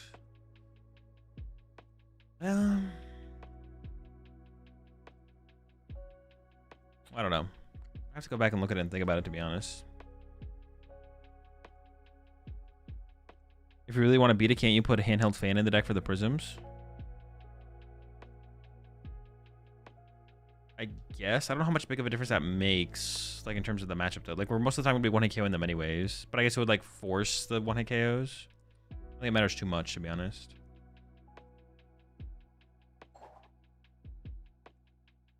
I could cut, honestly, I could cut one of the Hildas for the Cypher. Yeah, I could cut a Hilda for a Cypher for sure. Also not sold on this Badoo, to be honest. The Badoo is like okay, but Badoo getting stuck in play in our deck just sounds kind of miserable. We should probably just like let them get the knockout and then play from there.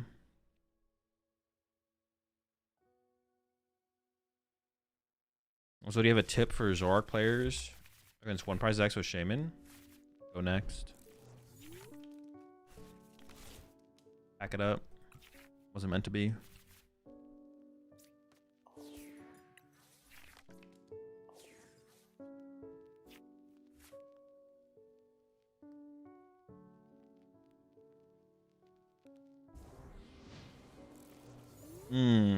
Okay.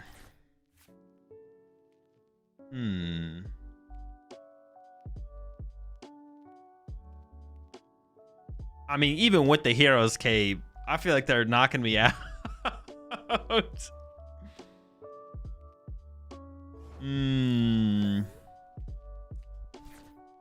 Matchup does not seem good.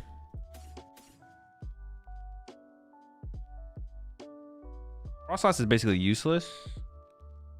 I mean, it could generate. It's not worth setting up yet. I can nitrogen for it later if I really want.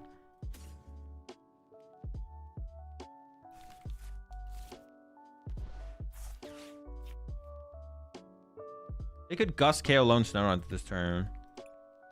Like, not even unreasonable. I gotta go double runs here.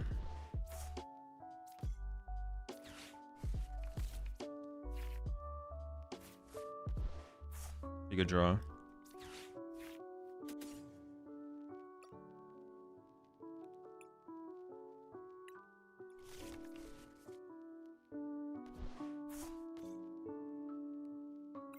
I mean, that's a pretty good hand there. They did whiff the Proton, yeah, which is like a good start for us. Good start for sure. Position like almost the same as Harlequin. Yeah, it's literally the exact same thing, except they have a chance to, or you see both have a chance to draw 6. Mega Froslass is weak to metal, yeah. Wait, what happens if they torment me? I have to like go hard retreat, did on spark. Okay, I guess it's not that bad. It is annoying though.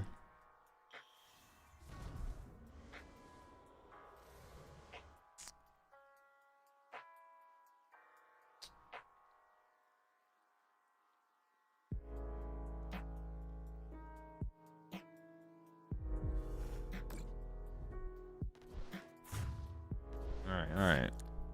See how this goes. I guess I shouldn't sacrifice it yet. Okay, good top deck. I don't think I play for Hilda here. Grab our Sparses. Evolve, Lily. Did you not Badoo turn 2 and probably stop them? I mean, I could have, but didn't seem like a huge deal.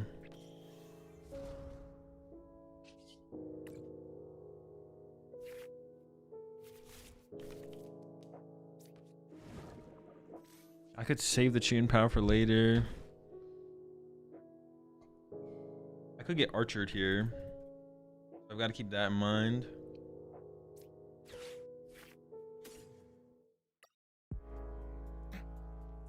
Maybe I have Monkey Dory. I think just doing this and chilling is probably fine. Swing.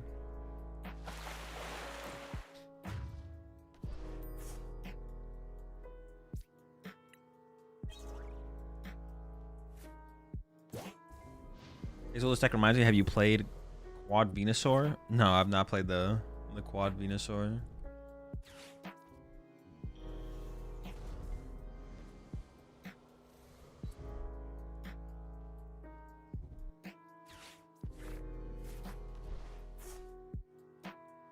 How many do they need to knock me out, though?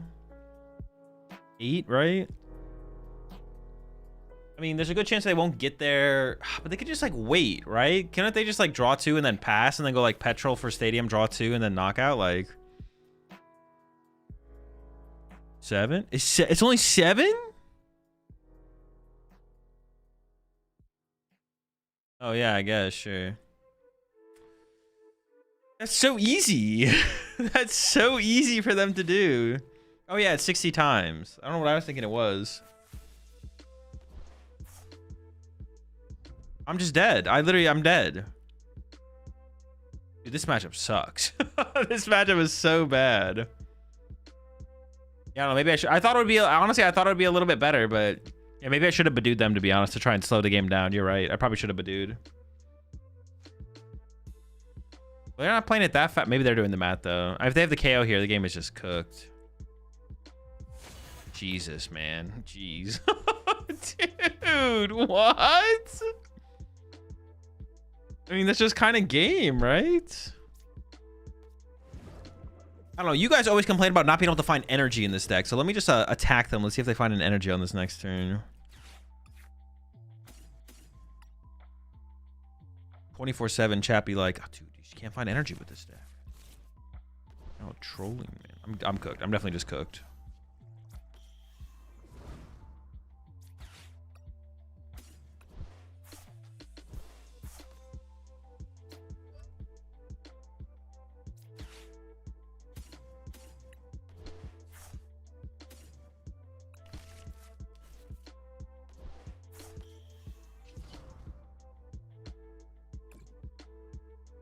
I think next turn I'll go for like, I don't know, Chi and Power Harlequin or something. I don't know.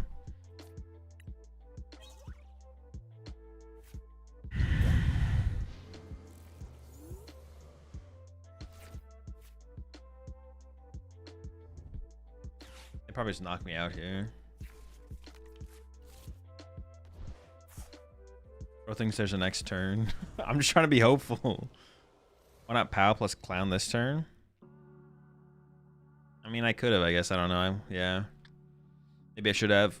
Maybe I'm not going to get another turn. There's the energy.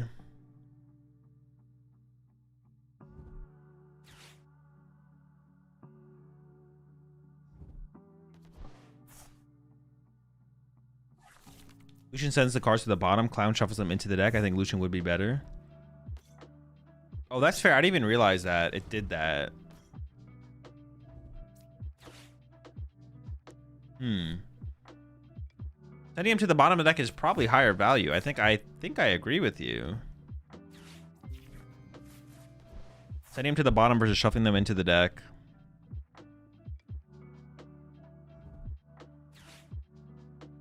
Also, in this deck specifically, if our opponent, we could like use that as a way to boost our opponent to 6, right? As like a last ditch effort. Huh.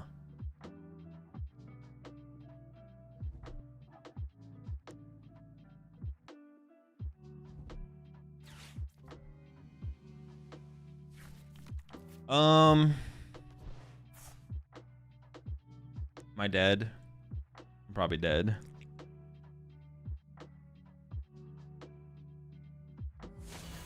I think I agree, to be honest. Yeah, this deck specifically, Lucian is better. But I don't know if that's even true. I think Lucian could just be better across the board.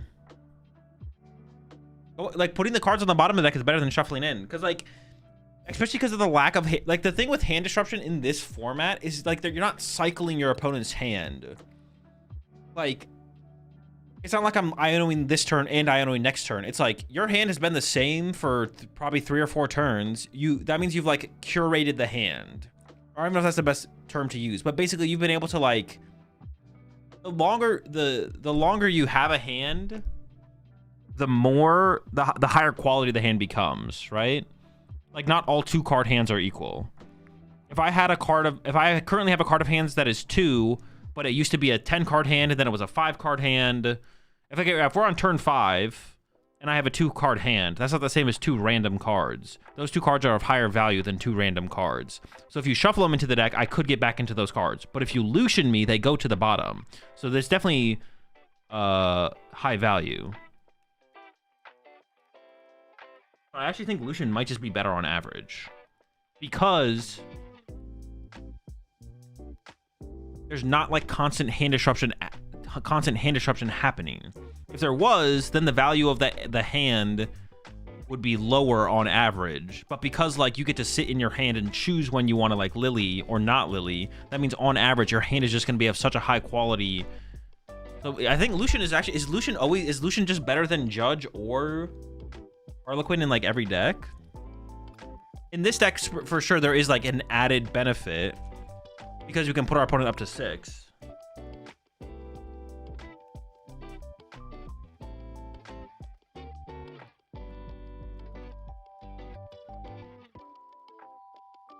I guess they could play around.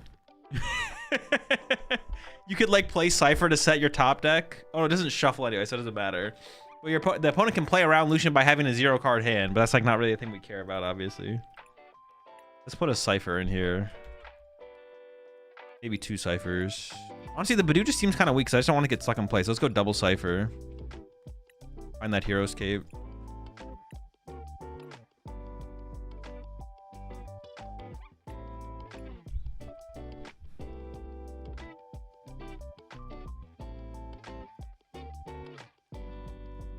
Do they not just play another card that lets them reshuffle their deck? Yeah, but they have to do that. So that doesn't change the potential value of Lucian, though.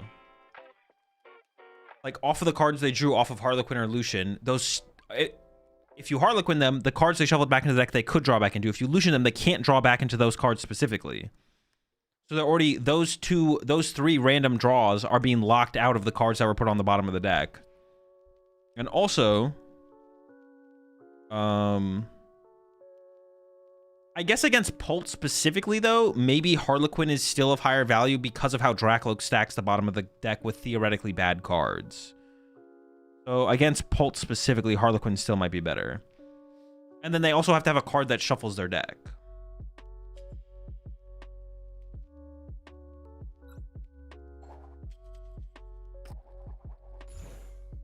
Lucian is worded like Iono, so if either player shuffle both. I think it says if a player. Maybe I'm wrong, though. I have to read it. I'd have to read it.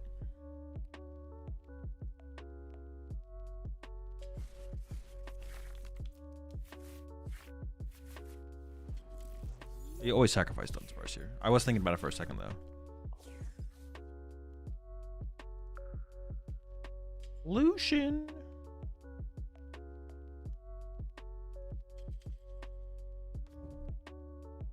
I've been trying to convince myself to try Lucian and Chomp. We're drawing up to 6 anyways.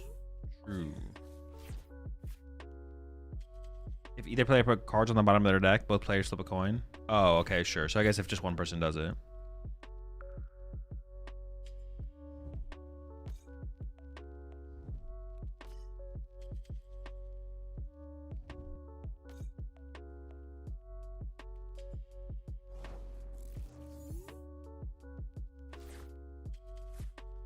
seems like a good matchup, right? They could play Water Pawn, so maybe we should bench Shame him. I'm down to take the risk. With 0 attachments on the first turn of the game, I feel like they're not bossing my lone snow run here. So I'm just going to grab another Dunsparce. It's impossible to get a read on this deck.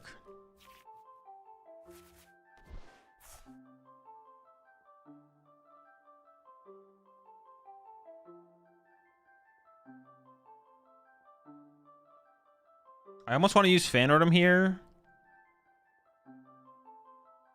Nah. Two Ciphers, 2 Hildas. Okay. Trading places.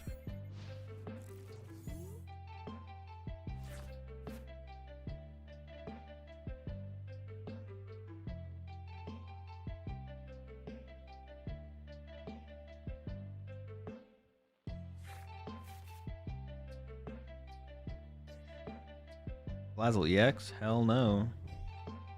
No Lazzle. Never Lazzle. Wait, while they play the turn, I'm gonna go with my water.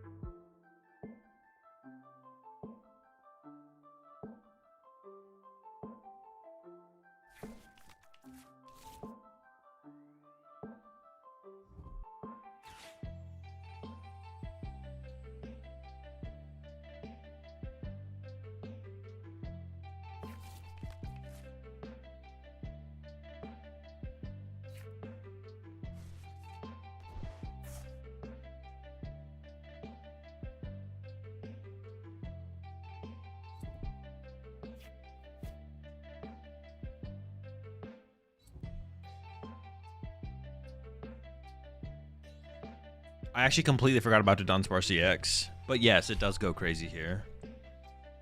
And honestly, probably what we're going to do is just... Well, actually, no. I'd rather KO them with Froslass still, I think. I'll push a Dunsparce, play the Pokegear, and see what we get.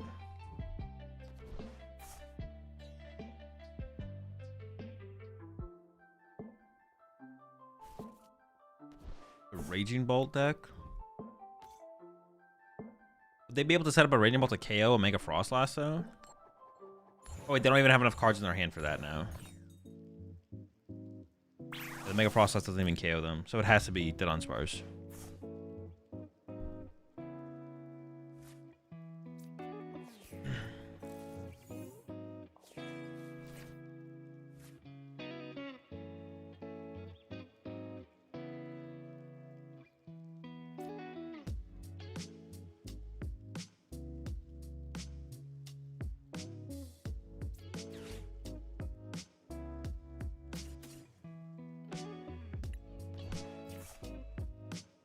I could draw first.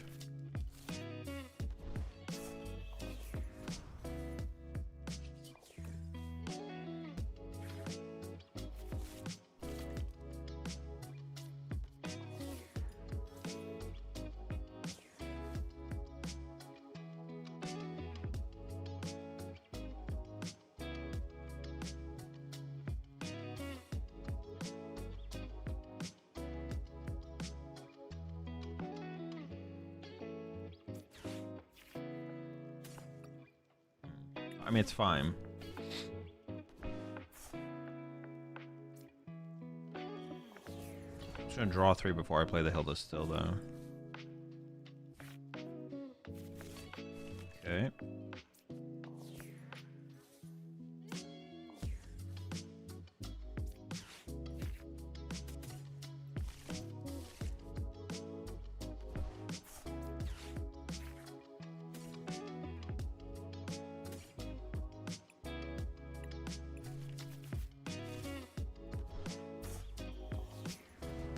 That tenacious tail, though.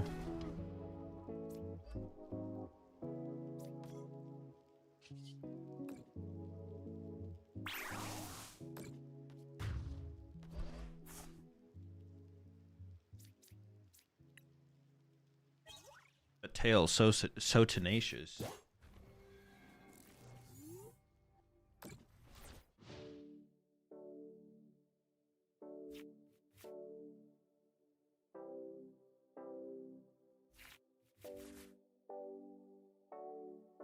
What would you call this deck? Frozen Worms? I mean, that'd be a name we could use, yeah. Frozen Worms. 52 cards just to get tailed. Yeah, was it worth it?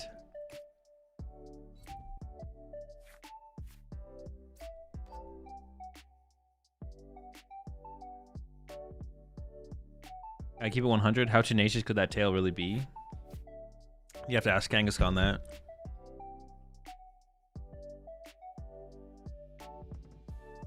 Let's go. Tenacious enough.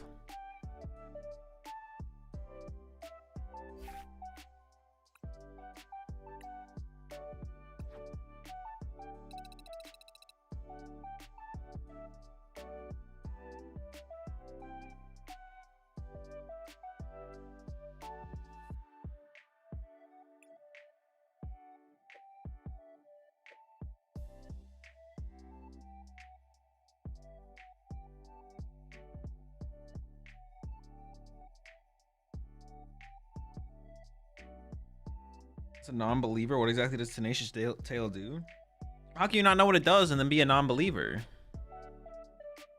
Shouldn't you know what it does before you choose a side?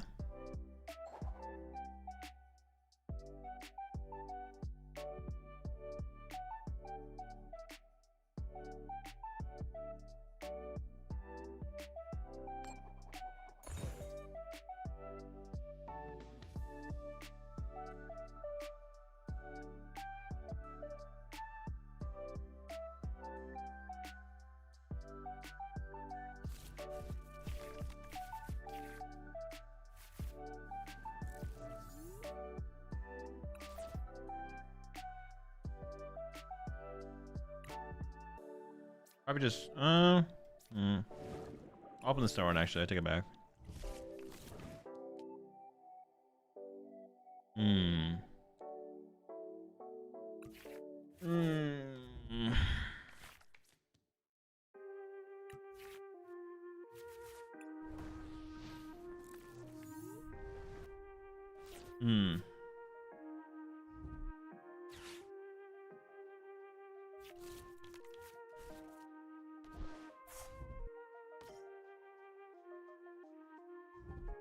So what's an absolute hater deck to bring to the local filled with Paulton Zam?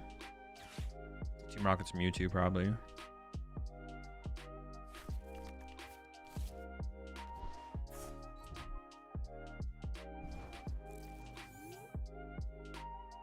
They are dead drawing, apparently. Right now, I don't want to Lucian them, though.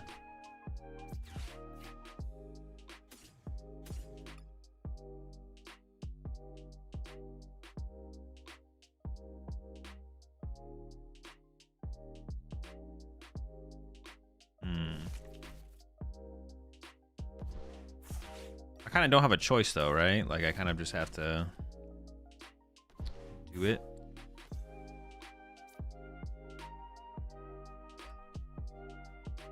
Lucian, hope for the best.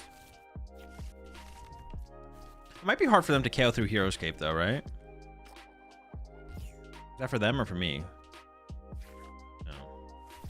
What do they get? Come on! Right. Lucian, you've let me down.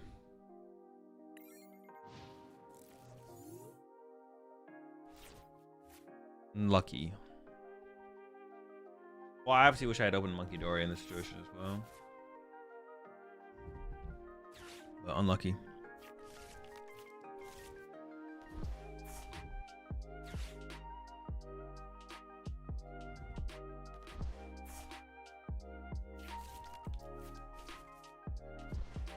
Clown greater than Lucian confirmed. That's all I need to see.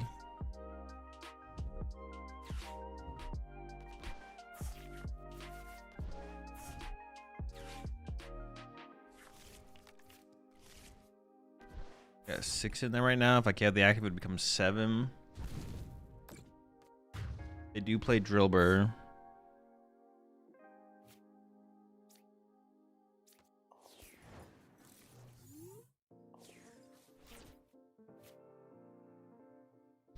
I really need to get the Sunrun back, right? See, Cypher Maniac is just like too slow here, I feel like. I think I actually have to Ultra Ball away the Cypher. And hope this finds me like a Lily. Cypher's too slow.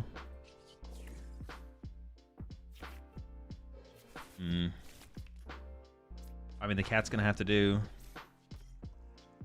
Putting a 2-pricer in play like that feels bad, but gotta play the game.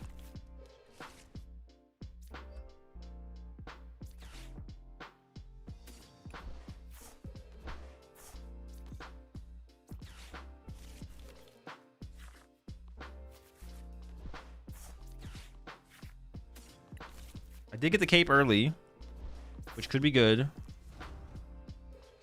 I need to find an actual Mega Froslass. Oh, come on. Come on.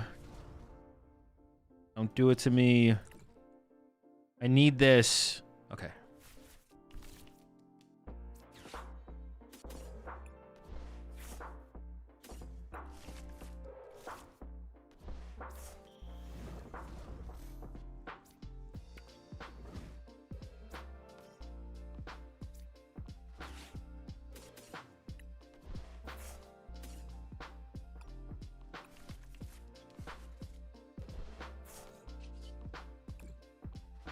We're chilling.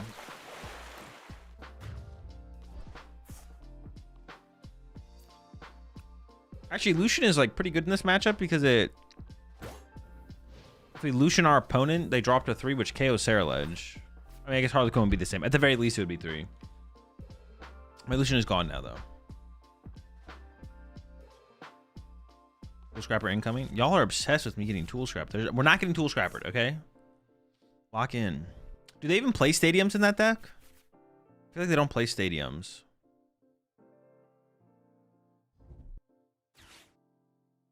I could be wrong. I might also have double drill, but I could get like double drilled and then just get cooked. And a lot. 13. This kid take 0?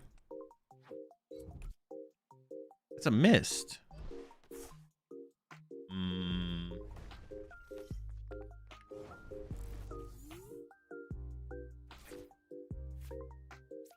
They're stuck now, right? Like, this thing isn't moving.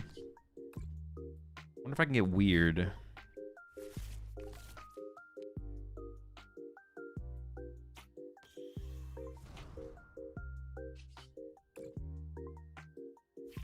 Like, I don't have to KO this is what I'm saying.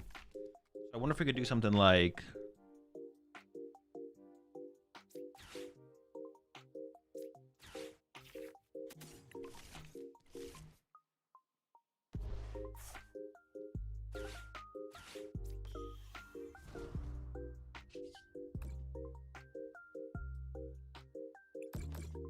Just play for a big multi-prize turn now.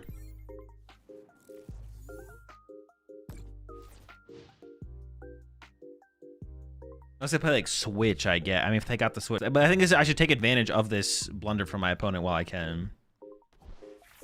I think this is definitely a mistake.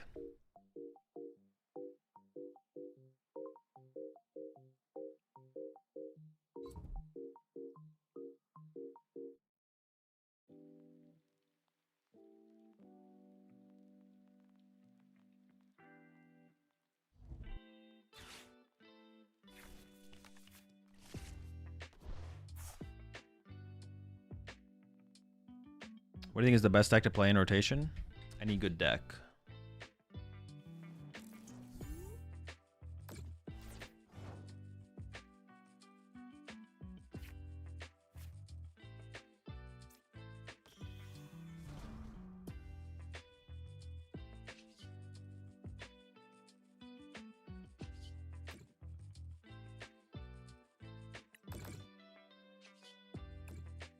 I do need a bench Snow Runt this turn, I believe.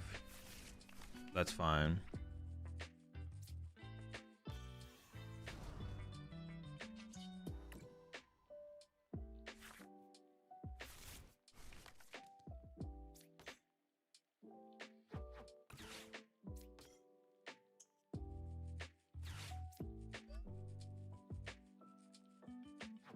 think I should actually boss up the one without the fire energy. Otherwise, oh, it doesn't make that big of a difference, actually.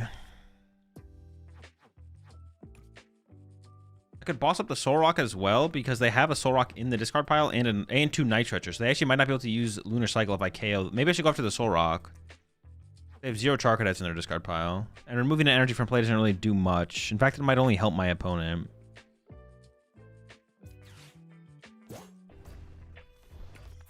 I think this is correct here.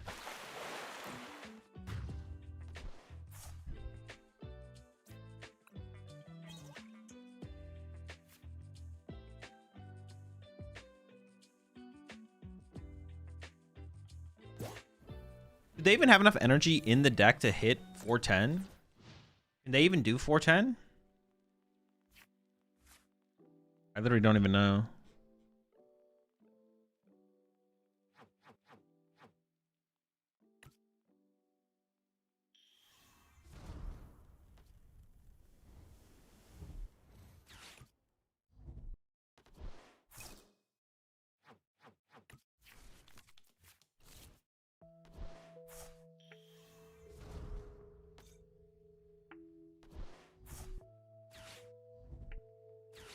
Oh, they actually have Jamming Tower? Bro, no way.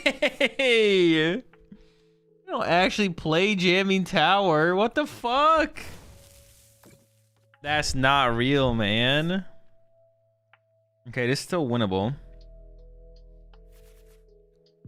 How many boss are they down? 2? I can win this turn. I'm gonna push this guy up first. Man, if I just didn't have this Meowth in play, we just win. I just win if I don't have Meowth in play here. Well, maybe not exactly. Close enough.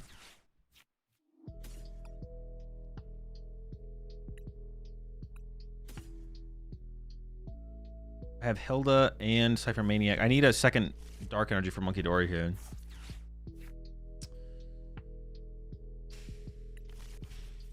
No supporter there is insane.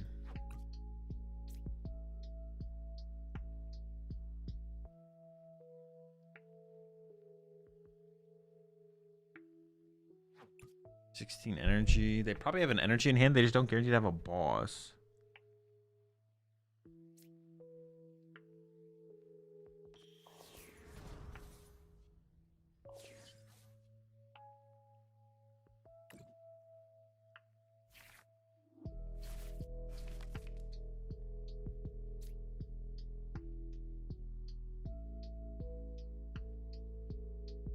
I need Hilda off this now, or Lily, and then hope I draw into it.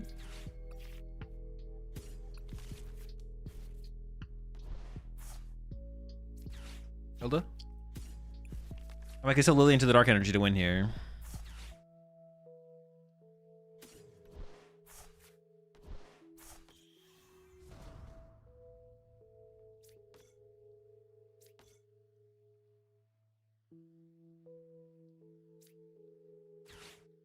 Two Dark Energy, 19 card deck.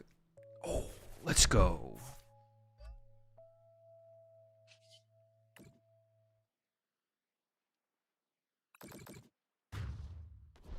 All because they messed up and left Drillbur in the active. Why do they play Jamming Tower? What is it even for? There's no tool cards that they need to get. Hero's Cape? Like, what? What are we jamming, bro? There's nothing to jam to right now.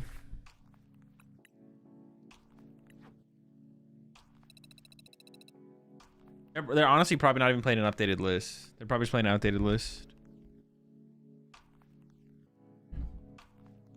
What are we? There's nothing to jam. Cynthia? Cynthia's Garchomp, sure. There's something to jam against Garchomp. Sure. Pearls? Lily's Pearls as well, I guess. Okay, maybe there's some jammers. You got me. That's true. And the Pearls. Air Balloons is not a good reason to play Jamming Tower and Sarah Ledge, so. What is relevant to Sarah Ledge? But those two are relevant. The balloons are not relevant at all. Stop saying balloons. If the next person to say balloons, I'm timing you out.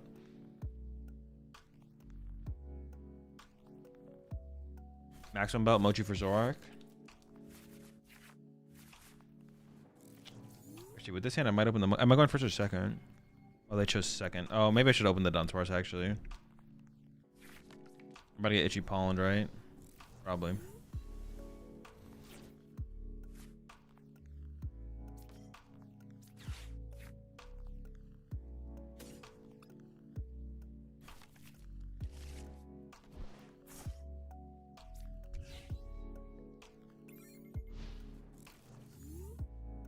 They're playing rescue boards.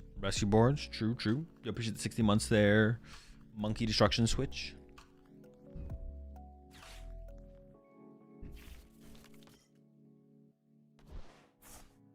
Any plans to play metal box?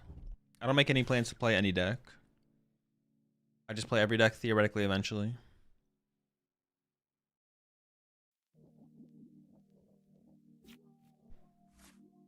Like I'll probably play with one more deck today, but it's probably not gonna be metal box. Well, maybe it will be. Who knows?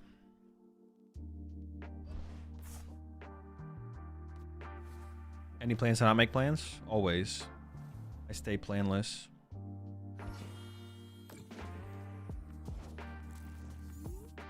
I just want to play the Lily here, even though the Hilda would be fine. Yeah, I'm just gonna go with the Lily. I don't need to like, yeah, I mean, I could have got the energy plus a Froslass or whatever. Got it anyways, sure. I feel like I actually need to draw some cards here. I just need to see some new stuff.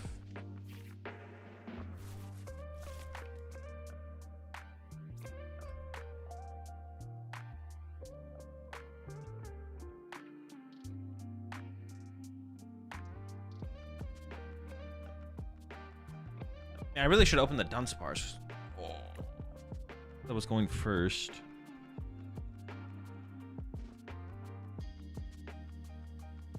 Okay.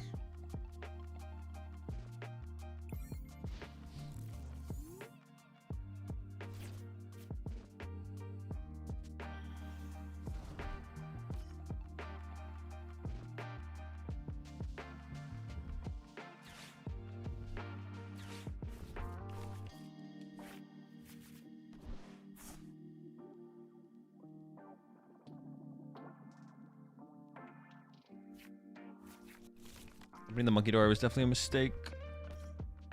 I'm being punished.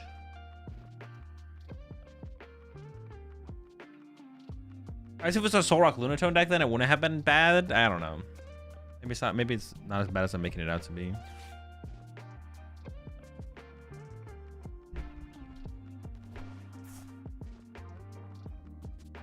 The duck for who?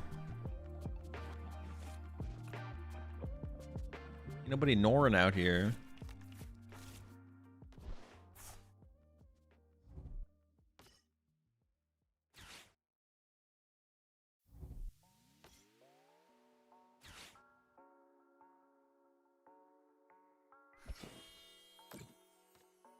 I guess it's just gonna be Boss KO Dracloak.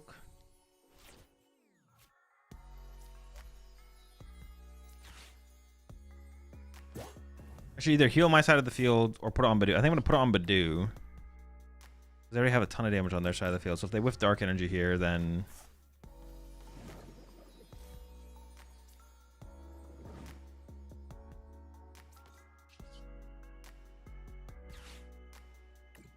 fine.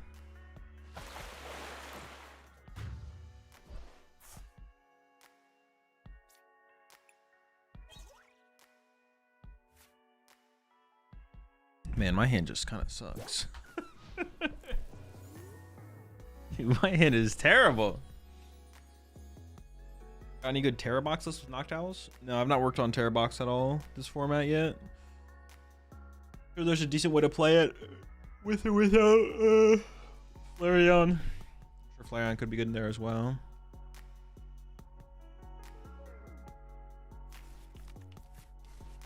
For sure.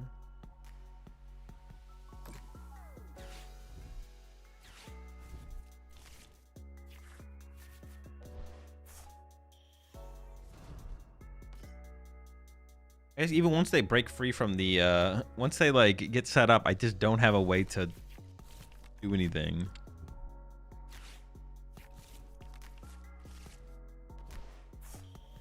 My hand is literally just dead. I've got nothing.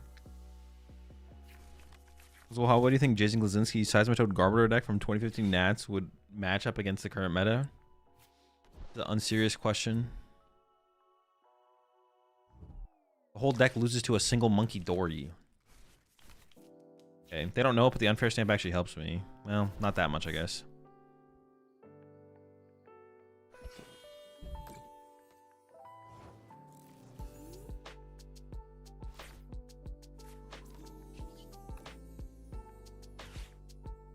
Oh no, they can KO the Dunsparce. I mean, I didn't really have a... Our board is just so bad. It just doesn't matter. I don't think we're surviving this one, I'm not gonna lie. It's cooked.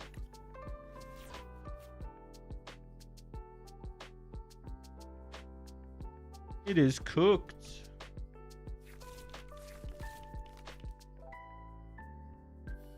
We have less dead cards in our hand now. This is true. This is true.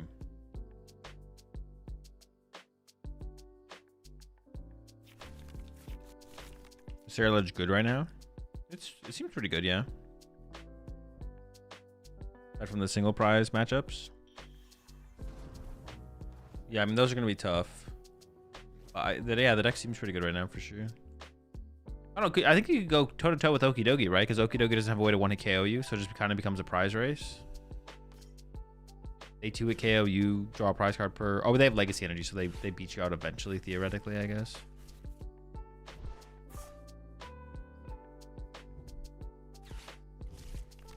That's Lily for 8.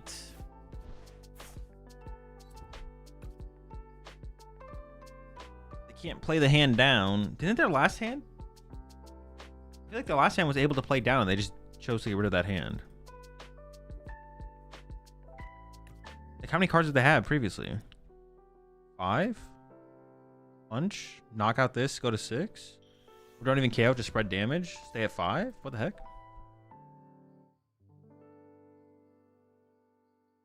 Bolt is S tier in your experience? I mean, it's probably at least a tier 1 deck. If not S tier, sure. Are they just not going to take the KO now? They can't kill the Dunsparce now. Oh, okay, sure.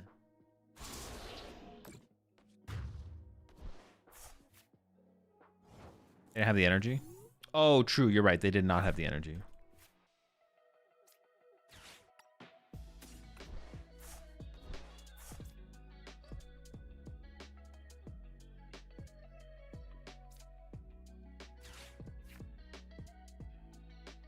They also have 20 damage on their active anyways.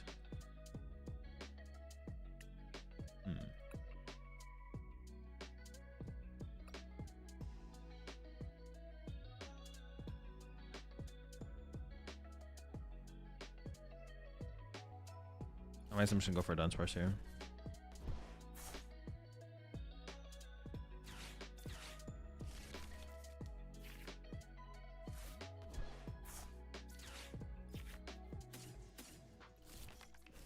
Maybe should have been 2 snow runs.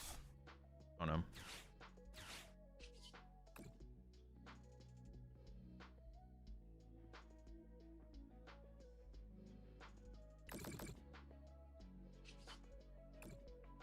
Yeah, I guess they would have had to have.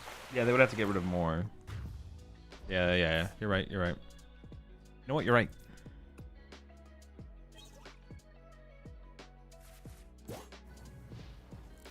That's kind of scary that they just pushed that up like that.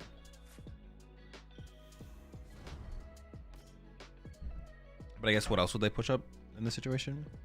They can KO my active if they find Rosa plus Dark Energy. That'd be kind of sad. I don't win the game, but I don't know how I would win. If they found that. I guess if they put Fez in play, I could go to Dunsparce EX plus Boss KO Meowth, but not sure that's realistic. All right, calm down. Calm down. Chill.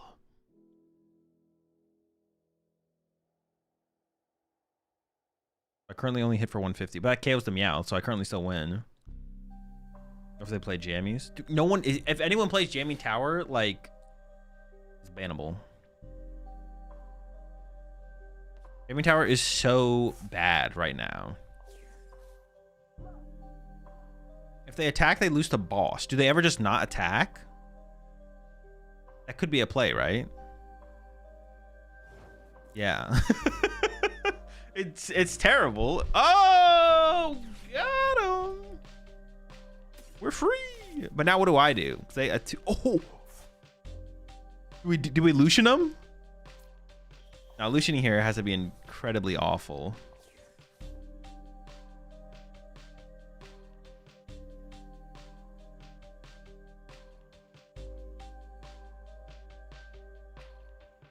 I think I just cipher into the Dunsparce and this thing. You have game? Do I? 60. Oh, I do. That is enough. Oh, what the heck? I didn't even like think. I just assumed we didn't have game. I just assumed it wasn't enough.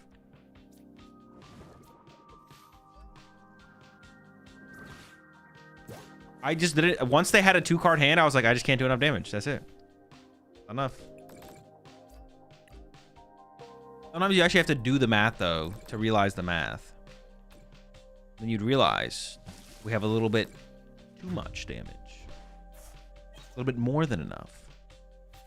Why is this deck kind of cooking though? Like, I can't even come up with many bad matchups for this deck, to be honest. Like that, like in my head where I'm like, oh, that's definitely a terrible matchup. I don't know.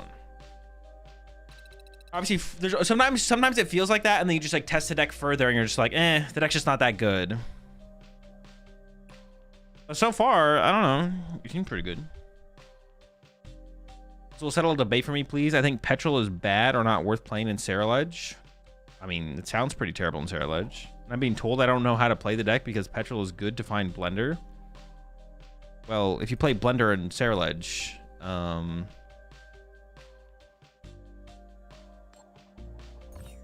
yeah, you should just, whoever you're talking to, just tell them you don't discuss decks with people who play Blender in Saraledge, and just like leave it at that.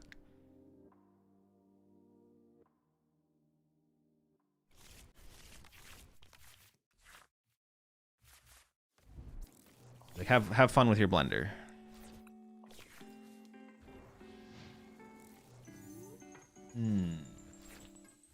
I don't have a tech for this matchup. Although Zerosic would maybe be enough. Yo, turn 1 attack here would actually go kind of crazy. Is it better to attach? I don't think I should even I don't even want to attach here. I'll fan call before I Lily in this situation. How can I get 2 of them but not the 3rd? It's this one specifically that's bugged? Dude. That's so stupid. Oh my gosh. I priced my stadium anyway, so I can't do the turn 1 attack. Except for this Dunsparce. Like, that's just so dumb.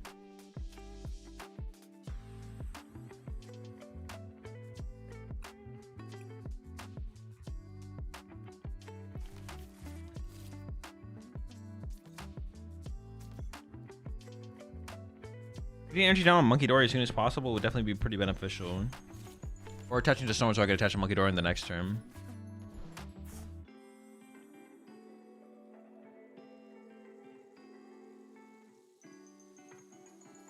Well,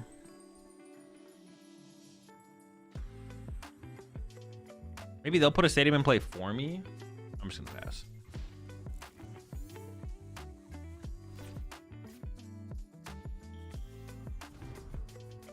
Is it worth including the Articuno to tech for it? I don't think Articuno would help the matchup, to be honest.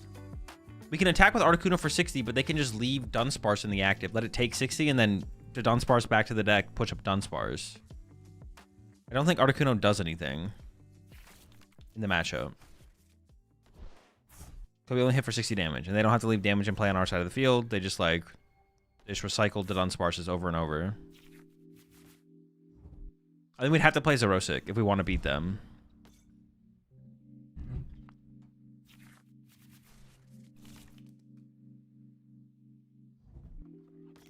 Don't they have to do something since you can both go infinite? Oh, I guess we can both go infinite. We can set up Froslass, but it doesn't change anything. I guess we can both go infinite, yeah. I forgot we could go infinite, I'm not gonna lie.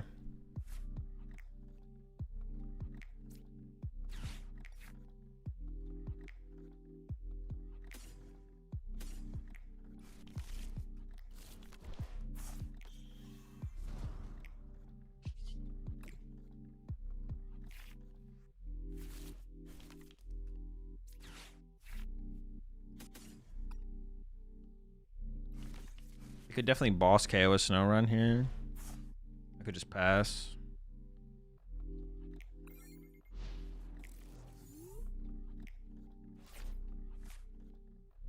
Yeah, I don't know, I think maybe Zerosic or something. I would be out to tech for it. I just don't know what to tech. I think they whiffed. I don't think they chose not to attack there. I think they whiffed. So let's say you lock in this deck for a regional the day before. I give you 2 secret and make a Froslass. Would you use it? Or sell it for dinner? I'd use them if you want me to use them. Would you use them or sell for dinner? Yeah, I'd take them. I'd sell them for dinner.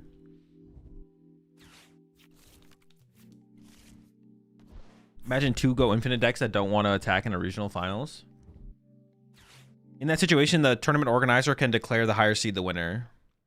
It actually almost happened at a regional in Europe, I think, with 2 Sylveon decks, but there was a theoretical win con for the Sylveon decks, and it got met, but there was a chance it didn't get met until forever, and then they would have to just declare higher seed wins. Didn't go that far, though. Oh, I top deck Lucian. We should definitely Lucian him here, right?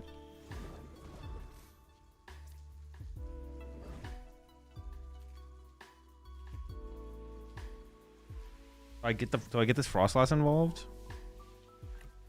I mean, I gotta do something. I don't know.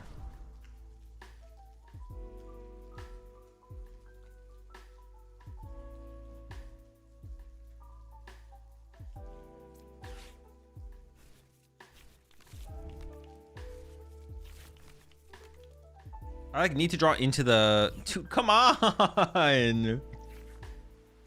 Like I was gonna say, I need to draw into the Hero's Cape. Okay, that's what I'm talking about. Let's get it. I probably all right. There's a good chance I don't get KO'd this turn, but I wouldn't necessarily say we're in a good spot, despite that being true.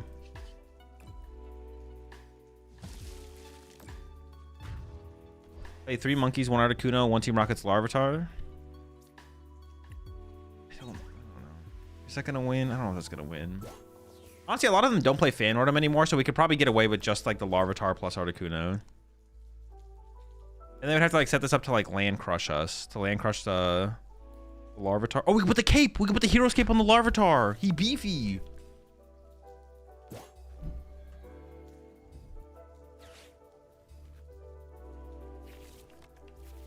Yeah, I don't know if that even makes sense.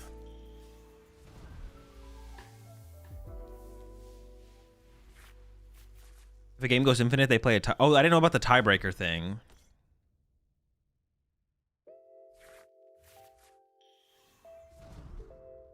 It's something they never. It's a rule they never want to apply if they don't have to. And a board state doesn't have to even be unbreakable. I think the Sylveon thing was like people were playing like Mars, so they had to like Mars away an important card from the other player's hand. But like theoretically, that could take for forever.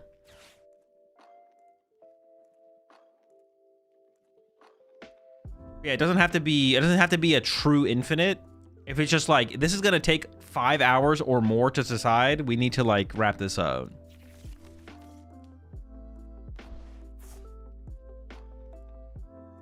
The head judge can forego the tiebreaker game if it's obvious it's going to be an infinite again.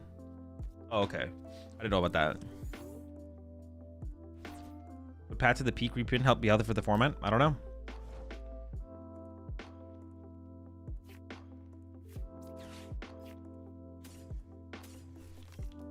I haven't played this format with a Path to the Peak reprint in it.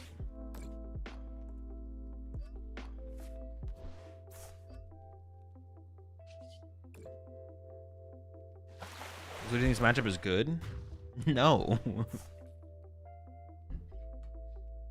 No, I do not think this is a good matchup.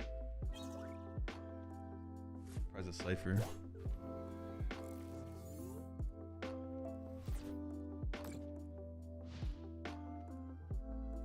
I've been playing the Larvitar package in my control decks to win this matchup. I don't know, it's pretty broken. You're obsessed. You're obsessed with the Larvitar. Your obsession with Larvitar sickens me. Yeah, I mean, I could see it.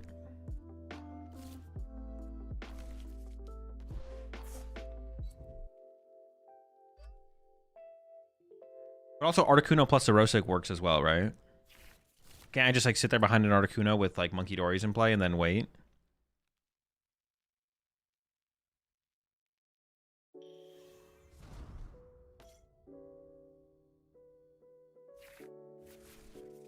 I'm definitely dead here, right?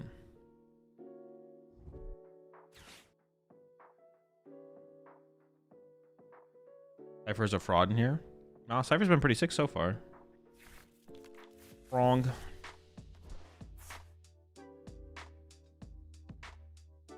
Is the Okie Dokie deck competitive?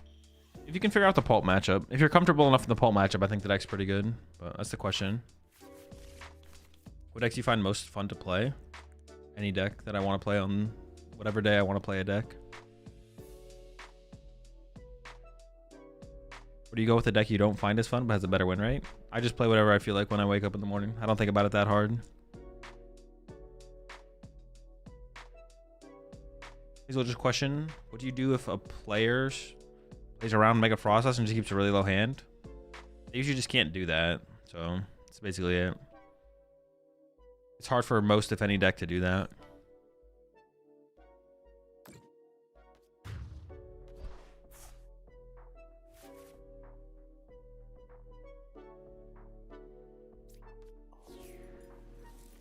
I mean, he's just cooked, right? I can just concede. First or second with the Ogerpon Meganium deck? First.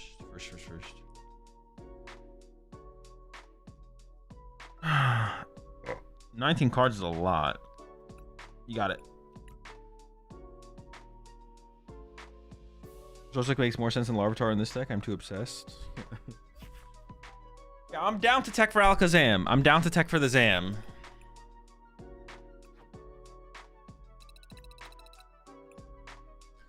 Does this deck actually be good at a major level? Does it have the right vibes? If you're chill enough, the vibes are good enough. So do you think it's early? It's too early to pick a deck to lock in for Indie? I mean, if you pick Dragapult, you'd probably be fine. You appreciate months there, Little Bigfoot. I mean, it just depends on the deck you're picking. If you're picking like a more niche deck, then it could be a little bit too early. But if you're not, then maybe not. It just depends. You appreciate 11 months there, Fight Demons. Depends on the deck. Wasn't K plus Water last worth trying for there? No. My opponent had a 19 card hand. I think we were cooked. I'm okay with scooping there.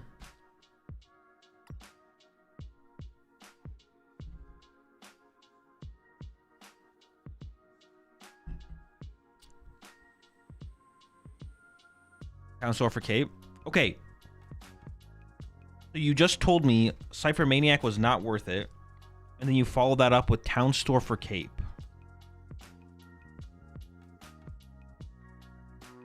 You're deeply unserious. You're just super deeply unserious. Not worth responding to. I'm hungry. I'm a little hungry too, to be honest.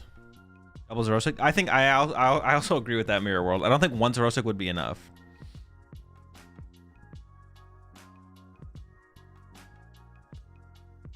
One Zerosic, but like Zerosic plus Articuno could be enough. Double Zerosic could be enough.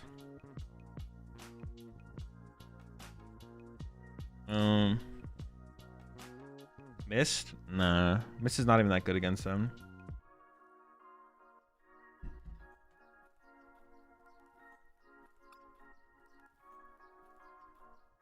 Articuno plus Larvitar?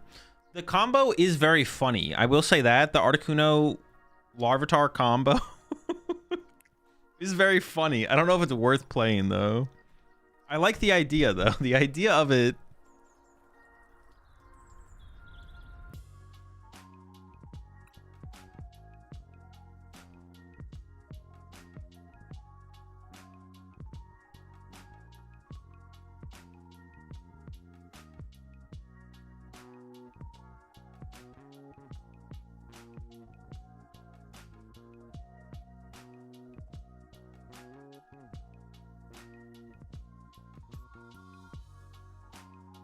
Hmm.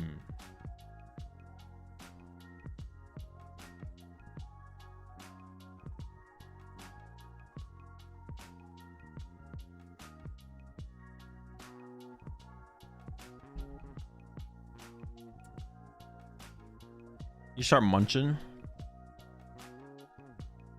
Actually, it's funny to say this. Can't they just snipe it with Kadabra?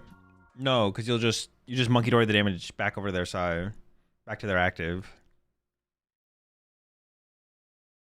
There is skill.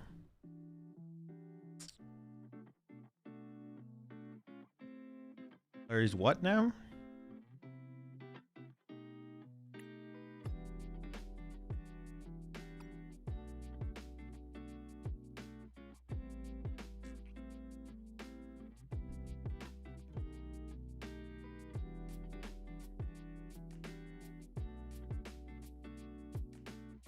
Could I theoretically,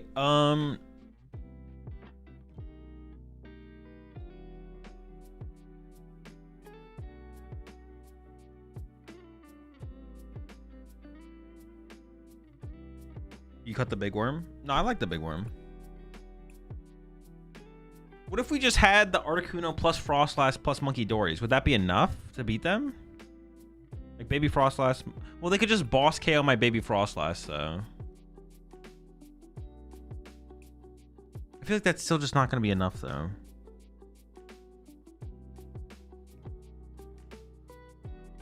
I think it does need to be like Articuno plus Erosic.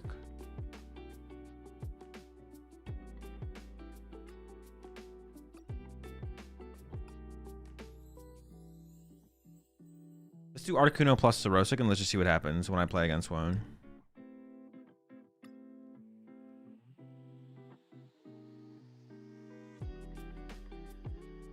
Maybe I can just cut the Lucian for now. I don't even know if I care about hand disrupting my opponent like ever, to be honest. So let's just try no hand disruption. A similar deck won a City League running Evo Jammer Bronzong for the Zam matchup.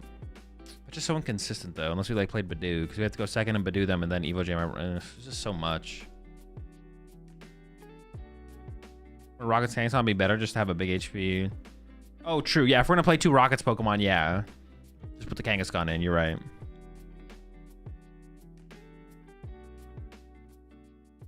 Articuno plus Heroescape Larvitar sounds better than Xerosic, I can't lie. Yeah, but the Xerosic is like a card that's better in more matchups. So like I think it's the better play overall.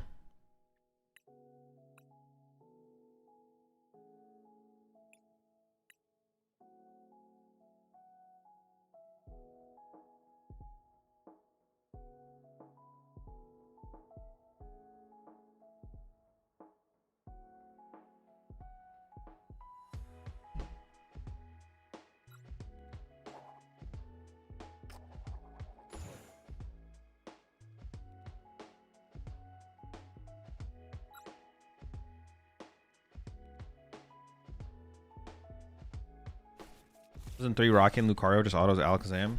No. Because they can find their Enhanced Hammer faster than you can find your Rocky energy. And you also have to like put stuff on your bench to play the game. So it's like not that simple. If you find 1 Rocky and attack with Lucario and they just go E-Hammer knockout, like...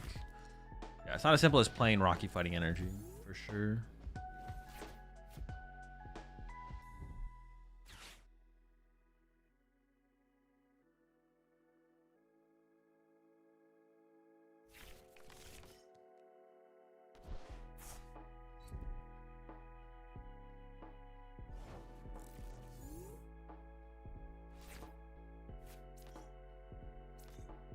Really good hand.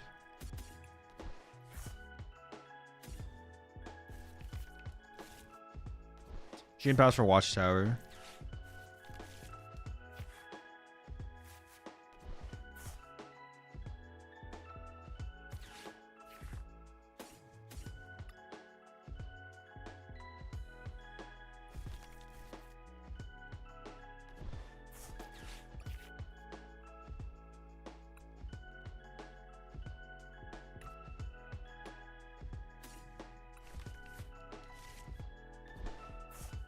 Why'd I get this again? I don't remember why I got this. I don't think I need this though. Fine though, it's not a big deal. So what am I gonna go? Cypher Maniac's code breaking to put a Dunce Parcel on the top of the deck, and then a Hilda as the next card, I guess.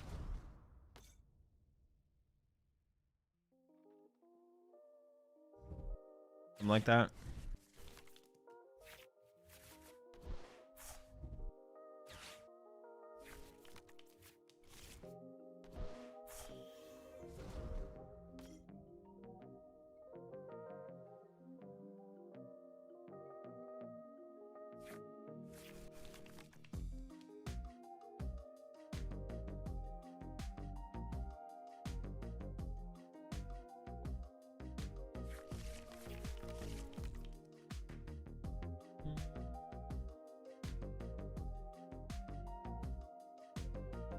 I did not come up with the idea for this deck, no.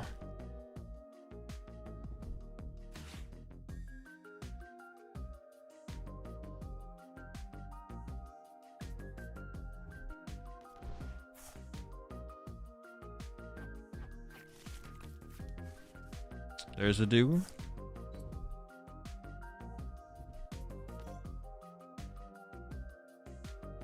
Why'd they stack this Dreepy? Did they forget they had an energy on it? Or they really want to preserve the fire? Oh, I guess that makes sense if this is the only energy they have. Yeah, it's a dark energy. Sure. So, higher chance we don't get like boss next turn, I guess.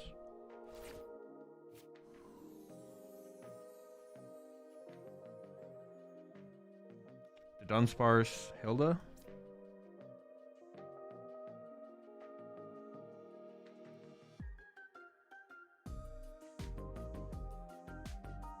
Dunsparce Lily.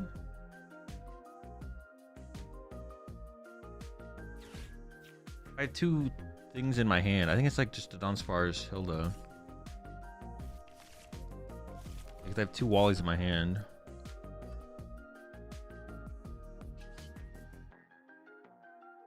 What if they have Candy, Dragapult? Do they play Candy? Nobody plays Candy. I'm not playing around Candy here. I'll leave the damage.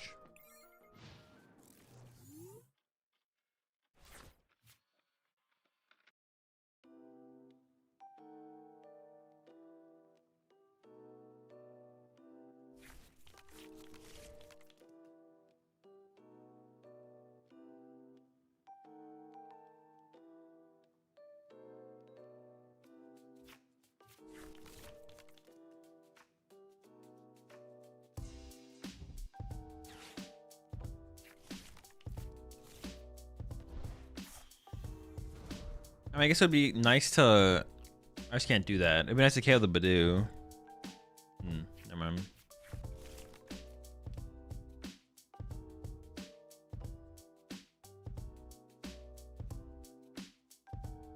With Monkey Dory, but I can't do that.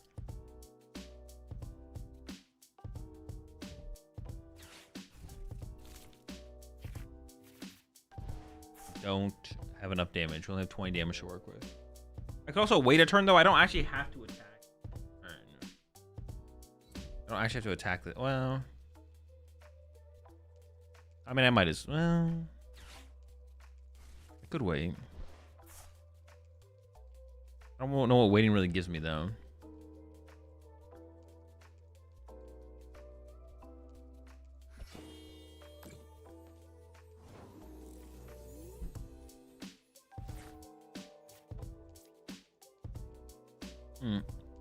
I had boss in hand. I could have just got Froslass, right? Instead of... Yeah, I definitely messed that up.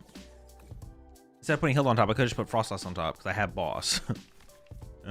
Sure.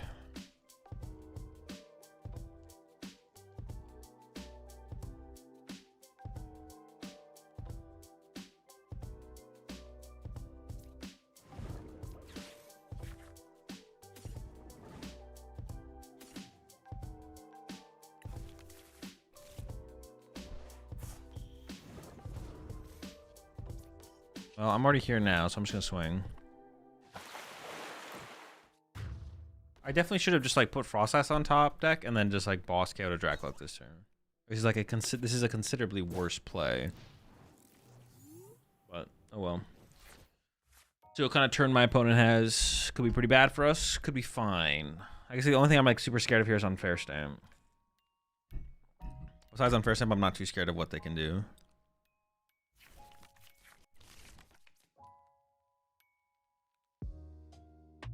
Whereas it feels like Unfair Stamp is always there though, so might be getting stamped.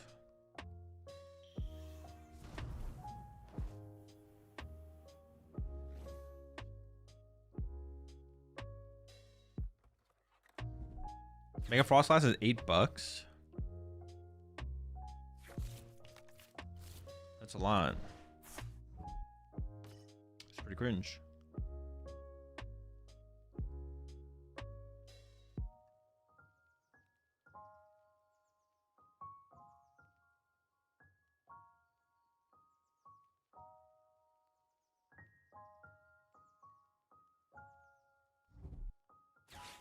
What do you think about Greninja? No clue. Played 0 games with it. Uh-oh. Here comes the cat. The Crispin. Oh, so they can snipe something off my bench this turn. Pretty cringe. Do they have Unfair Stamp to go with this as well? Go push the 4 months there, Matador. Like my Dunsparce or Snow Run. Oh, they only have 4 cards in their hand as well. If they don't have Unfair Stamp, we're chilling though. If they don't have Unfair Stamp.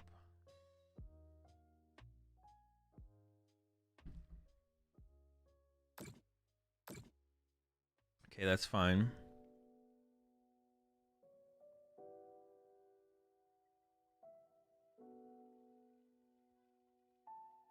They can KO quite a few of my bench Pokemon here, which is kind of annoying. Like, for like a couple turns in a row, they're just gonna be able to like pick apart my bench. Oh, they didn't actually take a knockout. Interesting. I wonder why they did that. The same difference to me, I guess. Well, I guess this lets me heal more damage for my turn, though. They can really start to pick apart my bench here, though. Well, here we are.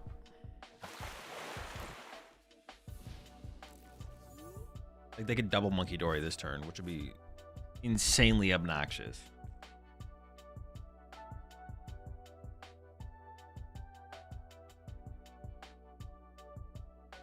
But they are gonna start to run out of energy eventually.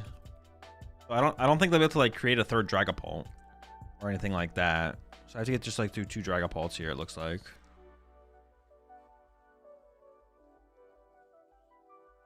Yeah, why didn't they just like take a knockout there? Because I could have like, I mean, I probably couldn't do anything like too crazy. But this also seems kind of bad. Like bossing up the Monkey Dory, I don't know. It just seems super mid. Like this just seems super mid.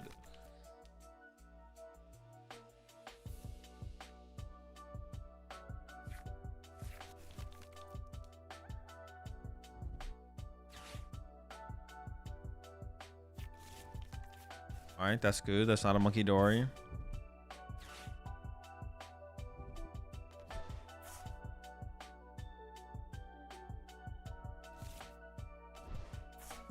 Nothing? Not even a Dragapult? Sure.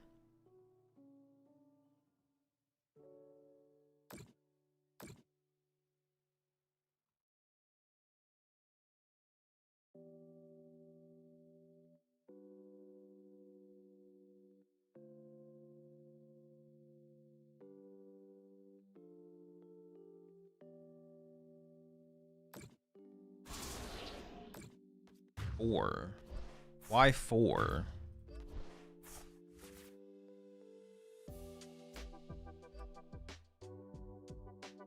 They can't KO this, right?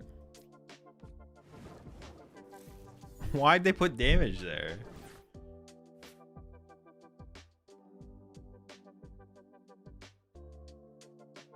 I kind of want to bump the stadium.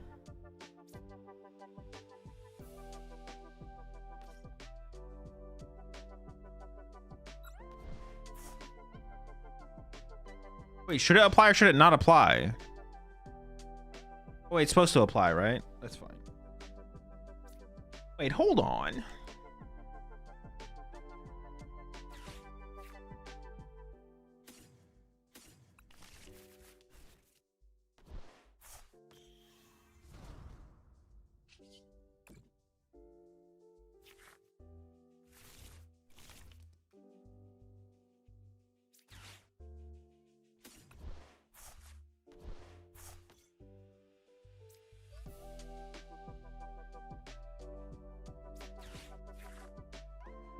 I'm actually thinking about caping my Dunsparce here.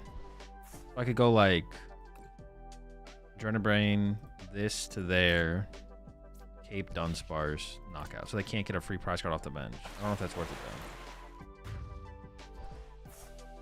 though. Zorosic is back. I thought Azul cut it. Well, Zorosic was never in here. This is the first time I've had it in here.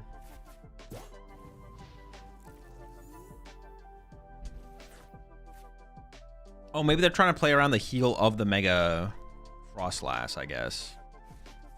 So they can effectively two-hit it through the Hero's Cape. That could be their play. Did they even use the Dracloak there?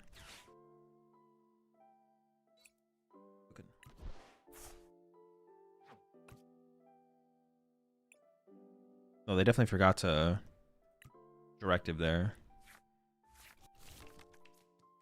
Dracloak before, so I feel like they don't have Unfair Stamp then. If they Dracloaked now. Oh no, maybe that's not because they wouldn't want to draw into a card they couldn't play. I don't even know if that makes sense. Who knows if that makes sense? Nobody.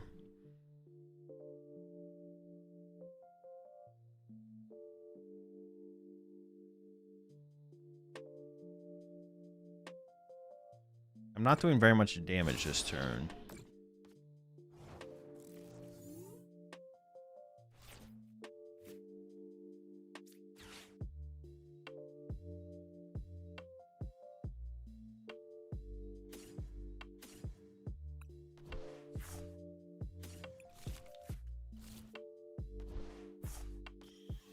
I just want to take the prize cards off the board, I feel like. If I can.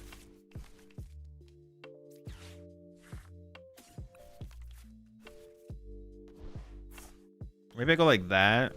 I keep that evolved. And Wally's.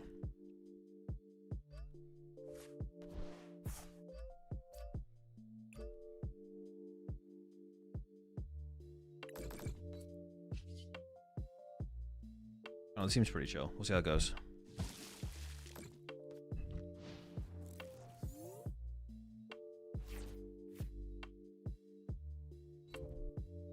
They can count my Chin Pal this turn with the Monkey Dory.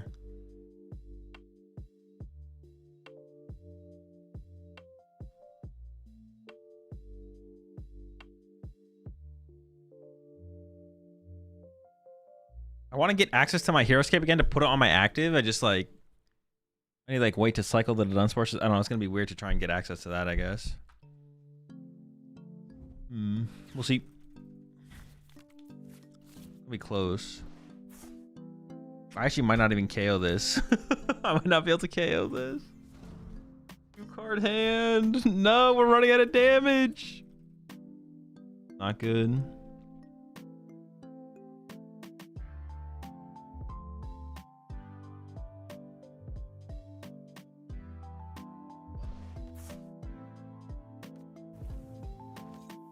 Okay, the hard retreat.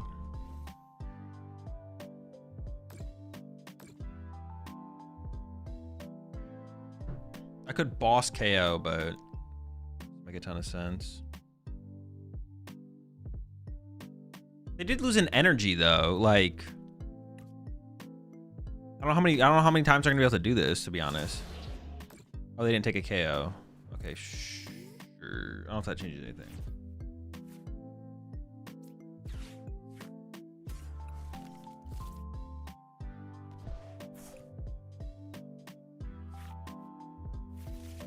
Okay, got the Wallies.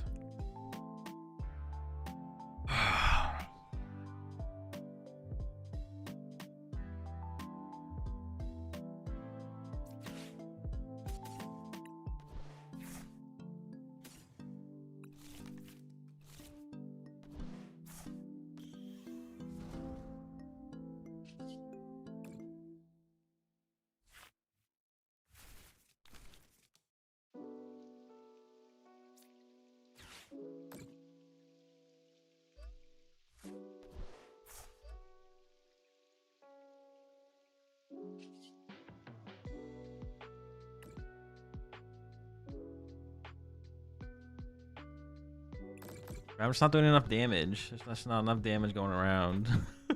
There's just not enough damage. Might have to like Lily next turn.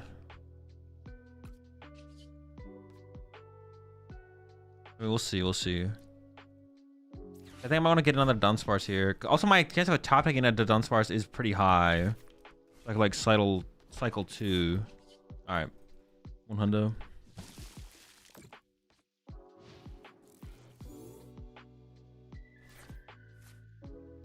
Oh, that would have been an interesting play. Yeah, Boss Meowth would have been interesting there, actually. Oh, did I prize second Monkey Dory, or did they already KO it? Oh, I prized it. That's not good.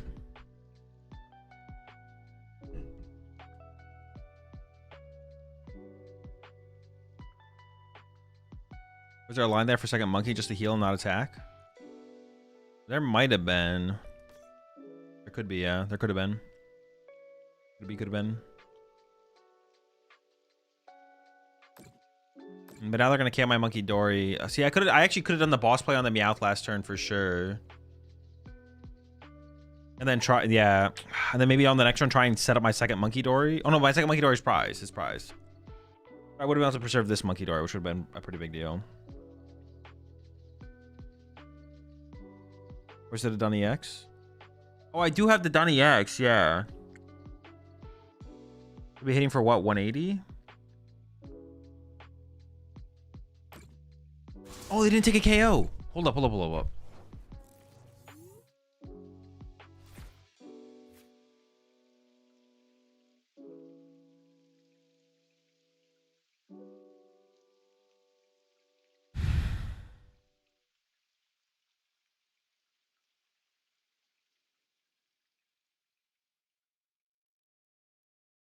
I punches for 100.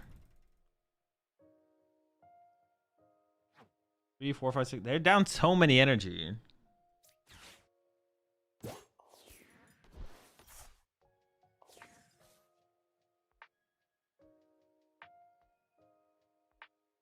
Like punching it for 100 is it's valuable to punch this, to be honest.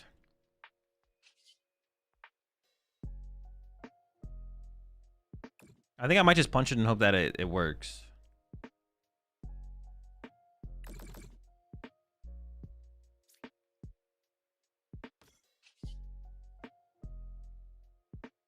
And then next turn, Wally knockout.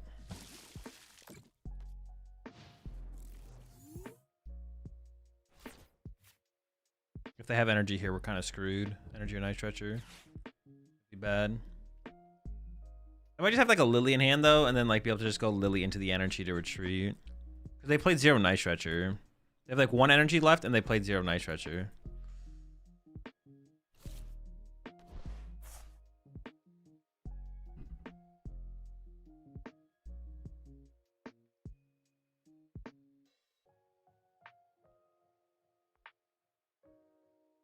That's a good sign, right?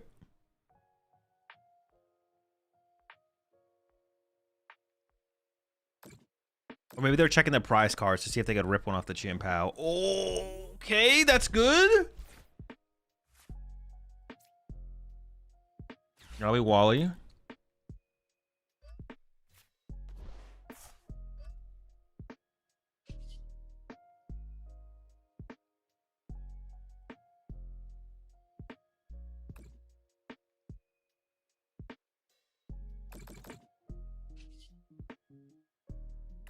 For the KO.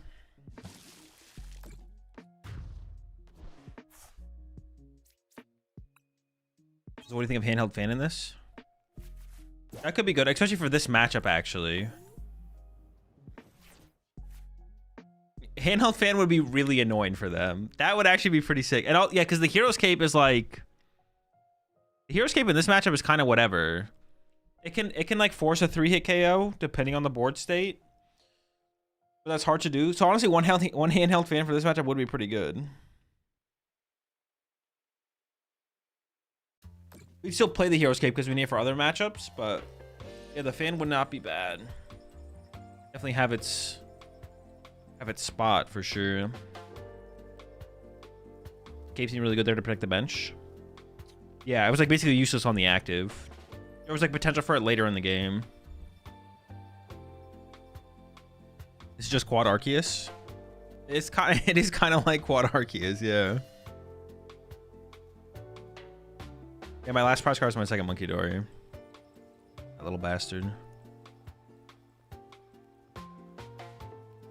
Then you can play Genesect. Could play Genesect, yeah.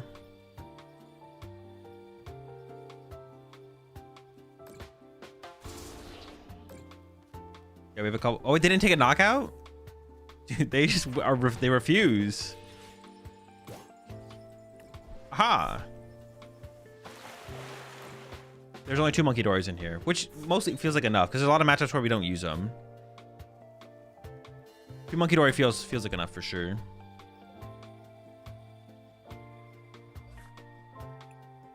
Yeah, I could see a handheld fan, and then at that point we have 2 tools, so we could get the Genesect involved. Genesect's still probably not worth it unless we had like a 3rd tool though.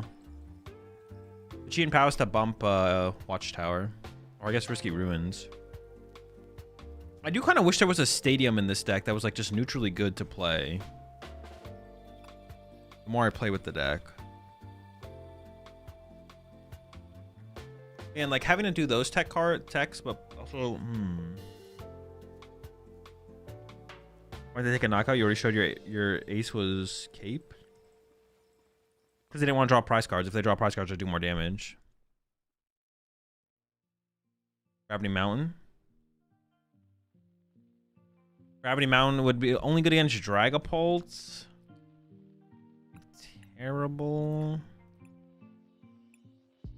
Honestly, Risky Ruins is really annoying in that matchup. Oh, I could play like Battle Cages, I guess. But then would stop my Froslass.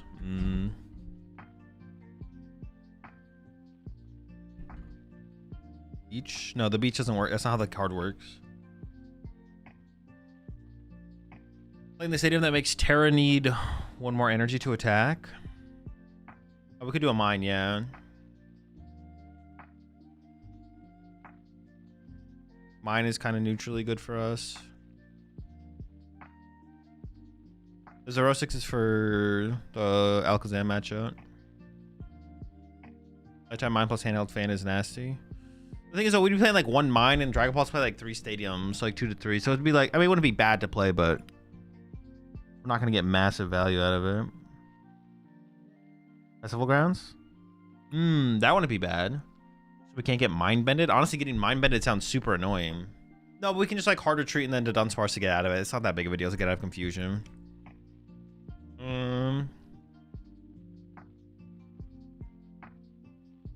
Yeah, actually, I don't know. It'd be nice to have like a stadium or 2 though. Because the Risky Ruins is annoying. Watchtower's annoying. I like the Chimpao though. The Chimpao is good. Gravity Mountain could be cool. Any deal with Bolt? I mean, we have this, but the Bolt matchup is probably just unfavorable. If they know what we have, then we should just lose the Bolt most of the time.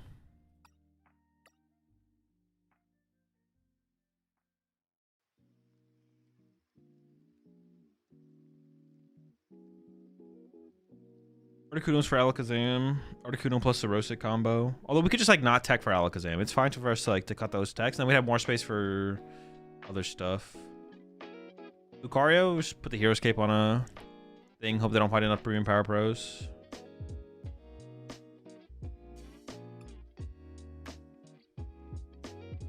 Community Center. Guard Mountain probably the best neutral and good. But Guard Mountain's only good against Pult, right? It's like not good against anything else. So we may as well play Nighttime Mine at that point, I feel like.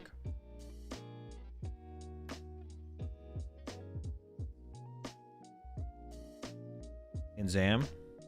I mean, not really. We're one hit. Like, if Zam has... No. If Zam has 3 cards in their hand on our turn, I think we're doing okay. Or less than 3, my bad.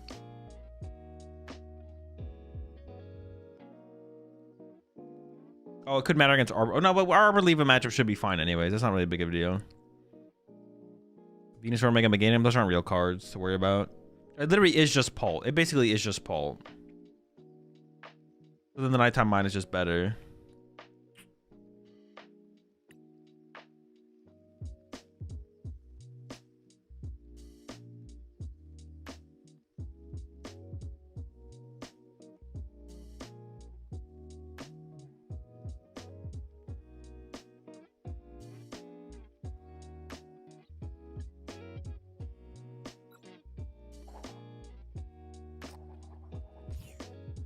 I was a pole player last time. I was sitting on boss and candy all game. Oh, your 2-card hand. Yeah, not energy. You fly from LAX to Melbourne? I don't know. I haven't booked my flight yet. I gotta do that.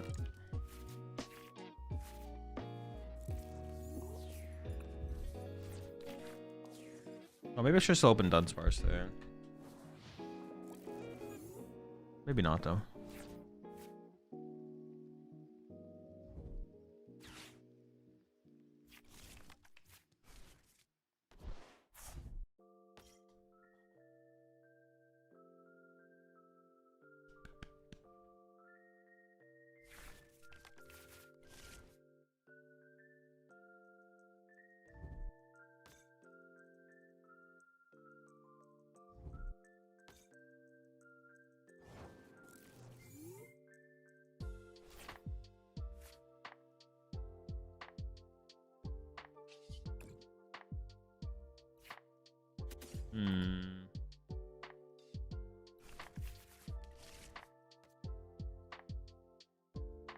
So you have to be like Ultra Ball away these two to get a snow run. Then bench all that and then see what our opponent does. S.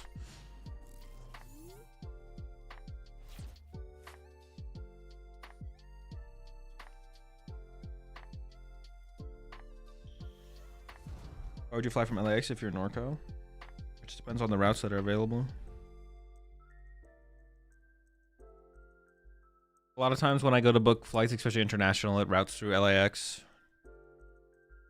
It's cheaper to fly to LA than fly out of LA than it is to fly out of like SFO, or if there's just not a convenient flight out of SFO. Think his deck is competitive? I don't know. Seems pretty good.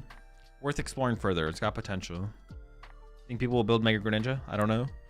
I'm not from the future. I haven't started playing in the Chaos Rising format. I don't know what people are gonna do with Mega Greninja.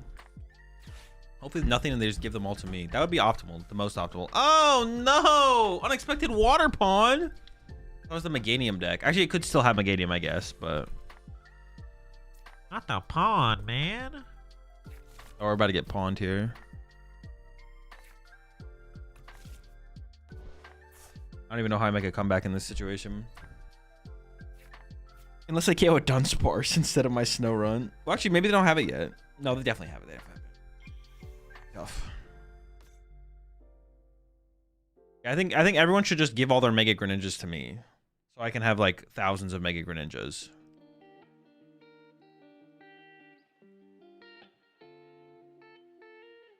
Her Terra box is kind of good right now. Where would you go to find a base list to work off of? No clue.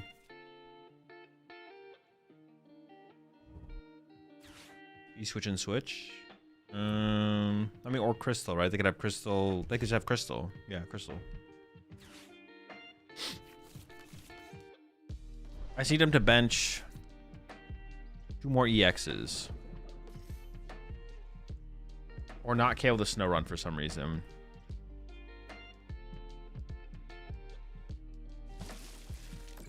It's reasonable.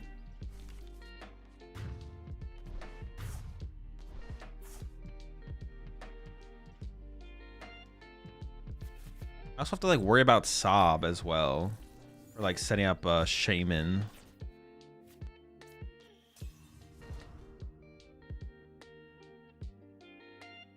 I don't even think this is. I think I'm just gonna draw. I just want like a Lily or something.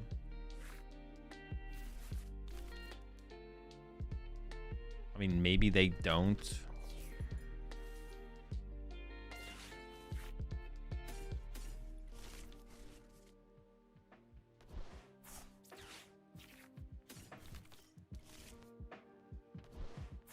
I'm just gonna punch him for 120. We'll see what kind of play they can set up around it. I don't know what I even want to do on my next turn, so I'm just gonna put 2 Dunsparces on top and just draw a bunch of cards.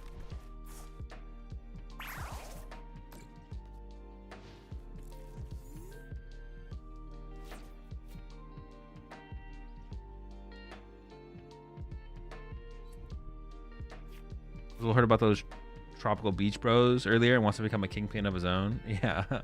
I'm inspired.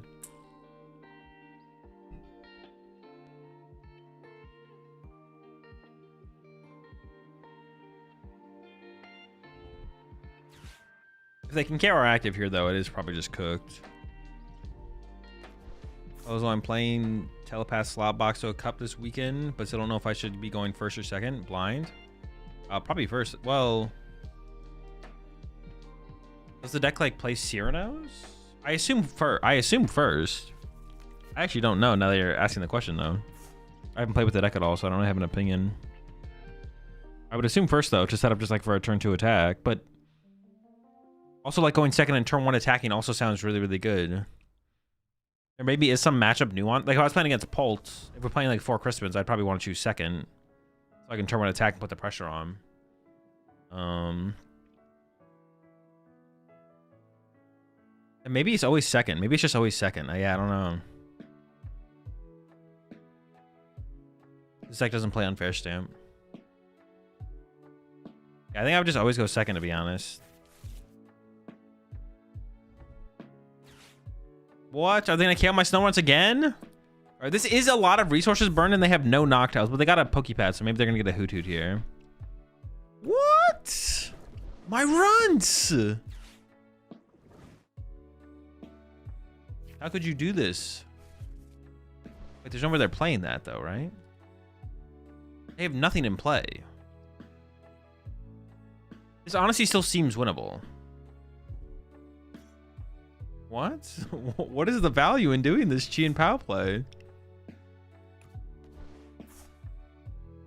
Oh, were they supposed to discard the Ogre Pawn so I wouldn't KO them, but then they clicked on the Owl instead of the Ogre Pawn? Oh, they're just going wide again. Oh, okay. I see you. They're doing something. It's gonna be a tough comeback.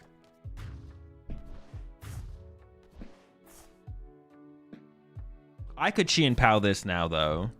I could Chi and Pow away the area 0. And then leave them... Well, no, but if I do that, they could discard the Ogre Pawn. Then they would have, like, nothing left in play.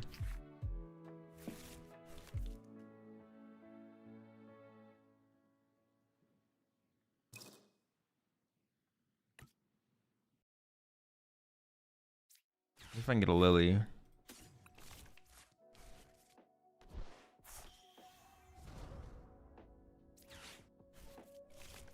I just want to see some cards.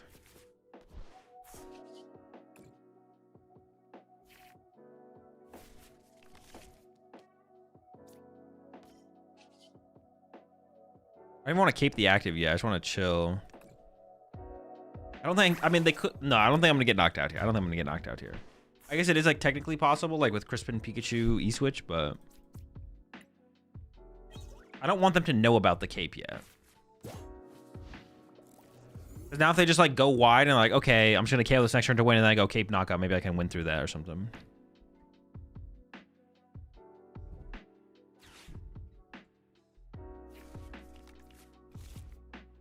I did want an energy I could attach here. So I could have destructive drilled this turn, but...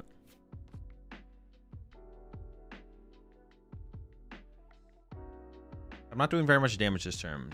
Not gonna lie.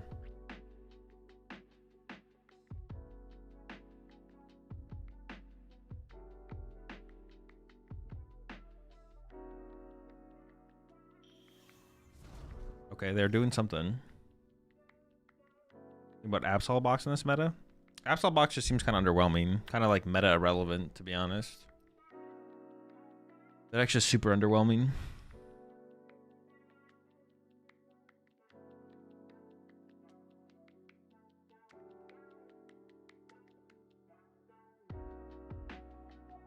Or Noctowl was so greedy. What do you mean that's standard and that's standard Terra Box? Box with Absol could work. I could, yeah. Rocks for Fez plus the attacker.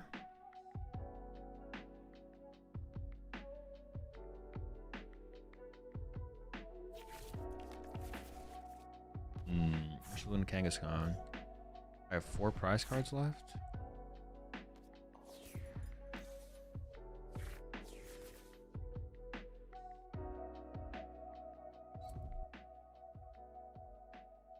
They can't attack with this turn, but they could attack with it next turn. Okay.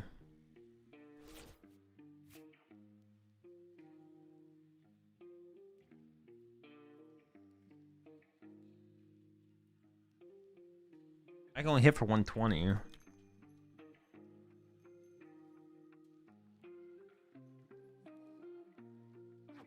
They played one boss. They probably only played two. I can't move this thing.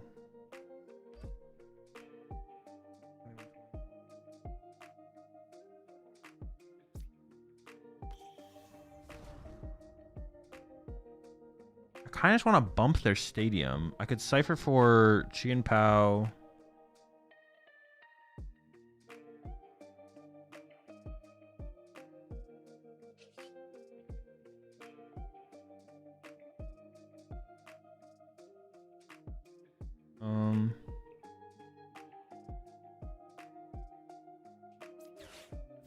Let me just get dark energy plus this.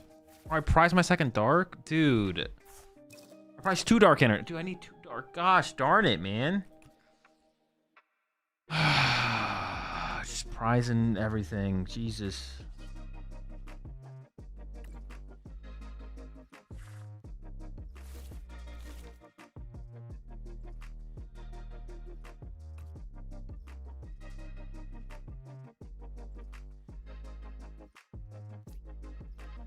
I didn't even get the Chien. I was gonna Chien Pao.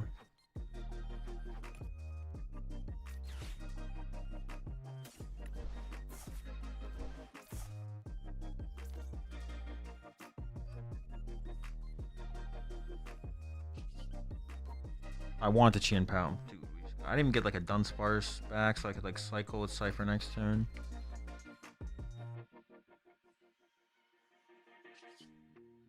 Fuck, why does this guy have 3 retreat cost? Why does he have 3 retreat costs? That's so much. 120, if I attach active 120 into 150 isn't enough either. I'm just like an energy short. If I hit that energy on that previous turn. I mean, I could deal with the Kangaskhan, but I guess I can't deal with the Ursaluna. 1 per segment. 1, 2, 3. Sure, sure, sure. Why is he that thick though?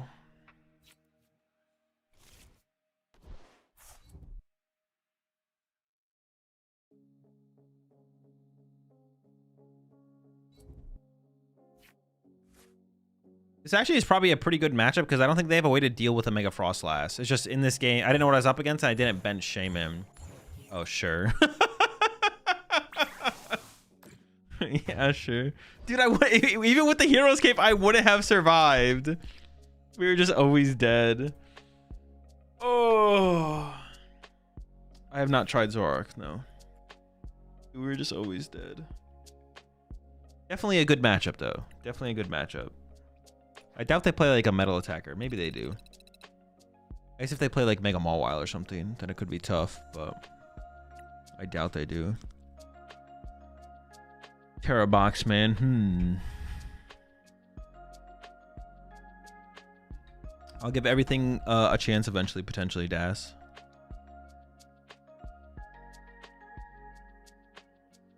Top 3 competitive decks.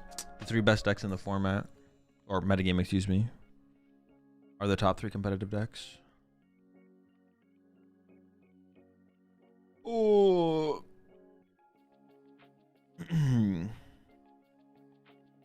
What do I want to play with next? Do I want to play with anything next? Am I done for the day? I might be done for the day.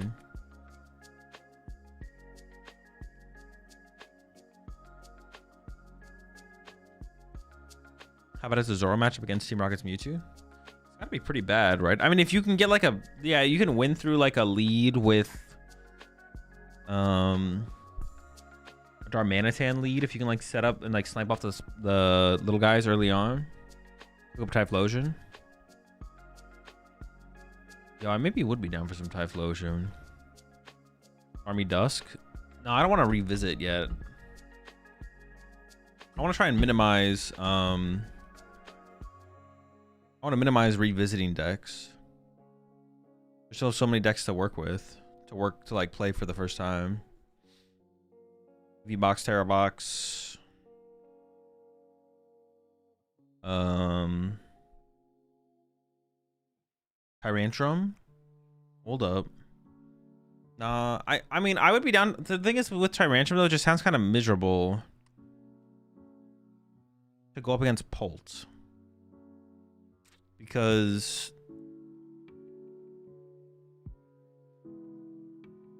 it sounds kind of miserable to go up against Pult. Yeah. No, I'm not gonna be bringing any merch with me to Melbourne. Will you ever try the Belly Ball Regibolt? Probably not. That deck's miserably bad. Toxbox. There's Toxbox. Where would you place this deck on a tier list? I don't know. I'm not trying to do a tier list right now. There's a Team Rocket control deck. Wait, how is a Team Rocket deck a control deck? What are you playing it? Favorite deck to play right now? The next deck I play with. Is EV Box just Flareon? Well, you definitely play Flareon. I guess I don't know what else you'd play besides Flareon, to be honest. Rocket's Chingling. Wait, how is it a control deck though?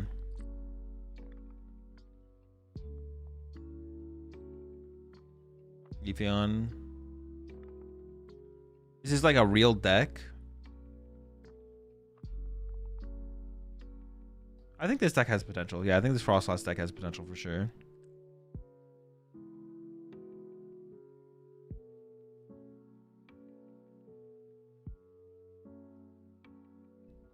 Putting Greninja with the Mega Froslass line?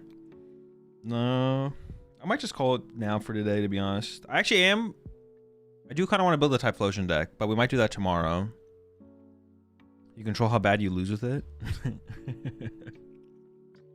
I might just call it there for today. Can you recommend me a post-tradition deck that feels like Guardy or Retreat Lock Absol?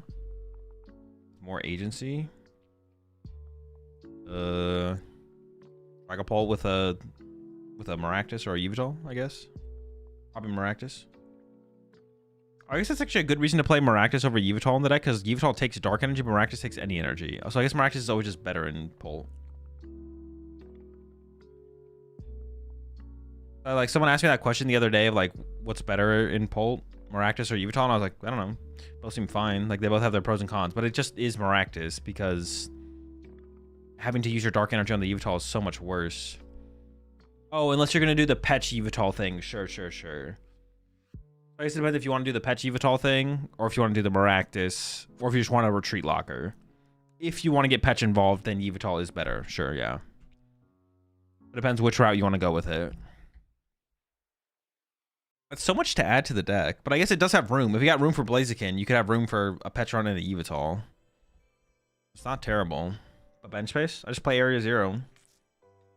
Area Zero does seem really, really good in Dragapult right now. Does seem very, very good. You get so much access. You just get so much room. So much room for activities. Extra Meowth bench space. Seems kind of good. Quad Monkeys. Quad Monkey Dory. Yep.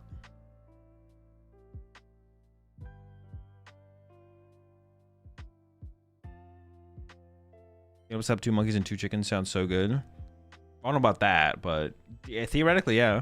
That is one thing I definitely felt in the Blaziken Pult deck, is like the bench space was super cramped. I was like, this is like obnoxiously... Our bench is just so cramped. So cramped. But I don't think I would add Area Zero to Pult Blaziken. I don't think I'd play Area Zero in there. You're like fine without it overall, but it is like something like you notice. You're just like, man, you got to really be like, you have to be like super aware of what you're benching and when you're benching it. Because it'd be really easy to like bench incorrectly. Some decks you just have so much freedom. It's like it doesn't really matter what you put down. You'll be okay.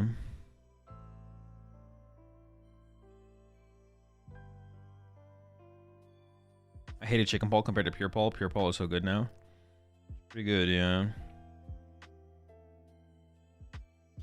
It's pretty good. 10-4 with this deck. Yeah, 10-4. Went pretty well. Not terribly. Still some more to work on though. I just have to figure out how much I want to invest in the Alakazam matchup and how much I want to invest in the Bolt matchup. Would you play Team Rocket's Arbok deck? Probably not. That just sounds kind of miserable to play. I'm generally open to playing like most decks in the format, except ones that sound miserable. I'm down to play good decks. I'm down to play bad decks. The thing with good decks, most of the time good decks are fun, although sometimes you have like Arbor Levas where it's like, this is a good deck, but this is just miserable. I'm down to play bad decks, but I'm not down to play bad, miserable decks. That's not very fun.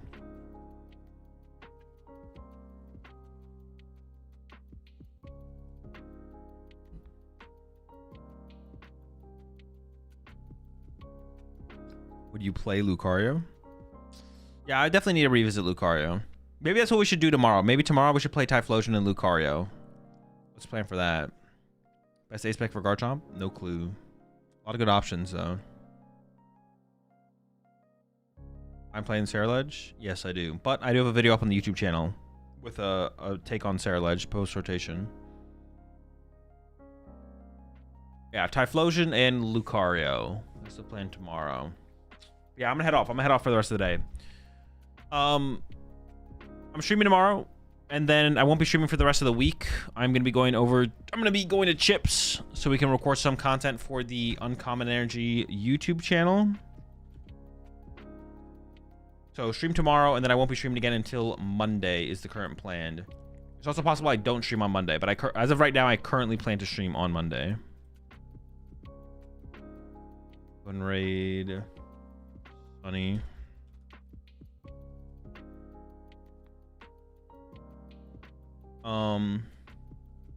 Yeah, that's the plan for the rest of the week. Stream tomorrow. I leave Wednesday, get back Sunday. So we'll see if I stream Monday or not. It's possible I don't stream on Monday, but I'll be back on Tuesday if I don't stream on Monday. But yeah, have a good one, chat. I'll talk to you tomorrow. Typhlosion and Lucario for sure on the menu tomorrow, and we'll see what else we end up playing with as well. Have a good one. Peace.